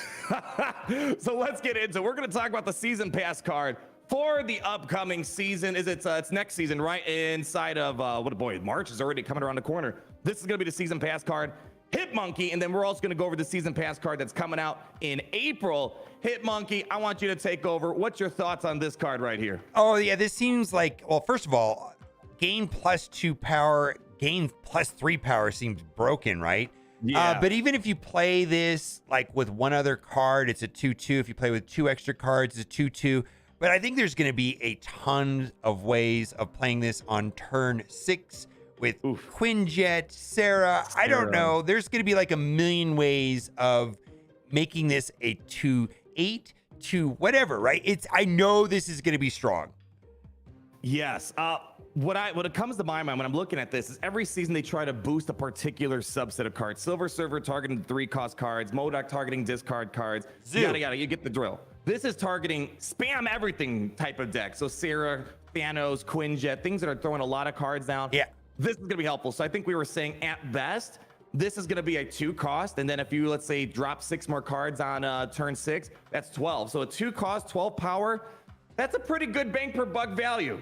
You know, that's really darn good. And I think there's gonna be ways you can maybe Quinjet it and Moon Girl it, and then you can have 1 2-cost, 1 1-cost. Right. And yeah, so there's gonna be ways to get lots of Hit Monkeys. You can probably play 2 Hit Monkeys onto the field. So this is gonna be a lot of fun. My only concern right now with the buff to Sandman, is this gonna shut that down? Probably. We have to wait and see if Sandman's gonna solidify its meta position, which I wanna say, you and I called it. We called that there was going to be some change to Sandman. I just want to say we're geniuses. Don't want to toot our own horn. Well, you also called the changes to Thanos also. Yeah. I still think Thanos needs a little bit more. I feel like he's like destroy all the cards in his zone or something cool. You know, but I did get in the Well, the that's big a power. controversial take. A lot of people think that Yeah. Thanos didn't need a buff and he was already the best deck in the game, and this is They're too wrong. much. Just So like okay. they're wrong that Galactus was trash. Now people are saying, "Oh, Galactus is terrible." I've been saying that for months. Again, God's gift to mobile gaming here. That trumps anyone else's opinion, and don't forget about it. Let's move on. Mobile gamer's favorite song that he has as a ringtone. Oof. Baby Shark. It is my favorite song. Yeah, it's my name is Jeff. This is boy, I gotta say, a lot of these cards we're not gonna know how they work truly until we actually play with it. But you know, there's a lot of ambiguity with this. But with Jeff the Baby Shark, you can move this once. Nothing can stop you from moving or playing this to any location. So right before we were making our video, someone said in the chat, could you move this to an opponent's side of the field? I don't think that's going to happen. The thing that came to our mind initially is that this could help you get into Professor X, help you get to, you know, miniaturized lab. That's what I expect this card to do. It seems like a slightly better version of Nightcrawler. I don't know. Are we missing another angle on this, perhaps? Space Throne, right? Space Throne. Isn't that weird thinking you could have two cards on Space Throne? So, yeah, I mean, that extra little bit of power might help. I don't know. The thing that I have is, what if there's a way of putting 5 cards in a location? I don't think that's what it means, but it's the way a lot of these cards are worded really weird, and nothing can stop you. Wow, that's a lot of words right there. Nothing is a very powerful thing. So yeah, I mean, yeah, I'm like, I think like even in Professor X, let's say Professor X locks down a zone. Like, you know, sometimes people do that stupid little Professor X cheese where they just lock down a zone. They're like, I won. You can maybe just squeeze in Jeff in there, and then you both tie, and then they don't win that zone with Professor X. I don't know. It's one of those that could be interesting. I like cheap cards that have some fun stuff in regards to it. We just don't know the entirety of it. But some people thought maybe you can move it to the opponent's side. Because if nothing can stop you, why can't you play this card on the other side of the field? Clog up a zone, perhaps. Time will tell. If you can clog up the opponent's zone, I think that'd be a little bit more interesting. Speaking of interesting, I feel bad. You were kind of hyped on this card, and I kind of shut you down. I was like, I don't know if it works like that. How about you explain? How did you think this originally worked? And maybe it couldn't work like the way you said. I don't know if it's gonna work like that. So there's a couple different ways this could work, you know, because the question is this better than Sandman? You know, if you have Quinjet, then it costs 0, or not. Is this better than Sunspot? You know, if we have Quinjet, then you can play it for 0. Can you play it more than once on the same turn and bring it back to your hand? Probably not, because that would be broken. Can you return it to your hand on the same turn that you play it? So can you do it every turn, or is it in every other thing? And then I think the way that you explained it is you turn 1, you play it. Turn 2, you bring it back to your hand. It goes up in 2 power. Turn 3, you play it. Then you so on, and so that it alternates. We actually just don't know. We don't know. Yeah, if it works like the where you only can, it's every other turn you bring it back. You know, it's not as crazy, but still, if you think about it, if you can get this to even 1/6. That's still decent power. And I think the way I said it on your video is that this is kind of like a budget Vision, where your Vision can kind of move wherever. You know, you can maybe, you know, sometimes you might want to trigger an effect.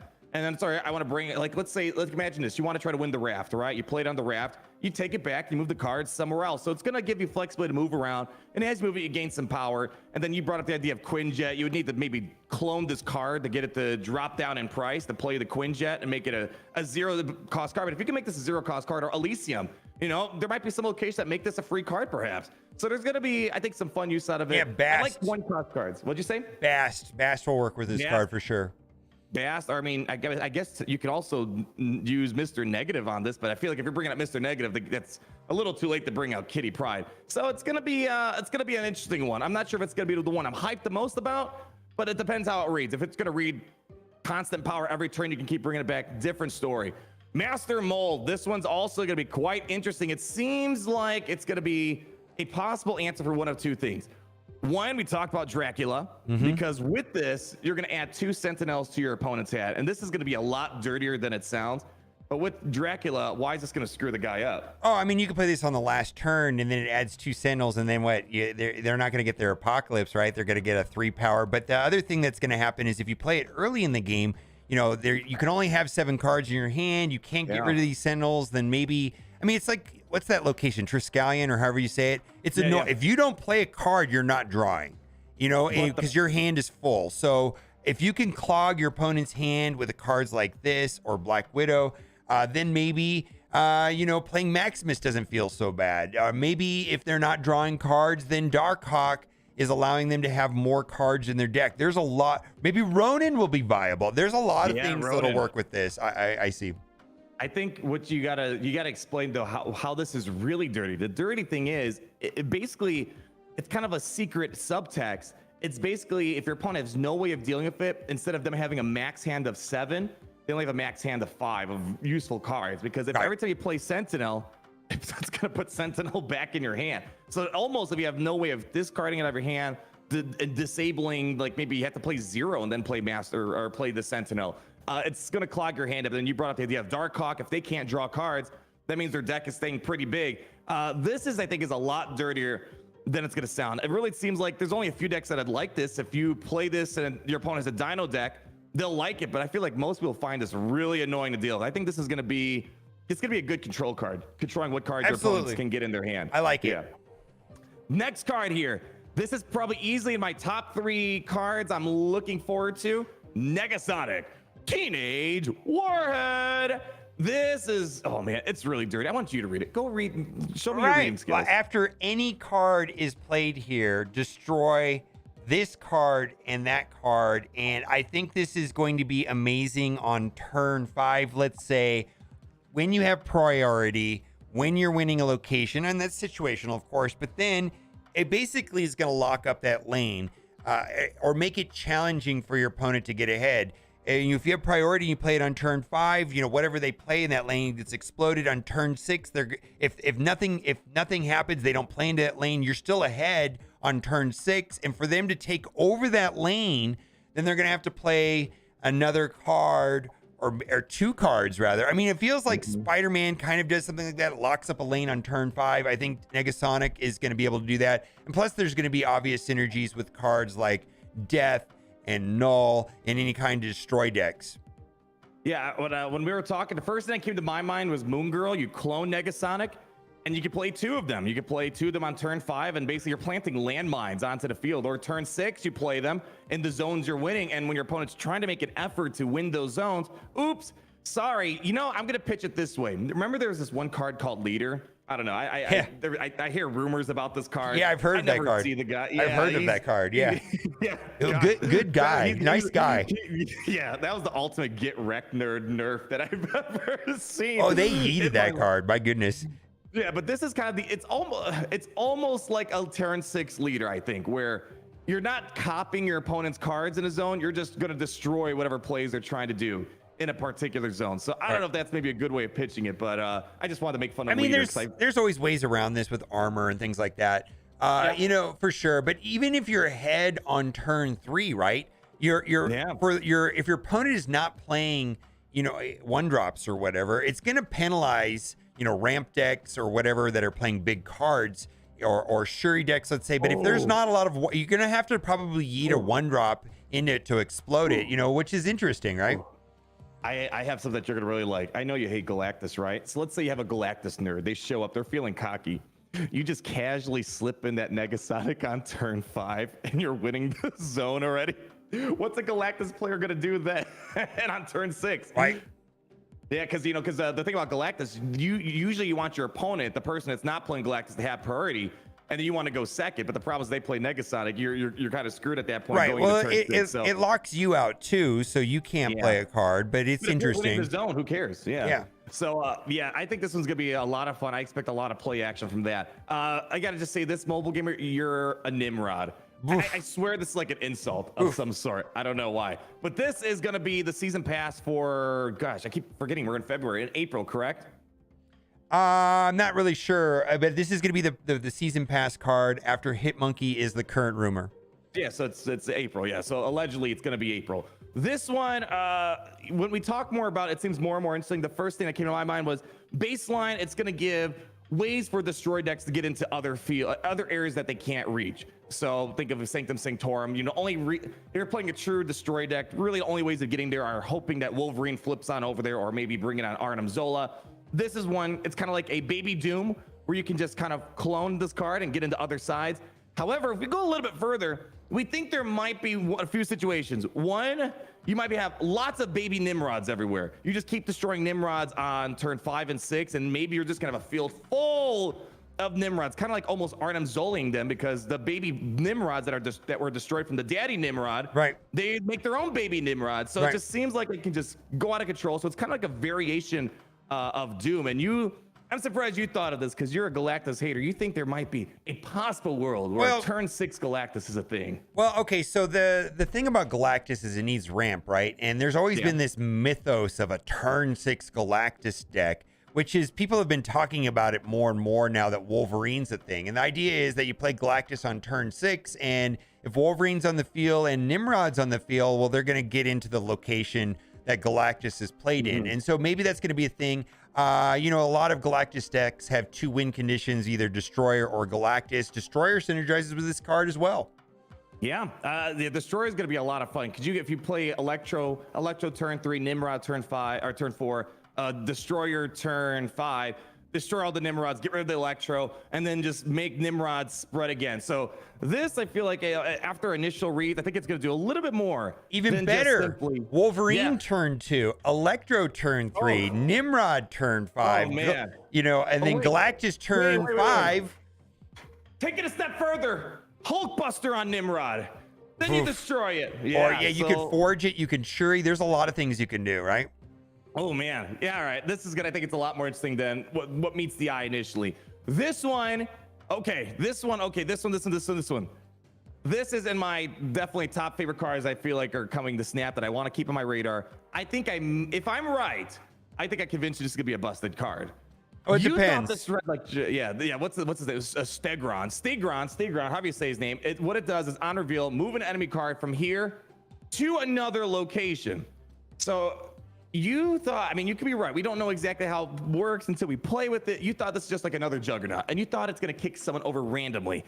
A random card. Random card. Yeah, if it's a random card to a random location, this card is situational. If this is you pick the card and you pick the location, it's probably one of the most broken cards in the game. So when we look at Juggernaut, I'm going to pull up Jug real quick.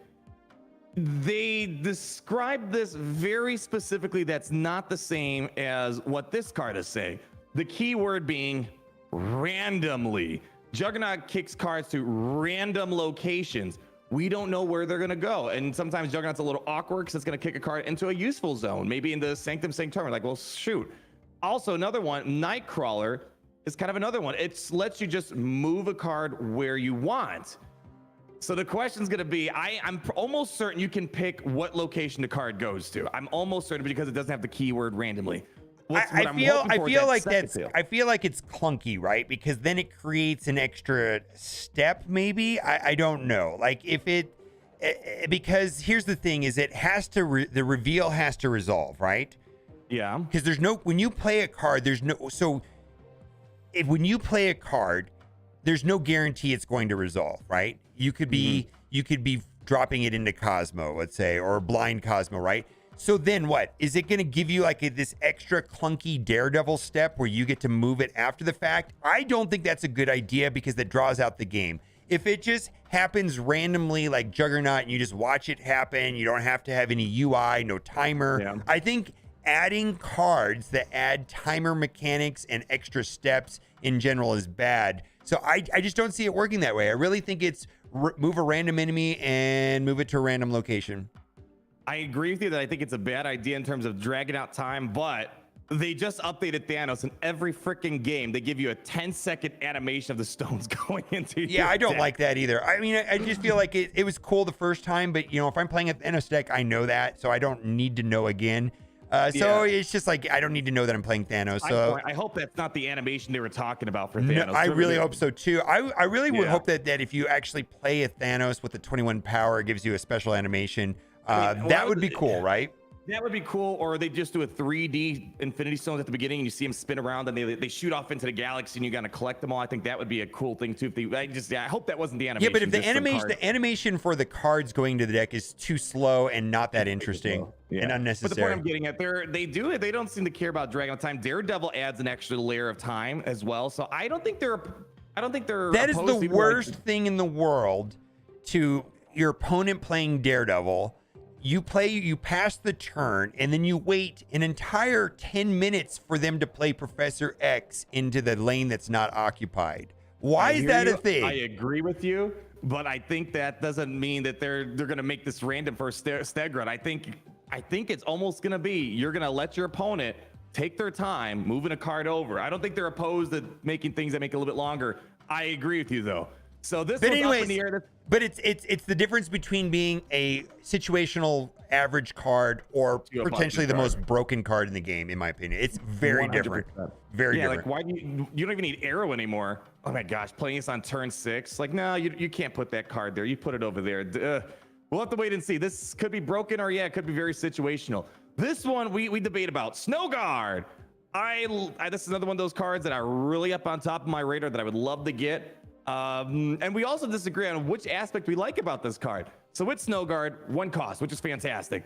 And while in your hand, this transforms each turn into a hawk or a bear. We'll talk about what the hawk and the bear do. Well, part number 1 is, does this card, after it changes to a hawk or bear, will it change again next turn to maybe something else, or maybe to the same thing? If it, it reads as if it's going to change every turn, because each turn, if they only want it to happen once, it would just be next turn. It transforms next turn, and you're done. So again, a little bit of ambiguity. I think it's gonna, if it's bear one turn, I think it's gonna hawk the next turn. Right. That's my guess. Because what's confusing is, like, if the word transform is mentioned in the Gamma Lab and Clintar, and the cards that are transformed no longer retain their original properties of ongoing abilities and things like that. Because when we look at the hawk or bear card, if they're actually transformed to that card, they no longer are retaining that original ability. So whether, and I think it's up for debate, like, because it says each turn. Does this card keep flipping every turn? Sometimes it's this card, sometimes it's that card. Or does it transform into a hawk or a bear? The hawk or the bear don't have that transform ability anymore. So it's gone. And then you have one of the two. And then you have like a 50-50 chance of what card you're going to get. I don't know. I think it's that way, but I'm not sure. Yeah, so unfortunately, Snap Zone, fix your website, Snap Zone. They don't show what the hawk and bear do, but the hawk allows you to ignore enemy location, or just ignore location abilities. So just pretend there's no Death's Domain. Pretend there's no Sanctum Sanctorum. The bear allows you to reactivate a location's ability. I like the bear. So I think it's because locations are easily 50% of what Marvel Snap's all about. If you have the possibility of taking advantage of a location again, I think that's a big deal. You like the hawk a bit more. I mean, how would you explain why you think the hawk's a little bit better? The hawk says ignore all location abilities next turn, and I wonder if that applies to both people. Are both sides able to ignore all location abilities for the next turn, or is it just you? If it's just you, that's also very different. Yeah, I mean, I'm thinking it's just you, because then you could cheat into Sanctum or whatever. That's very useful, right? Especially if it turns off some of the, I think this is going to be a very good surprise card. I think it's going to be high IQ. I mean, it's going to be like Titania, that's just a hard card to play. I think this is going to be like that as well. I'm gonna bring up Cloak as some past references. It says both players can do something. Yeah. Reading Snowguard, it doesn't say both players ignore location, both players do this and that. I mean, when you're triggering the effects, like let's say you're triggering Shuri's Lab, I'm sure that's gonna. Would that trigger the opponent's Shuri's side as well? Like if you're, it would have to, right? If you're triggering at a location, it should just hit all the cards. But it's only going to be you that can utilize this or even ignore effects. Let us play these cards in advance so we can answer these questions, or give us give every player a couple days to try out the new cards, like they do in like a League of Legends or something. I mean, first of all, right now in the game, there's absolutely no hype about new cards. I mean, a lot of people are like, stature, who? What? Yeah. Why? But what if every player was given, let's say, a day or two or 25 rounds where they could play the card, if they want to, and then we could figure out how it works. We can make an assessment on whether it's good or bad, and then move on. A trial run would be so much fun. It's crazy because when you add new things, that should be hype for the community, right? There's no hype. There's very no little hype on new cards. Yeah. Yeah, I feel like Kang's the only one that has hype, but even so, it's just giving people a test run for a day or two, a few hours, a few battles. I think that would go to distance. I would love to see that. So a banger idea there. We got one more card before we get to the exclusive expedited giveaway. Living Tribunal, and this just seems busted.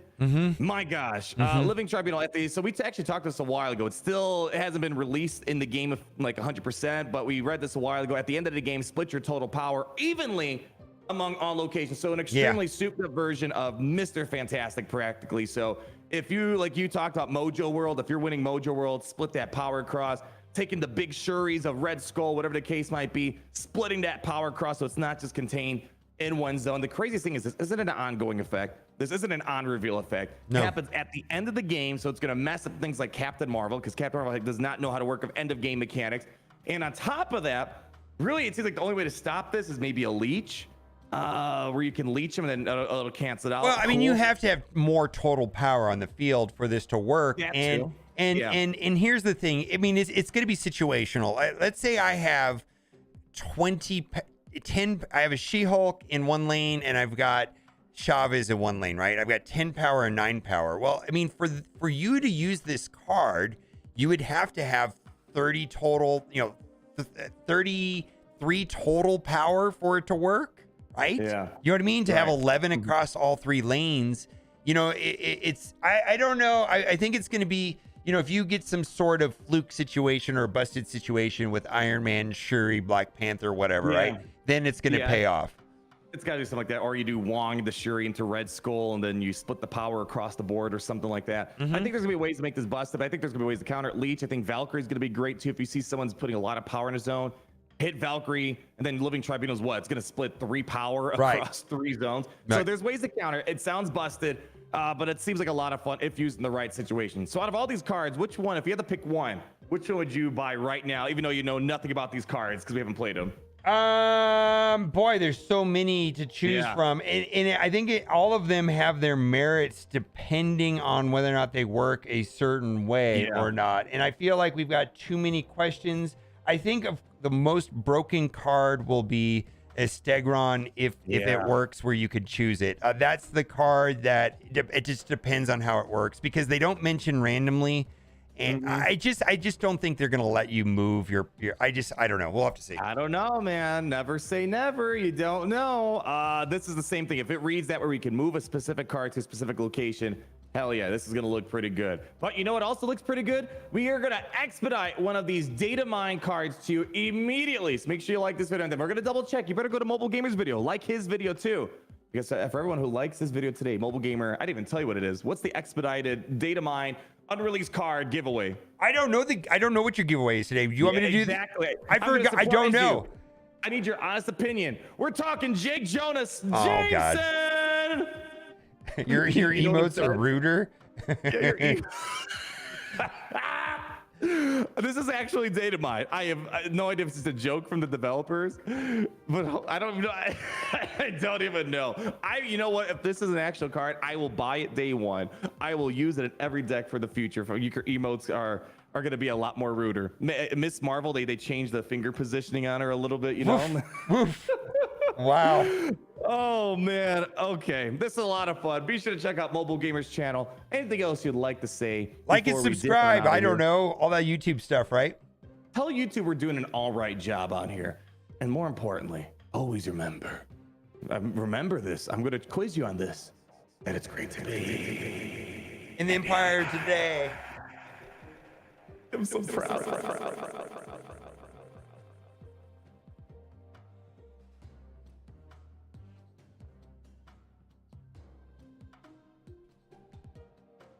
And cut. All right, Mobile Gamer, you're like the bestest person in the whole wide world. You know that? You're the bestest person. No. You got the wrong phone number. Oh man. All right. What's your game plan the rest of the day on Snap? I've got a conference call in an hour and a half, so I'm gonna bang out some matches and finish up my stream, and then conference call, edit, then stream Marvel Strike Force. You won't buy Stature. You don't got the guts. Come on, go buy Stature right now. Oh, I'm not buying Stature. No. Come on, you know you want to. And no. I mean, until the data starts coming back on the tracking websites. Pioneer. People can be like, oh my gosh, Mobile Gamer showed how broken Stature is. I'm gonna give him a bajillion subscribers. I'm gonna bot counts and just subscribe to him. What Maybe. if that stat? Maybe. I think. I mean, it's the data is not there yet, but you know, it's too early. Because you aren't putting the data in. All these peasant players trying. They're not. I mobile actually gamers, disagree. though. I think that first of all, players that have the trackers installed are engaged players, and players that have the collection tokens to buy that means they have a lot. So I feel like it's the top players that have them first. So when I'm trying to boost your ego, dude. You don't need to hit me with facts and logic. I'm trying to boost your ego. Yeah, and if those players are getting mediocre results or even bad results, well, then I'm not interested. I'll wait a couple of days and see if the numbers get better. If they don't, then I'm glad that I passed. There you go. Neman's got a great idea. Let's do a match and loser by stature. Oh, there you go. Yeah, I'm not buying her.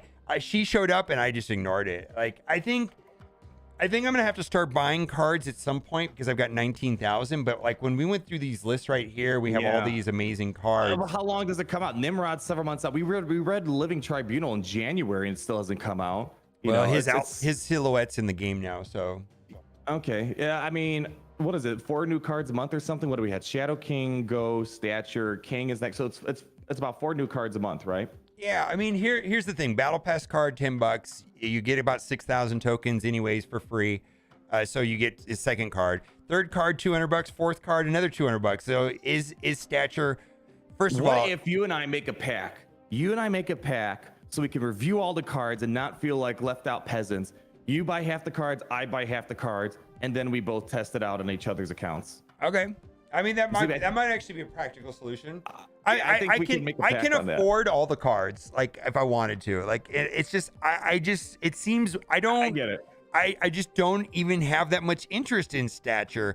How is Stature different than Sauron with Ebony Maw? Yeah, the only cool thing I could imagine of Stature is you Moon Girl, and you got the 2 statures, and you do use Moon Knight or something, or Black Bolt, and then you can play 14 power on turn. Again, not every card is going to be bangerific, 1000%. Like again, as a player, I have no interest in Stature. We've already got Sauron, right, and Ebony Maw, which is a 1/7 turn 6, right? But I don't have to play Black Bolt. I don't have to play Moon Knight. I think that there's a way of making it work, sure, but. All right. It's very situational, that's for sure. I just rather play Sauron, right? You know, Sauron. Maybe the hope is that MODOK was supposed to be like top tier meta, everyone's running it, and then you running the anti meta where as they're discarding, you get free statures. I don't know. Yeah. I don't know. We could talk more about it later, but I think there's got to be a way where we can create the mobile Arnold pack of snap, the snap of packs. The snap of packs. The pack snappers. The pack snaps. The pack snappers? Something like that. I don't know. It feels weird not being like, I'm so used to Galaxy of Heroes or whatever, where I'm always like on the forefront of the meta. I invent the meta. I give people heads up months in advance, like, hey, this character's good, this character's bad. I don't think this character's worth it. Don't waste your time.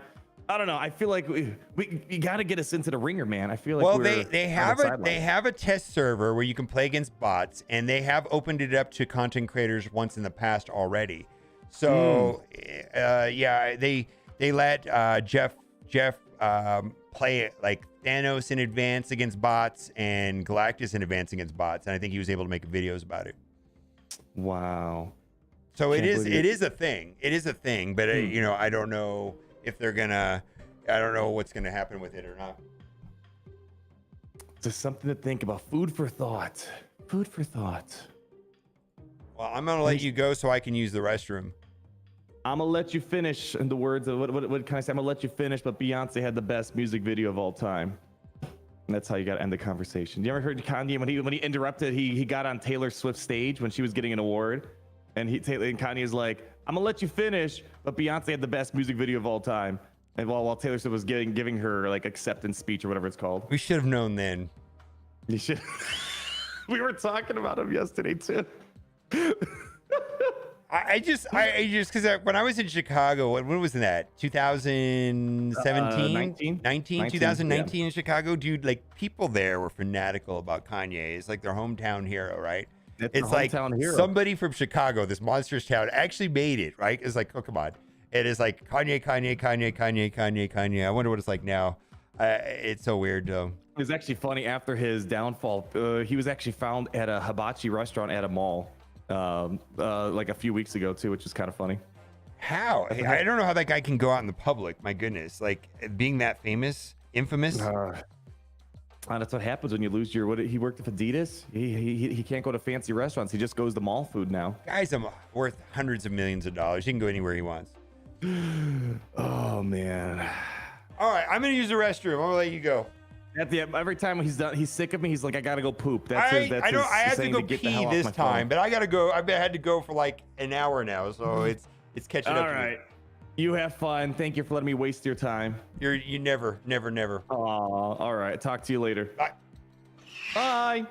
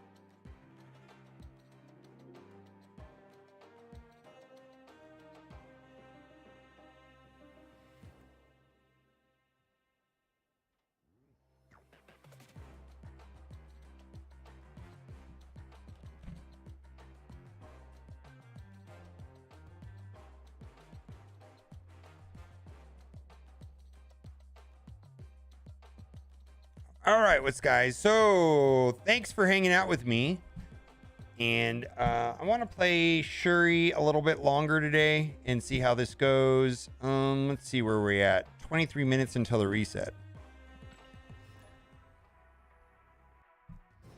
Yeah, I'm glad that I get to do this, man. I really need to climb though.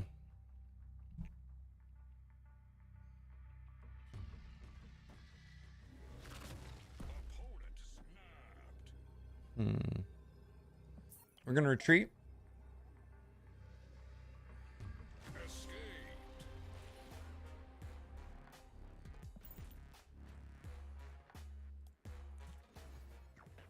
I do not support him in the least, but he is mentally unwell. I agree. What I don't understand about Kanye West is that there are a lot of mentally unwell people that do not have his views. I don't feel like I don't see the correlation with being unwell and having toxic views. You can have toxic views and be well or unwell. You can be well or unwell and not have toxic. I don't think that I don't agree with this idea that because he has toxic views, he is unwell. That doesn't make sense to me.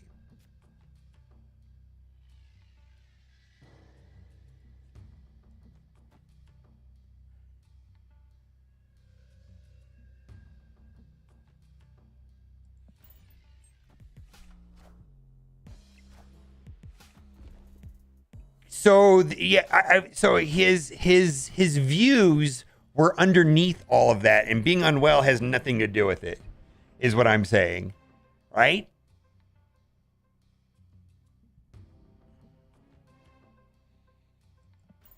I just finished pull 3. Should continue open collector reserve until they announce the next drop.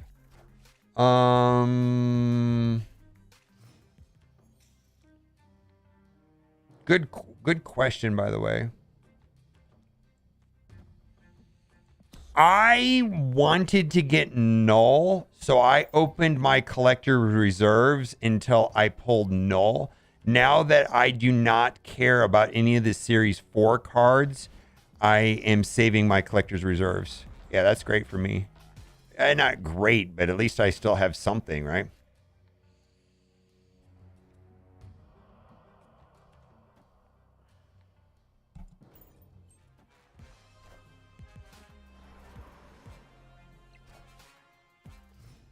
37. All right. All right. So what do I got here? Titania. So do I have enough to win here is the question.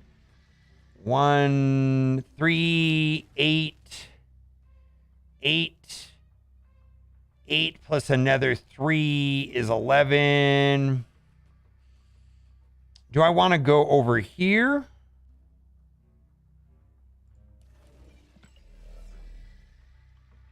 Let's see, that's 5, 8, 11. Is that the most power I can get? Is 11 power enough to win?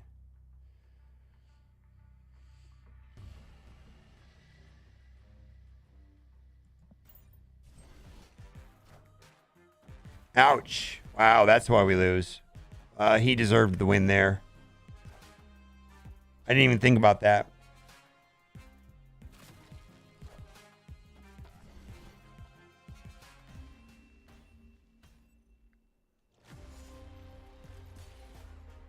Wow, that was horrible of me. Oof, that's going to take a while to get that back.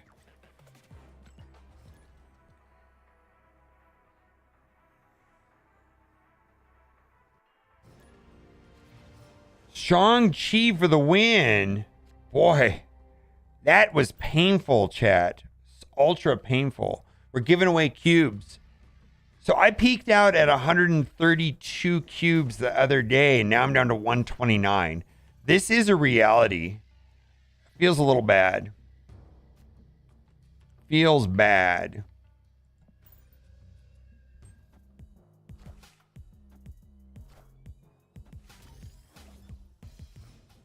Making this deck without 0.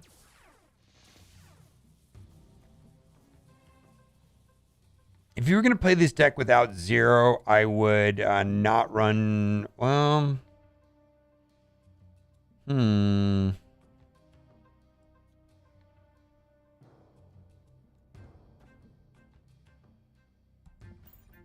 Without 0. How would you... I guess you could run...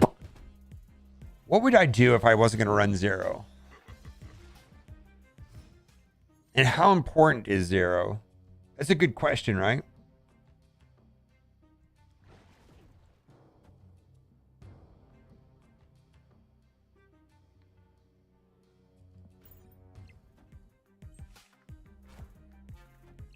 Should have dropped Electro into the Gamma Lag.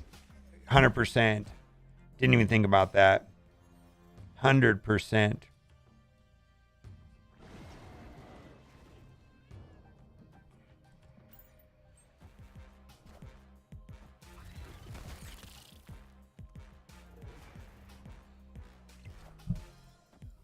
I should have snapped earlier. Oh well.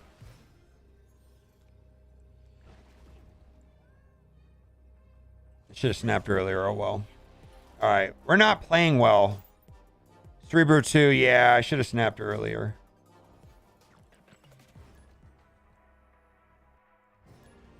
Yeah, 0. I use 0 on Titania most of the time. So I was just thinking about that. If you're going to yank 0, maybe yank Titania also. This deck is playable without 0, I think. I don't know how important 0 is. This deck really wants priority, and having priority is kind of important. And so a lot of these cards are designed around getting priority. 50-50 on that one.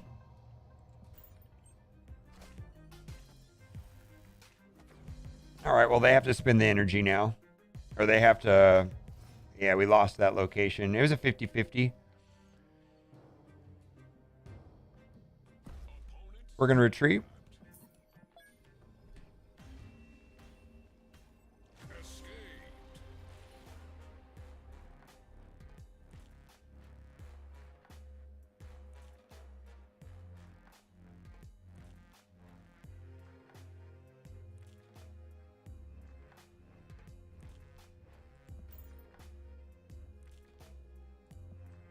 Yeah, Absorbing Man needs to be revisited now that his interaction's better.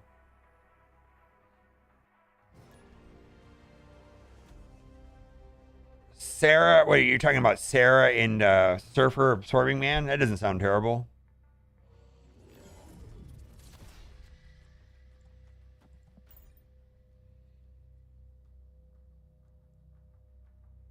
Yeah, maybe Iceman. Iceman would be good. I think Iceman, Sunspot and Iceman are both like amazing one drops. So maybe Iceman instead of Zero. I would try it. I would try it for sure.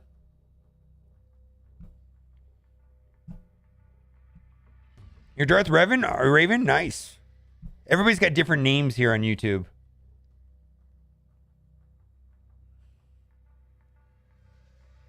Oh, you are? This is you? I mean, if you want to play, that's fine. I hope you don't snipe me, but whatever.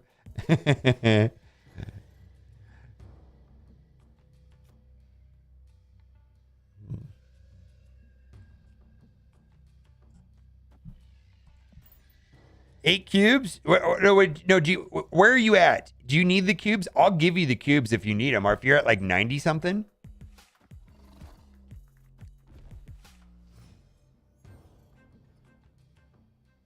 If you need the cubes, I'll give them to you.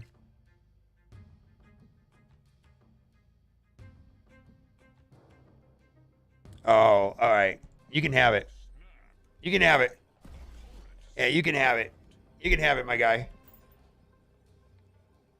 You can have it.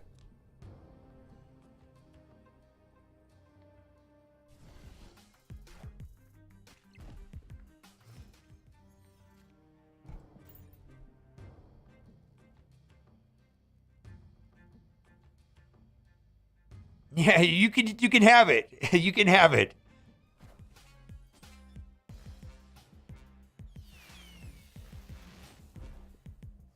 Oh, you're gonna want to do something over here on the Nexus, though. I'll retreat on turn 6 if you think I need to. Yeah, if you want me to retreat on 6, I will. If you're worried about it, just tell me. Type it into chat if you want me to retreat.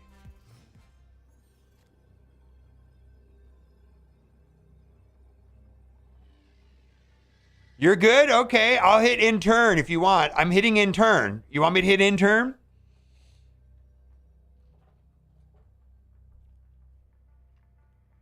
All right, do it. There you go. There you go. Enjoy your cubes.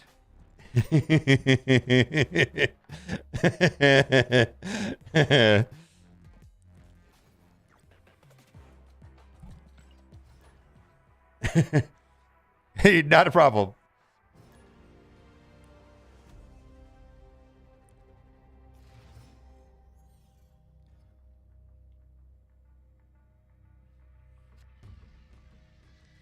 Bar Sinister. All right, what do we got here? All right, we're going to do Lizard.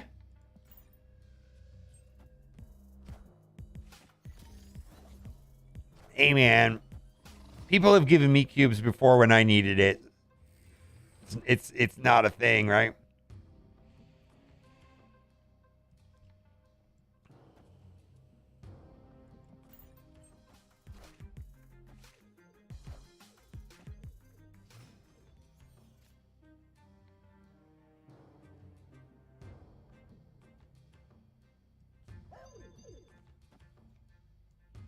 I don't have Shuri, so I don't know what to do here. Yeah, so there were 2 seasons ago, I was having a hard time getting to Infinite. All right, he wins. 2 seasons ago, I was having a hard time getting to Infinite, and someone helped me out,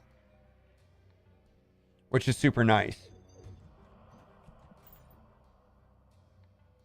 Yeah, 97.4. Yeah, you'll keep playing. You'll hit Infinite. Dude, that last grind from like 97 to, oh my god, it's a beast.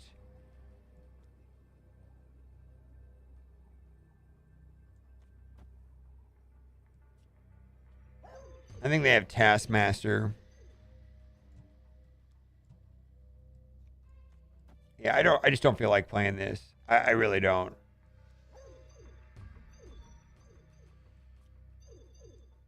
Why can't I play that there? Oh. I don't just drop it there. Oh, turn 6, vault. All right. Oh, I lost that location. All right, we're retreating.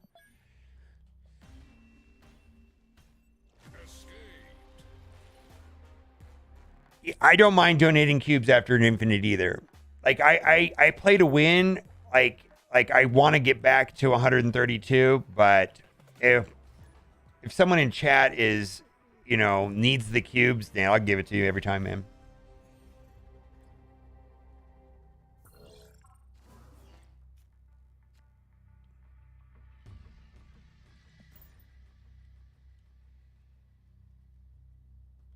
One to 2 hours a day. I play on average, probably 4 hours a day if I were to guess. Well, I stream about 4 hours. I don't know how much of I'm actually playing because I get kind of caught up in chat and doing other stuff and making videos. I mean, I haven't even played today yet. Like, so I've been streaming for almost 4 hours and maybe I have like 30 minutes of playtime right now.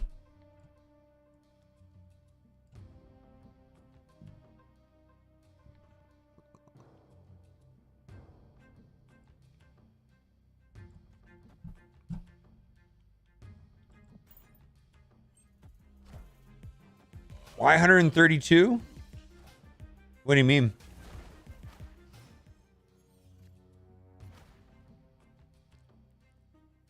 What do you think we're playing here? Do you think we're playing Galactus? Hard to say. Let's do this.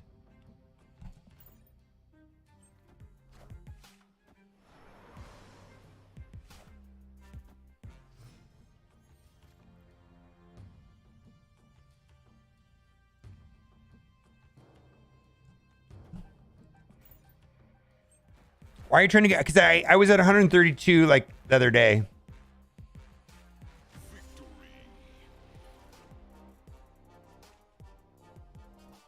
Wow. Get fucked, Galactus nerd.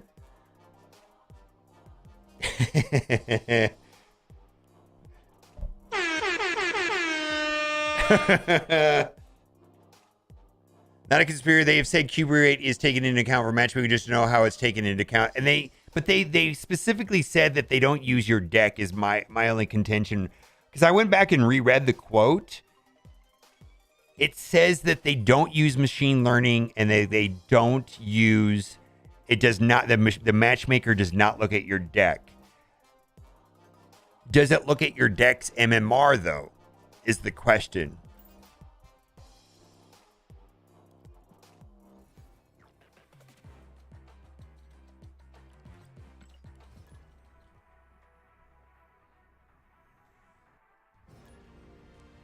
I wish I could have snapped the guy.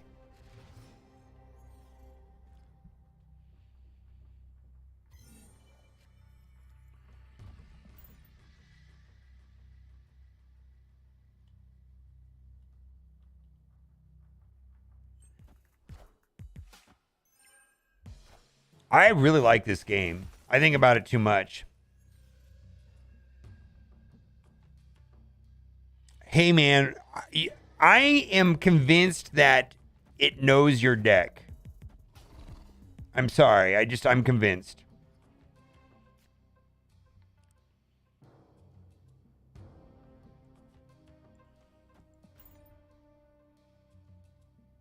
Congratulations, pool 3. You're at collection level 4,000 before you hit pool 3. Holy shit, dude. Someone was talking about that yesterday. That it's just creeping up and up and up and up with all the new cards. Yeah. Yeah, I haven't seen them say MMR doesn't look at your deck. That feels like a loophole, right? To me. It feels like a weird loophole. Right, Steven?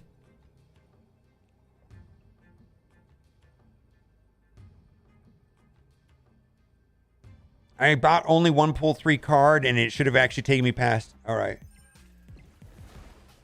All right, what is this? This is a...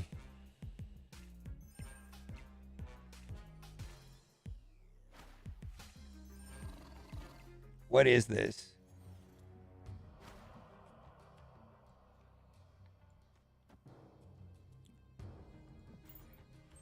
Seems like semantics. It bothers me a little bit. All right, so arrow won't help me here.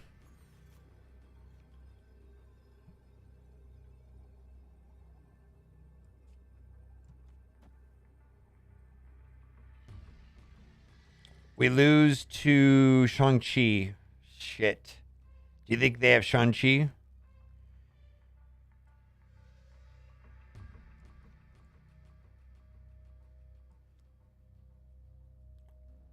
They have priority.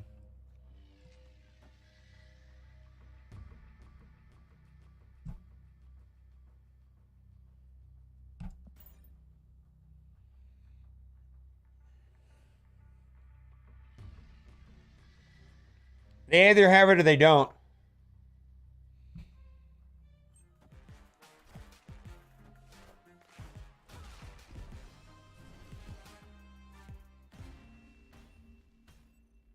I pulled today. Yeah, Knull today. Yeah, it's amazing.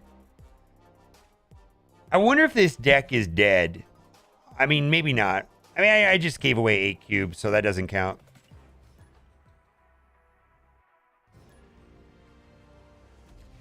Six pull 4 cards and 5 pull 5 cards. Oof.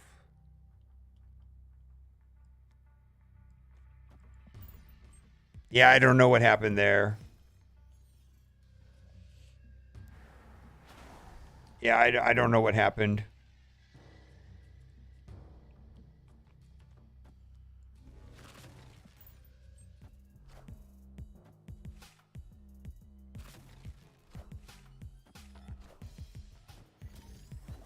Oh, I can use that card. Thank you.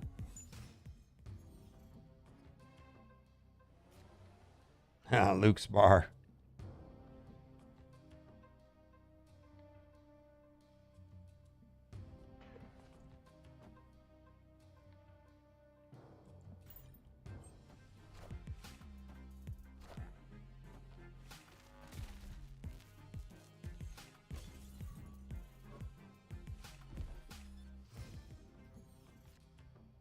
I feel like I should snap here.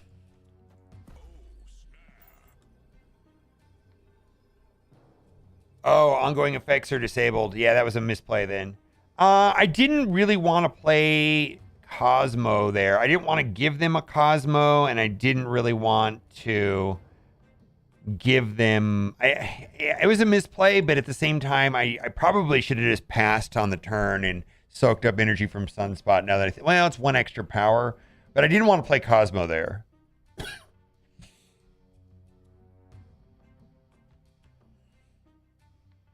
I kind of want to climb back to 132 before I start trying new stuff.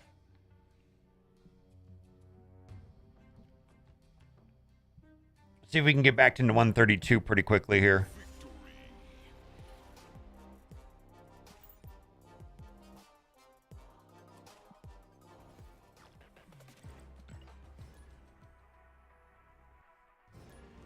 Once I get to 132, I'm going to be willing to experiment a little bit more.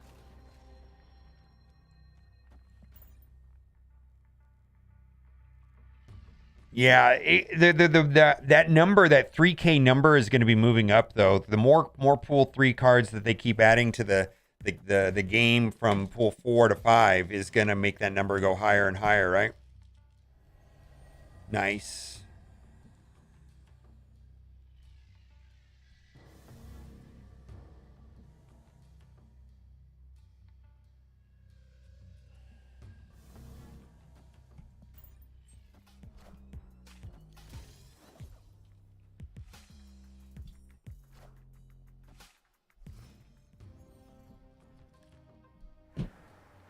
Ongoing effects are disabled here. All right.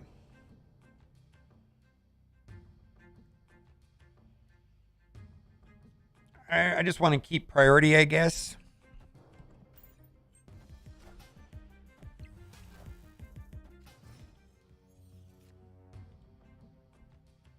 I'm not going to snap here, but yeah, that doesn't affect me that much.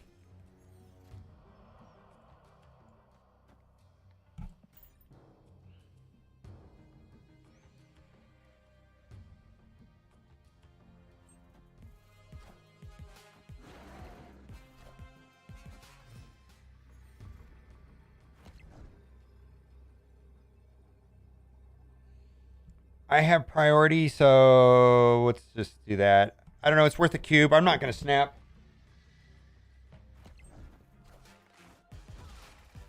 Yeah, it was worth a cube.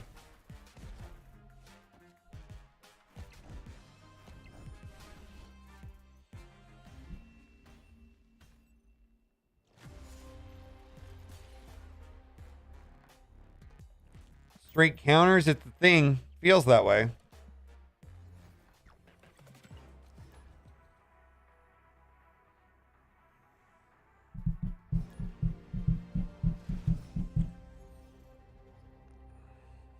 Ongoing effects are doubled. Okay.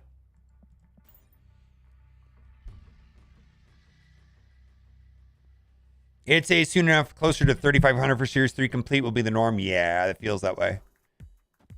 Yeah, Zola might be a thing. I'm not sure, to be honest with you.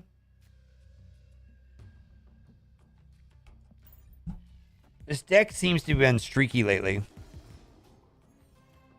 Maybe it's dead. I don't know. Yeah, this doesn't really help me.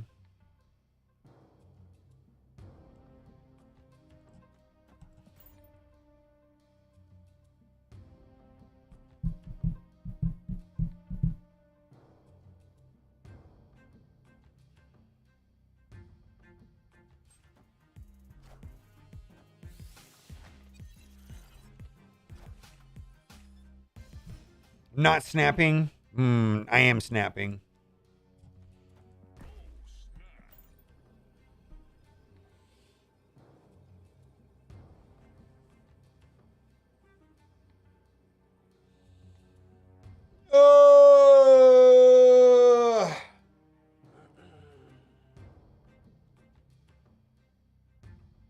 They're probably playing Darkhawk Devil Dino, so we're avoiding this. Oh, that's weird.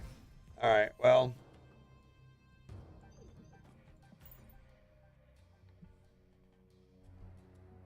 Oh, I do want to look in the token shop. Not that I want to buy anything in token shop, but last season I hit infinite. Now the first week now I'm hard stuck at 90-ish. Wow. Oh, that's kind of bad. Oh, I don't know how I feel about this. What do you guys think? You think I lose to a Darkhawk or a Devil Dino? I lose to a Devil Dino. I lose to like a Devil Dino or something. Oh, I don't like it. Yeah, I don't like this. I can't even get enough power in the middle here.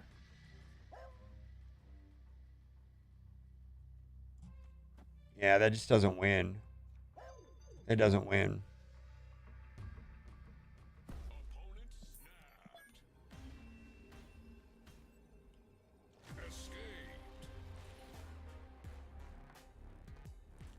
Yeah, I don't think Titania would just be a tie, right? Or wouldn't even be a tie. But yeah.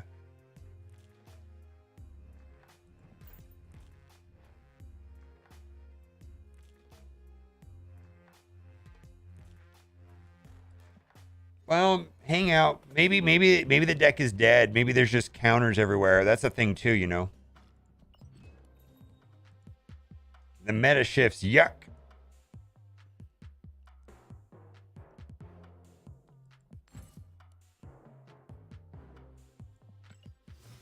Don't do what I do. That is just there because I'm OCD about the borders. I don't recommend that.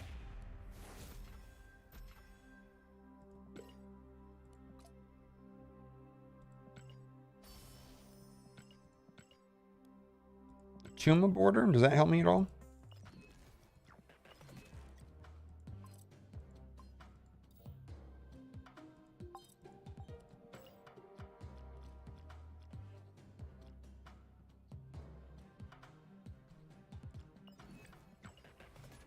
I did pull Knull today. I might play it here in a little bit. Yeah, might play it in a little bit. All right. Play 0 into Lizard. Thanos deck is complicated.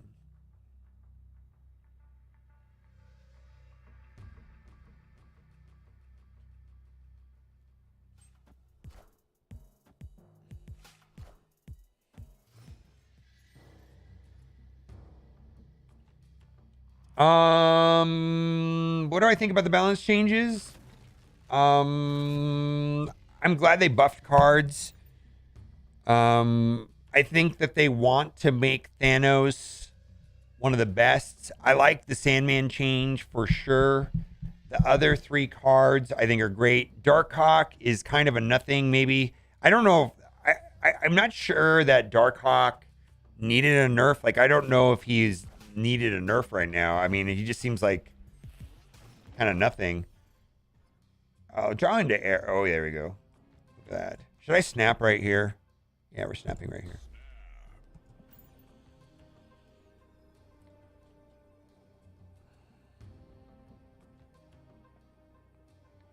The reason I'm snapping is because of that.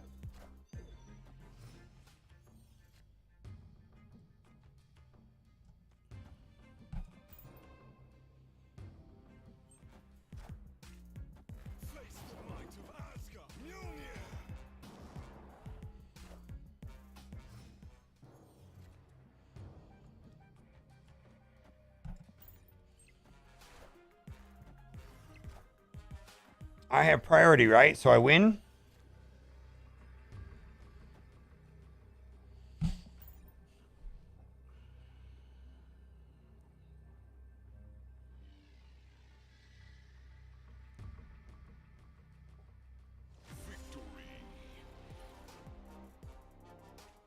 That might be, it's just early. I would hit refresh. Let me see.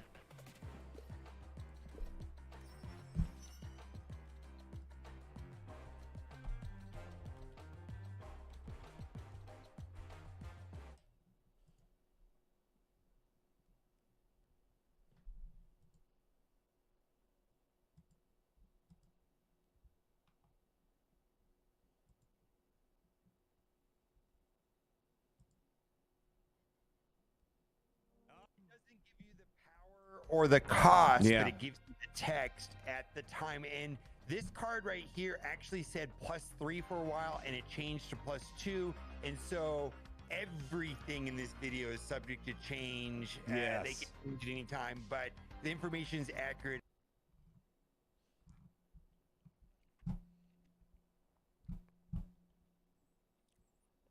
Yeah, sound. Yeah, it's just may have to refresh it maybe. Is Sandman let's see. Darkhawk now is a buffered negative, yes. Is Sandman better? Feels that way in a ramp deck for sure. I actually kind of like it. Gotta be patient with reserves. You keep eyeing from the store, you'll get less cards than them in finding. Yeah.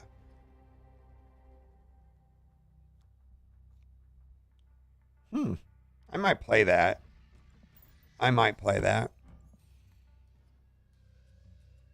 It ruins my Cosmo and armor, though.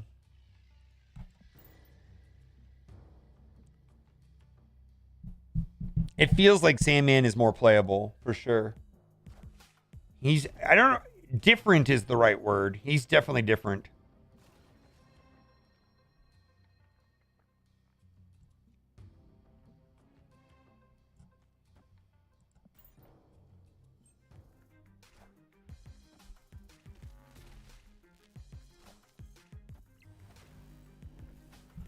Okay.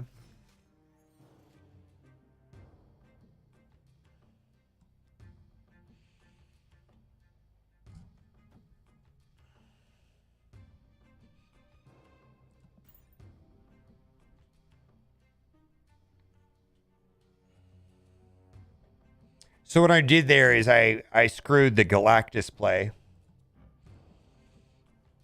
If this guy is actually playing Galactus. No, he's not. He's playing ramp. All right, well.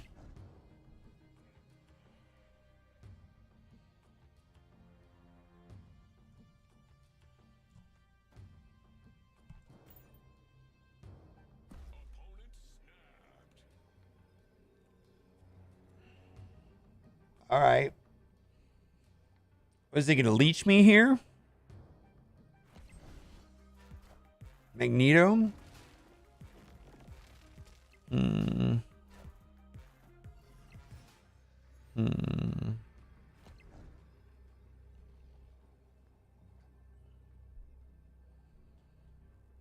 I don't have priority, so I'm screwed. Dude, if I would have had priority, I would win. I would just play Arrow.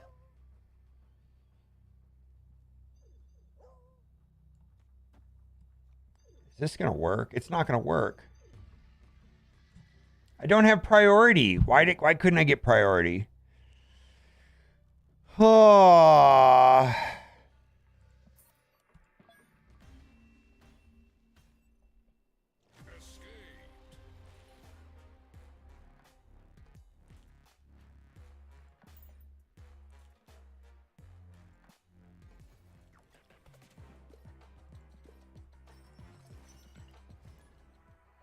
We're going to keep pushing.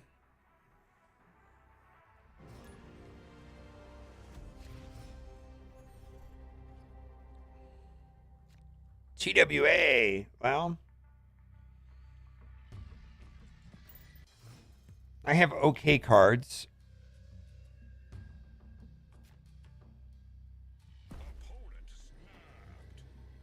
I'll play it out. I mean, I'll play it out. This is fine.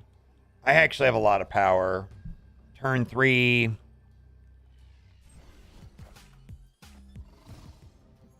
Interesting. They skipped.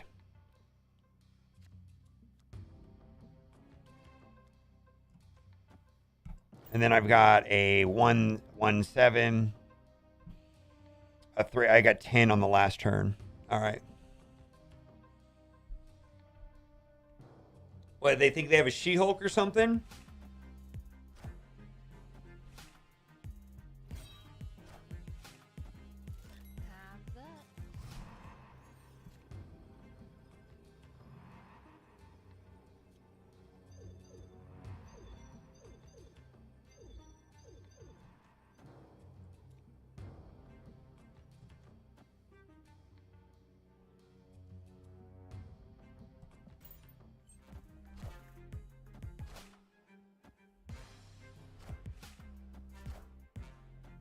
Wow.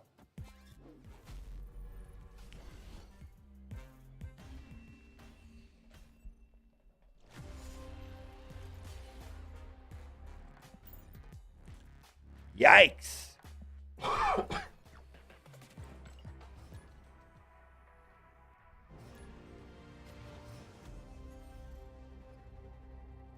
Yes, it does make the Sandman decks are a lot harder to figure out who's Galactus for sure. I treat them like Galactus decks until I otherwise. Ugh, jerk.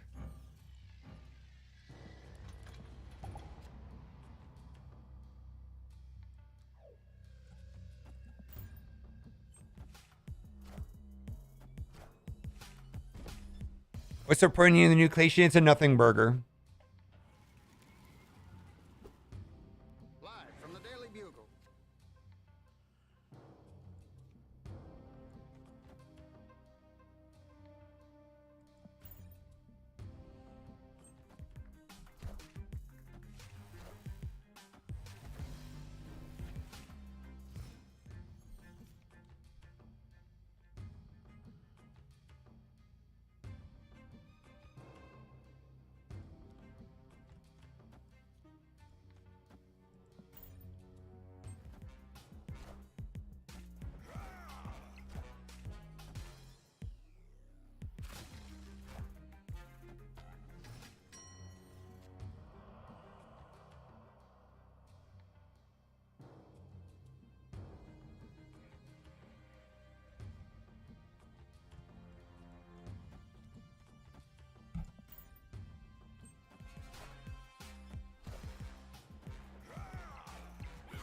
I did that wrong, right? Yeah, I did that wrong. I did that wrong. All right. we're gonna sit down for a second.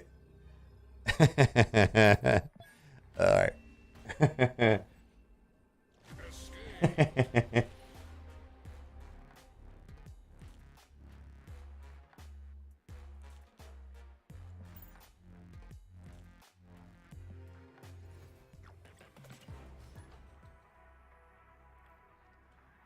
Ah, ah, ah. Oh my God. Garganto, let's go. So what, this is a Lockjaw deck? This has to be a Lockjaw deck.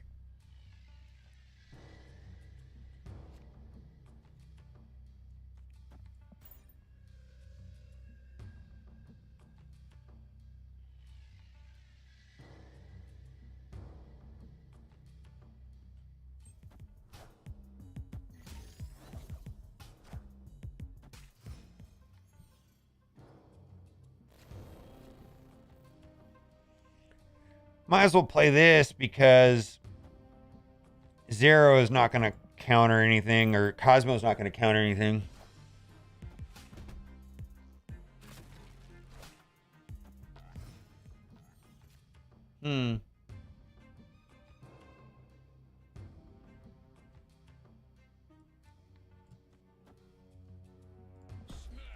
I'll try it.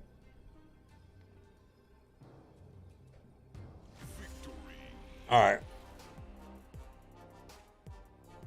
Cerebro 3, maybe, yeah. It felt like a Cerebro 3 deck. He must have not had a good hand or something.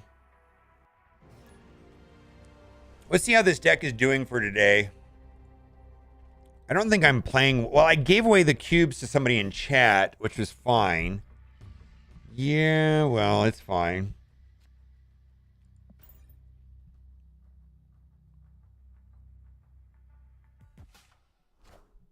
Korg, kick rocks.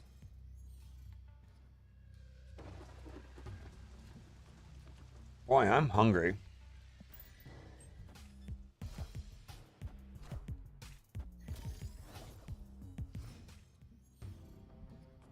This is a dark hawk with collector. It's weird.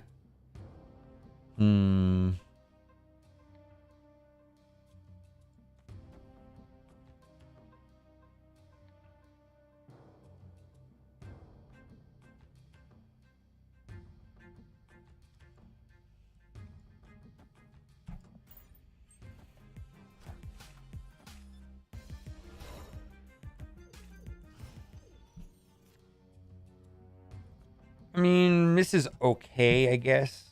We'll have to see.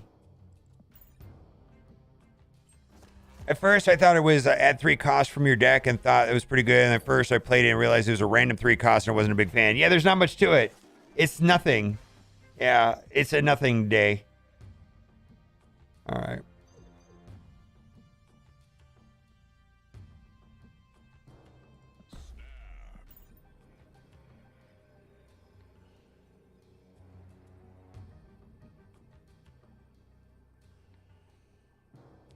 Do we go back to Sharon Shuri since Death Wave isn't around much and more thanks to Sandman Leech? It feels that way, right? Maybe. I don't think you're wrong.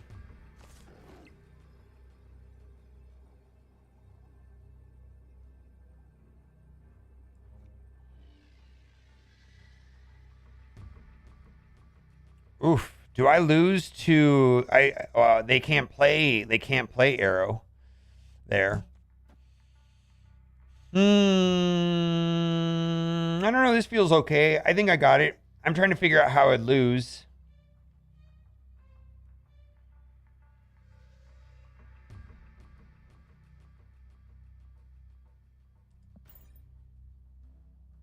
I don't know. I could lose, I guess. I don't know.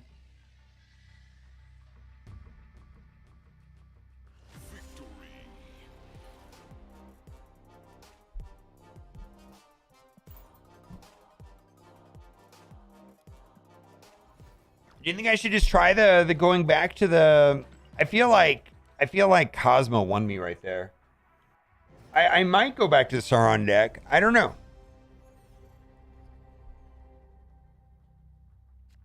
Doodle-doo-doo. All right.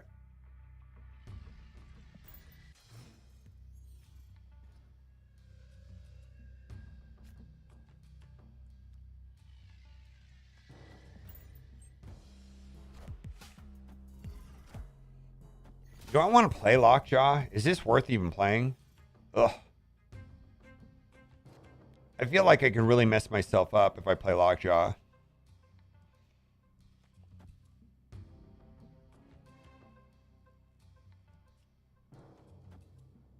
I guess I'll play 0 into Lockjaw.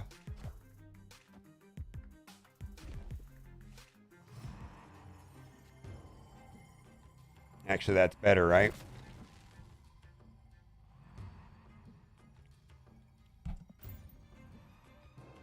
Skip. All right. Skip the next turn.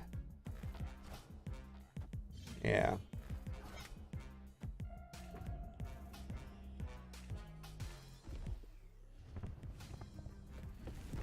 I'm gonna skip this turn here. I don't want to. I don't want to. Do I want to snap now? Or I just go all out with. You know what? We're gonna do this. We're gonna place this, and then we'll arrow if. Yeah.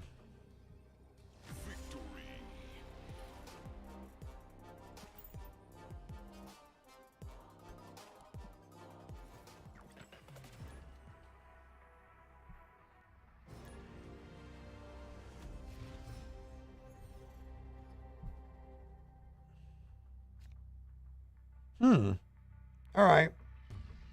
This is kind of a horrible location for me. Hopefully I can get Sunspot and skip turn 5.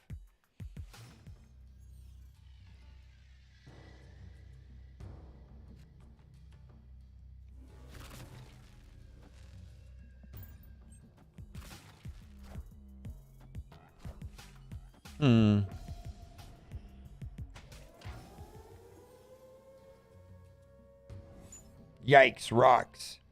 All right, let's put Cosmo down just in case they're trying to do something funny in the middle.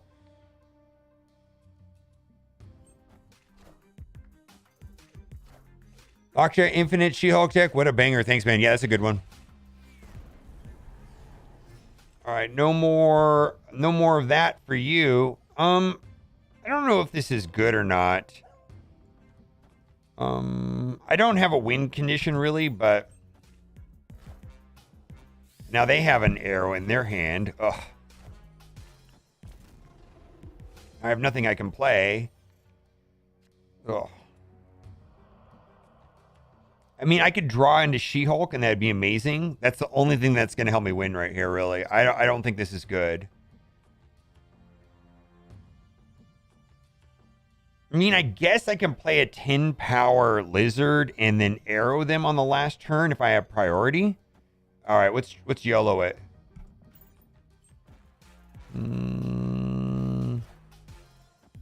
Yeah, if I have priority. Oh, I will have priority, right? Oh, well, okay, then that's a W.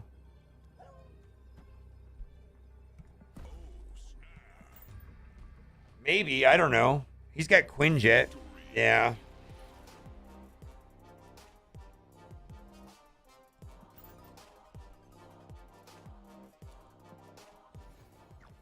Do you think I would change Arrow and Shuri? I don't think. Well, first of all, I personally feel that the Sandman Thanos changes need some time for me to see what really, if Arrow's actually busted or not. I suspect they're still very good cards and problematic cards, but I really want to play them for like a week before I have a strong opinion.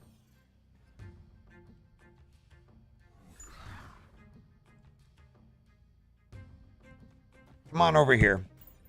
Actually, that helps him, right? I don't know if that's good.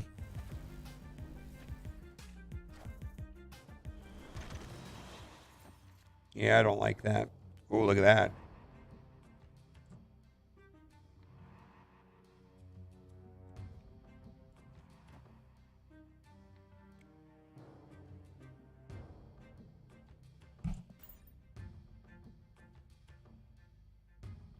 It has audio. I listened to it already. As of today. But what's not subject to change, if you hit like on this video and subscribe to both our channels, I'm going to expedite one of these unreleased. Someone else said that earlier. I don't have a problem.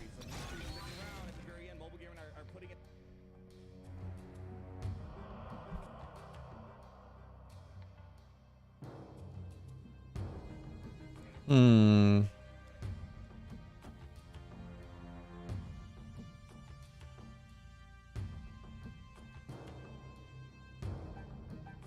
Do I snap here?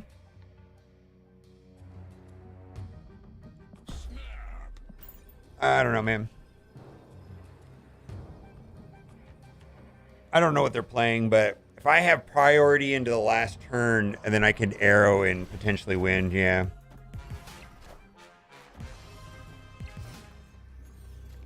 Now, why do I... Oh, I see. Well, that's kind of balls, right?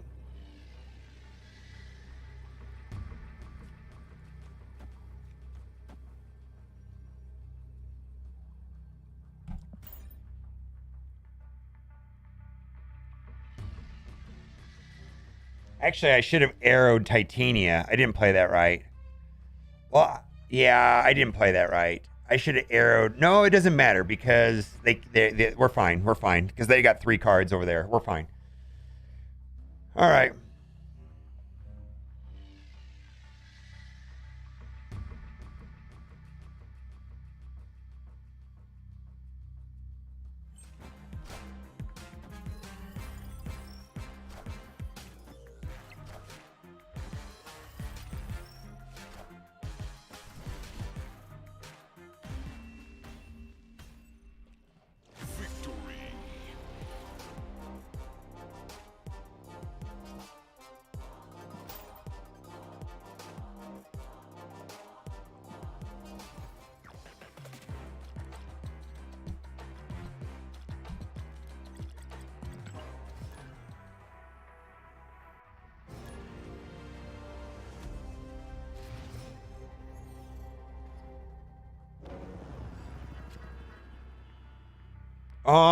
I don't think we did the intro.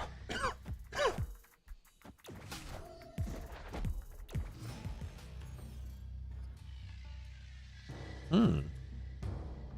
Hmm.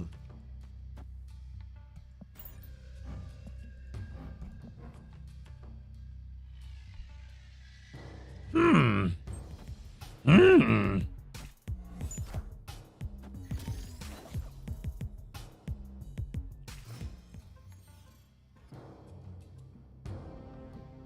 Hmm.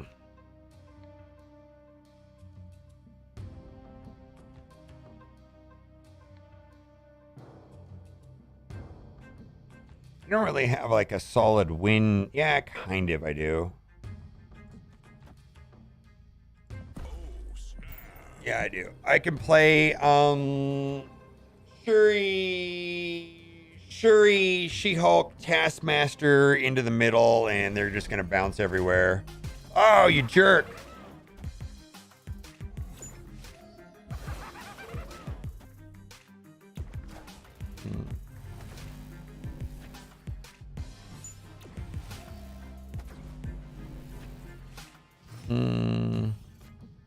This is kind of bad, I guess.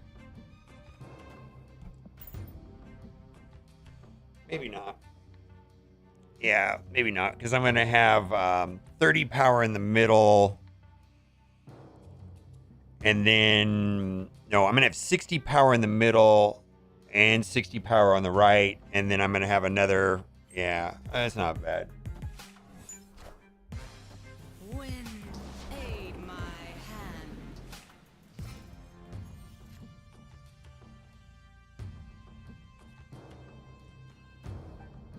I could arrow after this.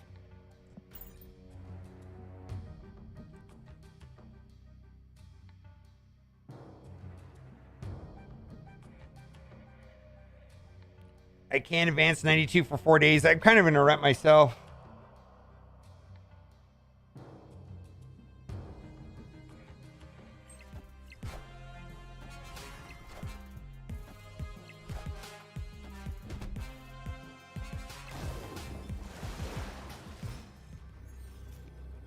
All right, so does this just give me enough power if, and then 1 power over there, right?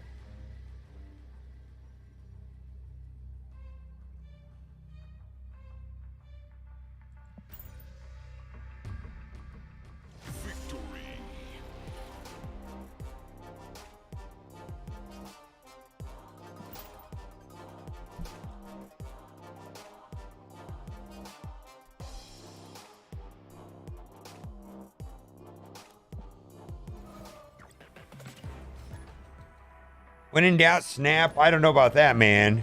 That doesn't sound like a plan. Random 3-cost card. What do we got? All right. We're going to discard her.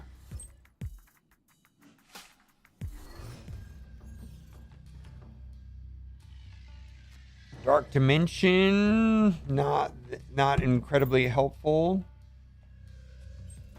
I guess I could play 0 into Dark Dimension, right? Alright. Oh.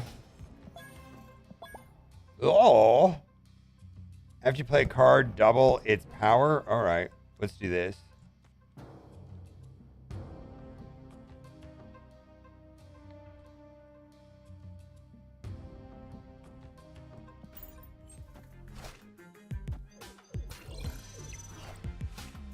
Oof. Oof.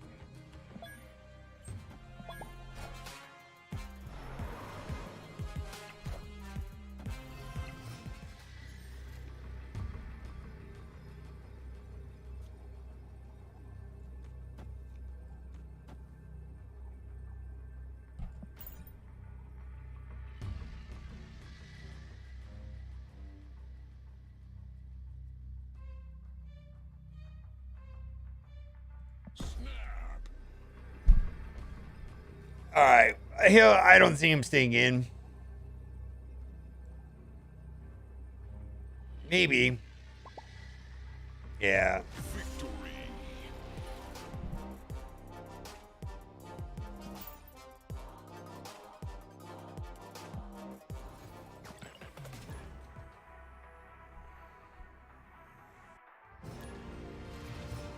Boomer must love Yoda impersonations.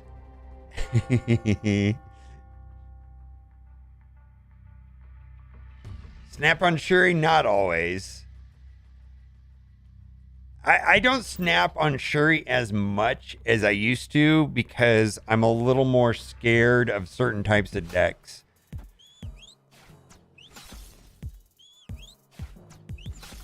Ah, you jerk. Maximus. All right, we're gonna 0 into Maximus.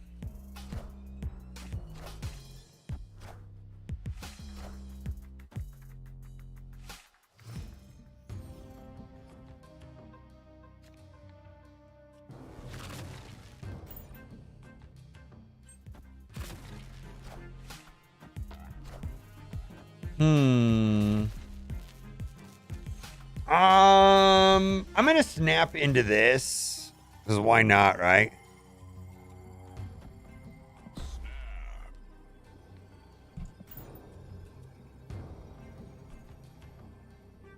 The question is, do I want to play it? What is this deck doing here? Is this our Carnage?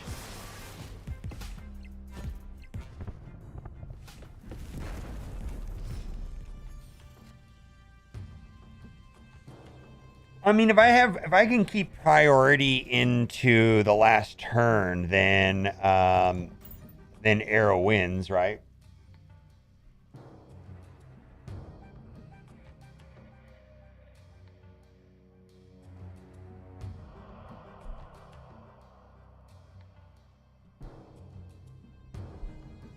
Yeah, I snapped into Shuri, and if I can keep priority, then I just drop Arrow into Kamartaj and win, right?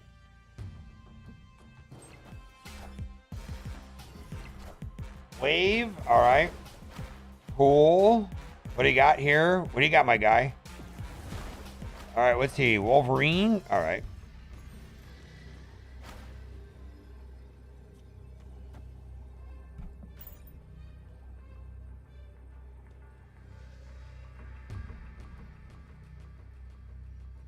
I mean, I don't know. They could play something and win, I guess. I'm trying to think what they could win with, but...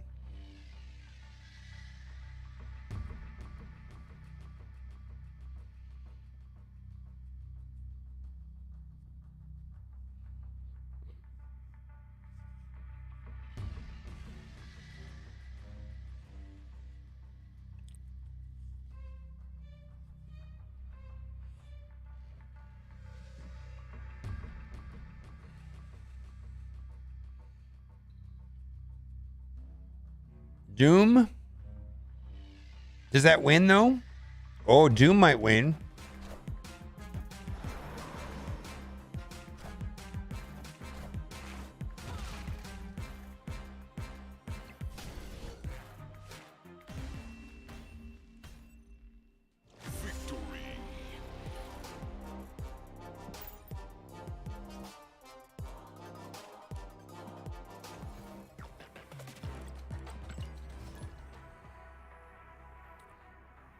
Doom would have bounced twice, right? I think they could have won the middle with Doom.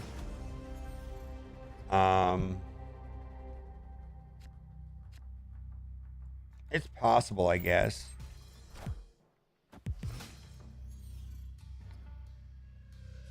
Ugh.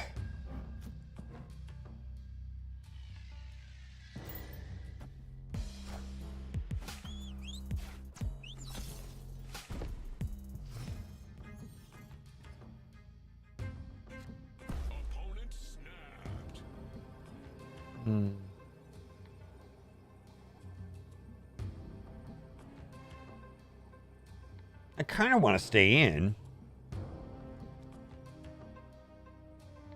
What did they've got Polaris, and that's what they think they're going to win with?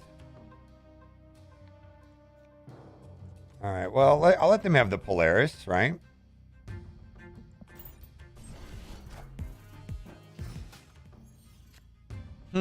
I don't know what they were going to do.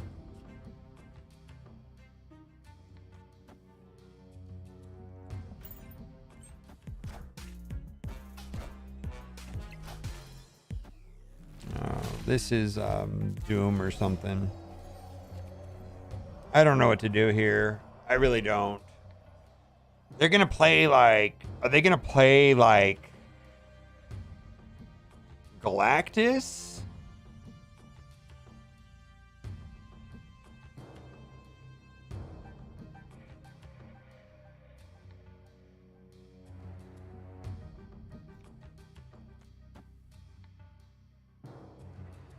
I don't know, man. I got a feeling about this.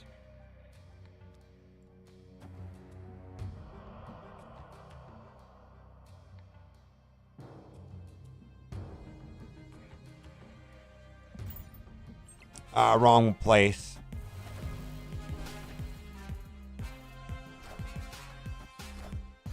Should have picked there. Wrong location.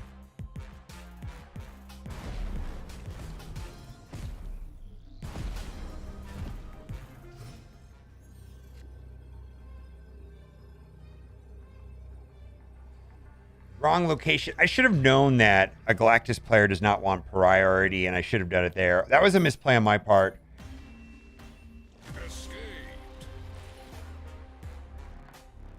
Cosmo left or Polaris left was the right play, and I did it wrong.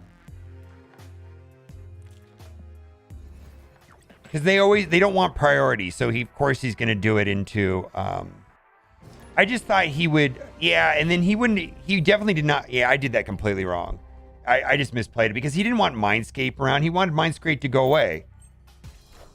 No. No, I wanted his Cosmo left or Polaris left would have won.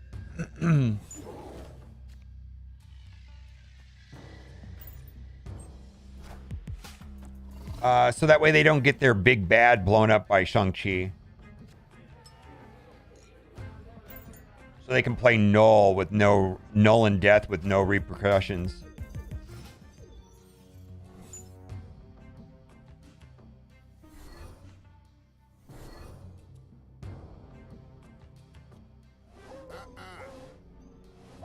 I wouldn't do it.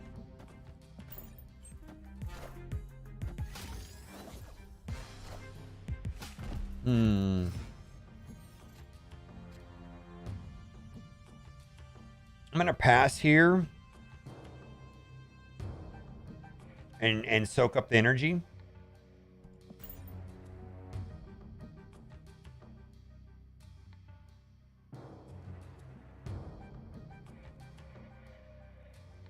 Yeah, because of Shang-Chi. I played it wrong. I could go back and over it if you want me to. Morbius? Ugh.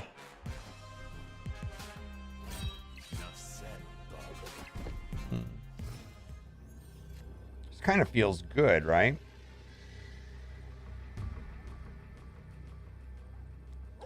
Big card there, arrow there. Let them lose. Yeah.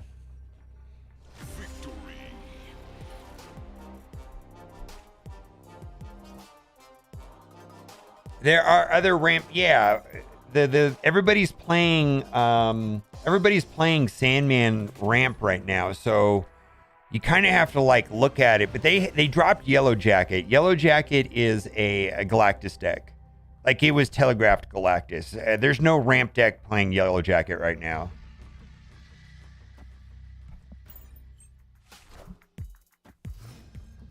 Yeah, I played it wrong. Why would he want to change heart? Yeah, I should have played into... Yeah, I picked the wrong location. There's nothing... Yeah, I played it wrong. Yeah, I didn't think about it, frankly.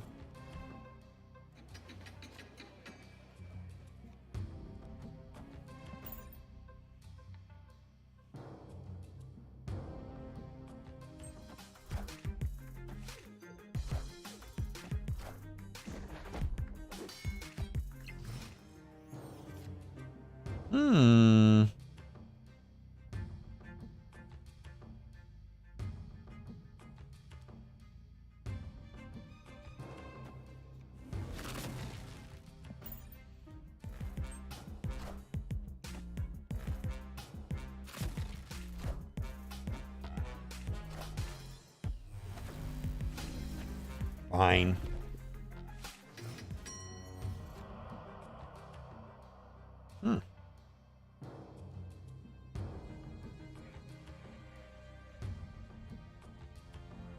YOLO. I'm not going to snap here, but I feel I have a little bit of confidence here that this is going to work out. Oof.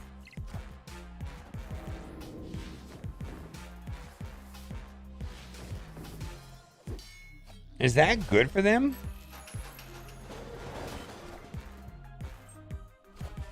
Oh, so this is tricky now.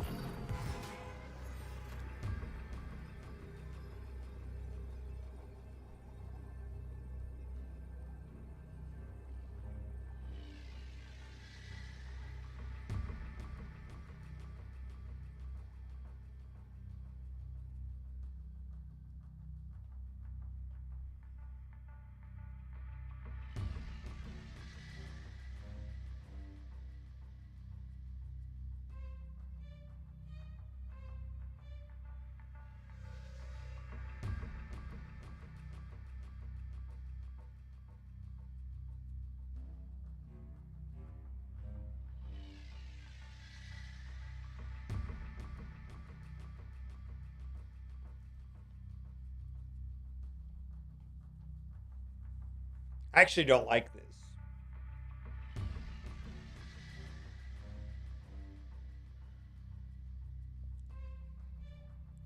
She-Hulk was the one card I didn't want sucked in by Grand Central. That would give me so many more options. Like, it would have been better if it was Red Skull, I guess. Yeah, I on the Galactus thing, I just totally brain farted.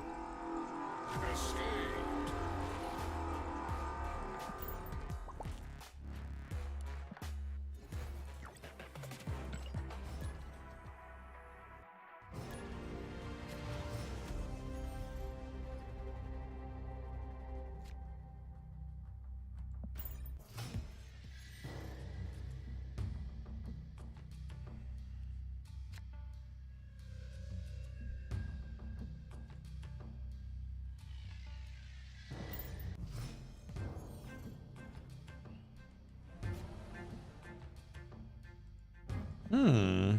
1, 2, 3, 4, 5, 6, 7. I can't make that work, but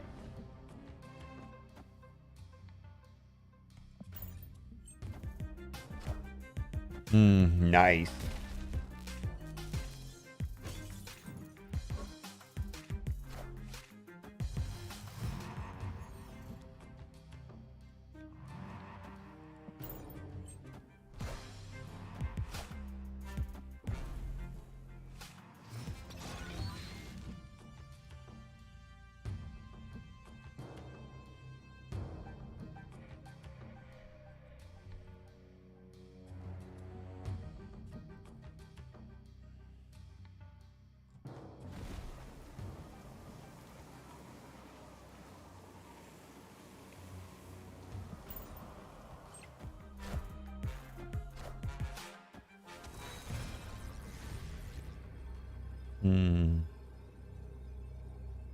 I think we lose. Yeah, we lose. I can't get to this location. I can't get to that location.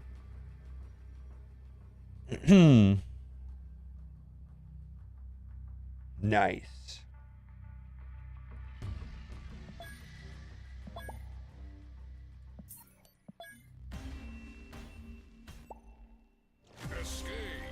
Do you think you should get rid of some decks like TVA and switch decks?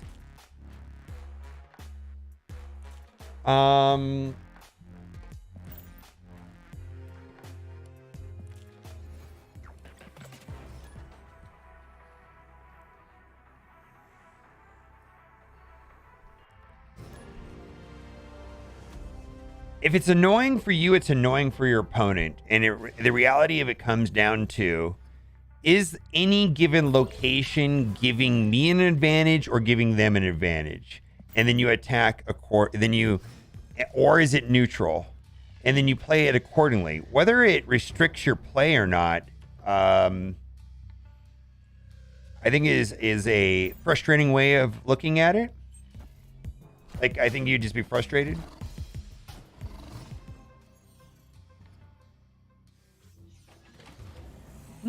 What do I want to do here?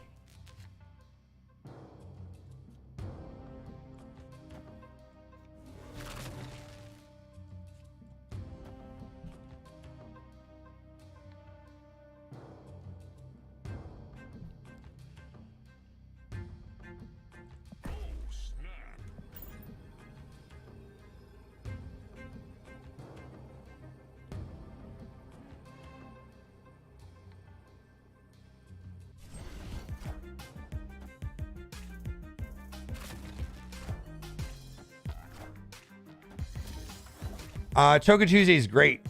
Oh, is that good? That's good, right?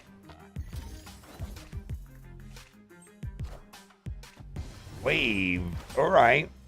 So what we're going to play here? We're going to play She-Hulk in the middle.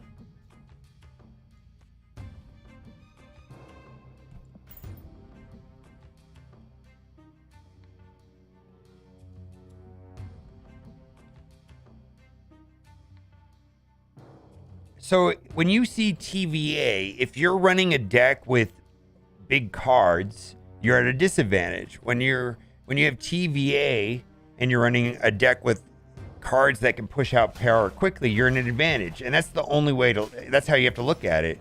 Is this location giving me advantage or disadvantage?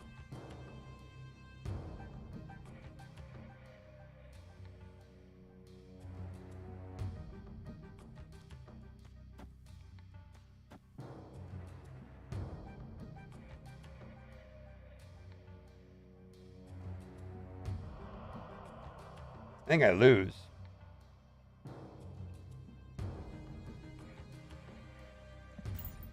Let's see here.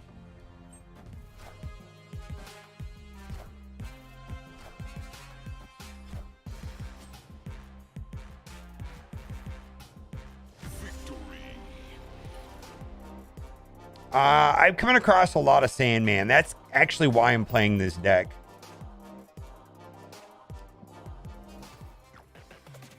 I think Thanos Lockjaw deck is the best Thanos deck I've played.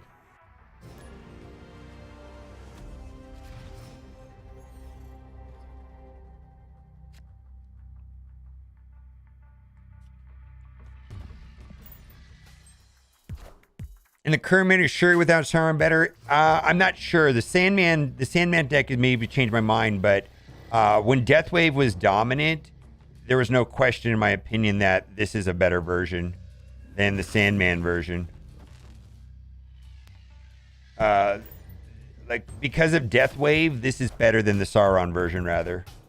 Because you can run Armor and Cosmo. Cosmo won me that last game. Right?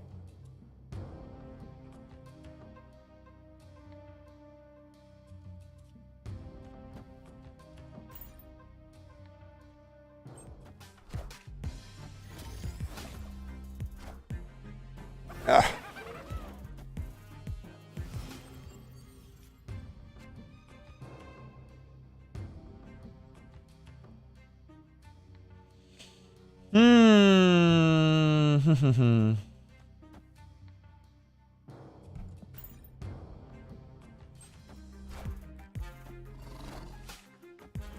Yeah, I know, right?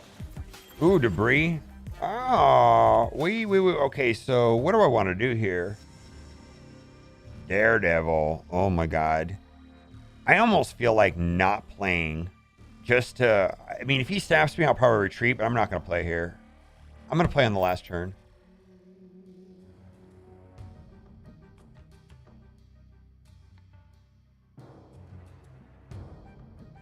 Is Falcon good? I have not found Falcon to be helpful in any deck yet. Maybe I'm not smart enough for Falcon.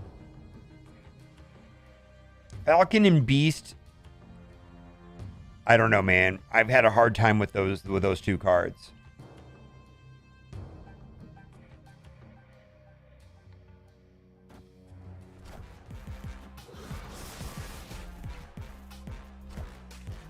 All right, so I win.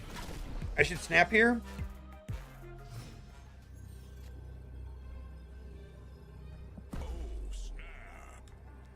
All right.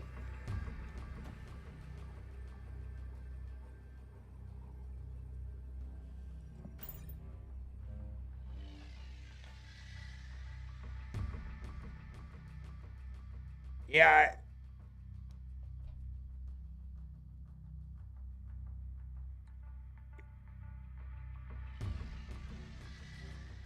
Oh, you can use Ebony Maw instead of Titania if you want. Titania is kind of a pain in the ass card. She's very good, but she's kind of hard to play. Oh, congratulations on Arrow.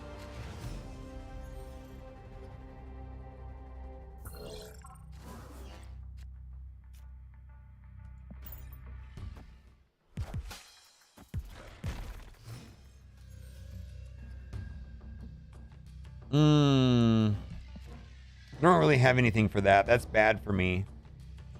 I want to keep priority, so I'm going to play Lizard. I don't have any... This is a location that can be good or bad for me. This is probably good for a lot of decks. It's just bad for my deck. I don't run Arnim Zola, so I don't have a way of pushing power into that. Do I want to... I mean, does this... well, I guess I can suck. I don't know which one's going to come over.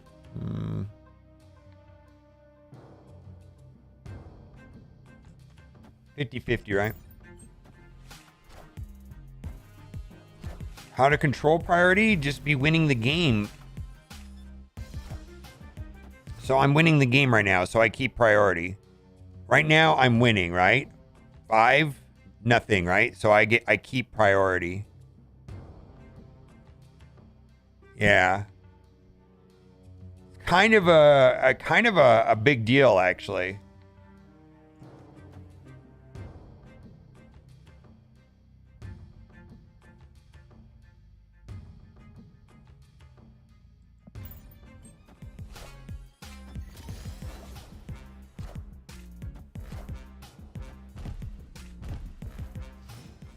All right.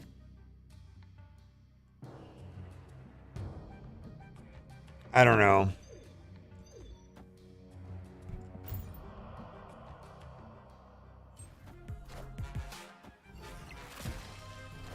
Shuri?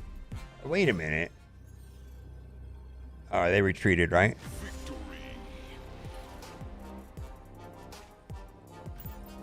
Yeah, so the first turn priority is random. After that, it's whoever's winning. And most... I'll speak for this deck right here. Very, very, very much wants to keep priority. Like 1,000% of the time. This deck does not want to... This deck absolutely thrives on having priority. So, turn 2, I have priority. So, I'm going to put that there. So that way they get the rock. So, here's the thing, too. I have priority, right? Oof. That's not good for me. I'm going to play this out, but that was not good for me. That destroyed my She-Hulk. That destroyed my Polaris. So I have priority. So that means that if they play a reveal card here, they are getting a blind Cosmo. So having priority with Cosmo is a bonus, right? They didn't play anything.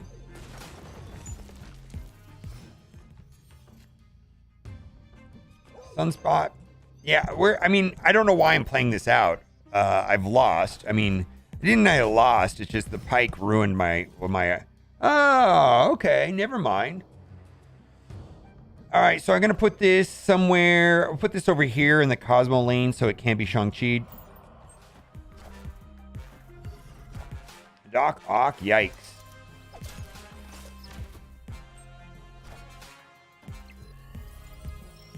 Do I win? I'm pretty sure they retreat here. I can't imagine they're going to play this out. Oh, maybe Galactus? Arnim Zola? Nice. Oh, so they got a...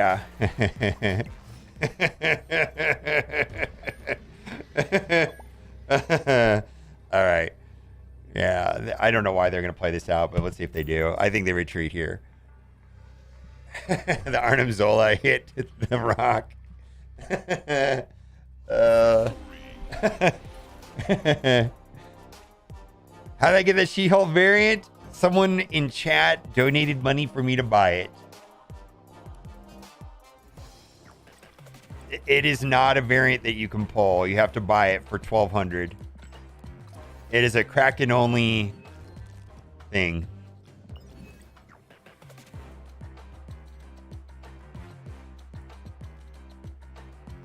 All right, I have to call it here because I have a call at noon. It's noon my time. It's 11:58, so I have to call it. You guys are the best. We didn't get much play. We broke even. I got to donate 8 cubes to someone that was watching, so that was cool. But we made 2 videos, one for Arnold, one for mine. I'm gonna edit. I'm gonna do my call. I'm gonna edit, and I'm gonna be on Twitch streaming Marvel Strike Force. So see you guys tomorrow. I'm also gonna try to make a video about those Tuesday deals. I think they're pretty good. So bye for now.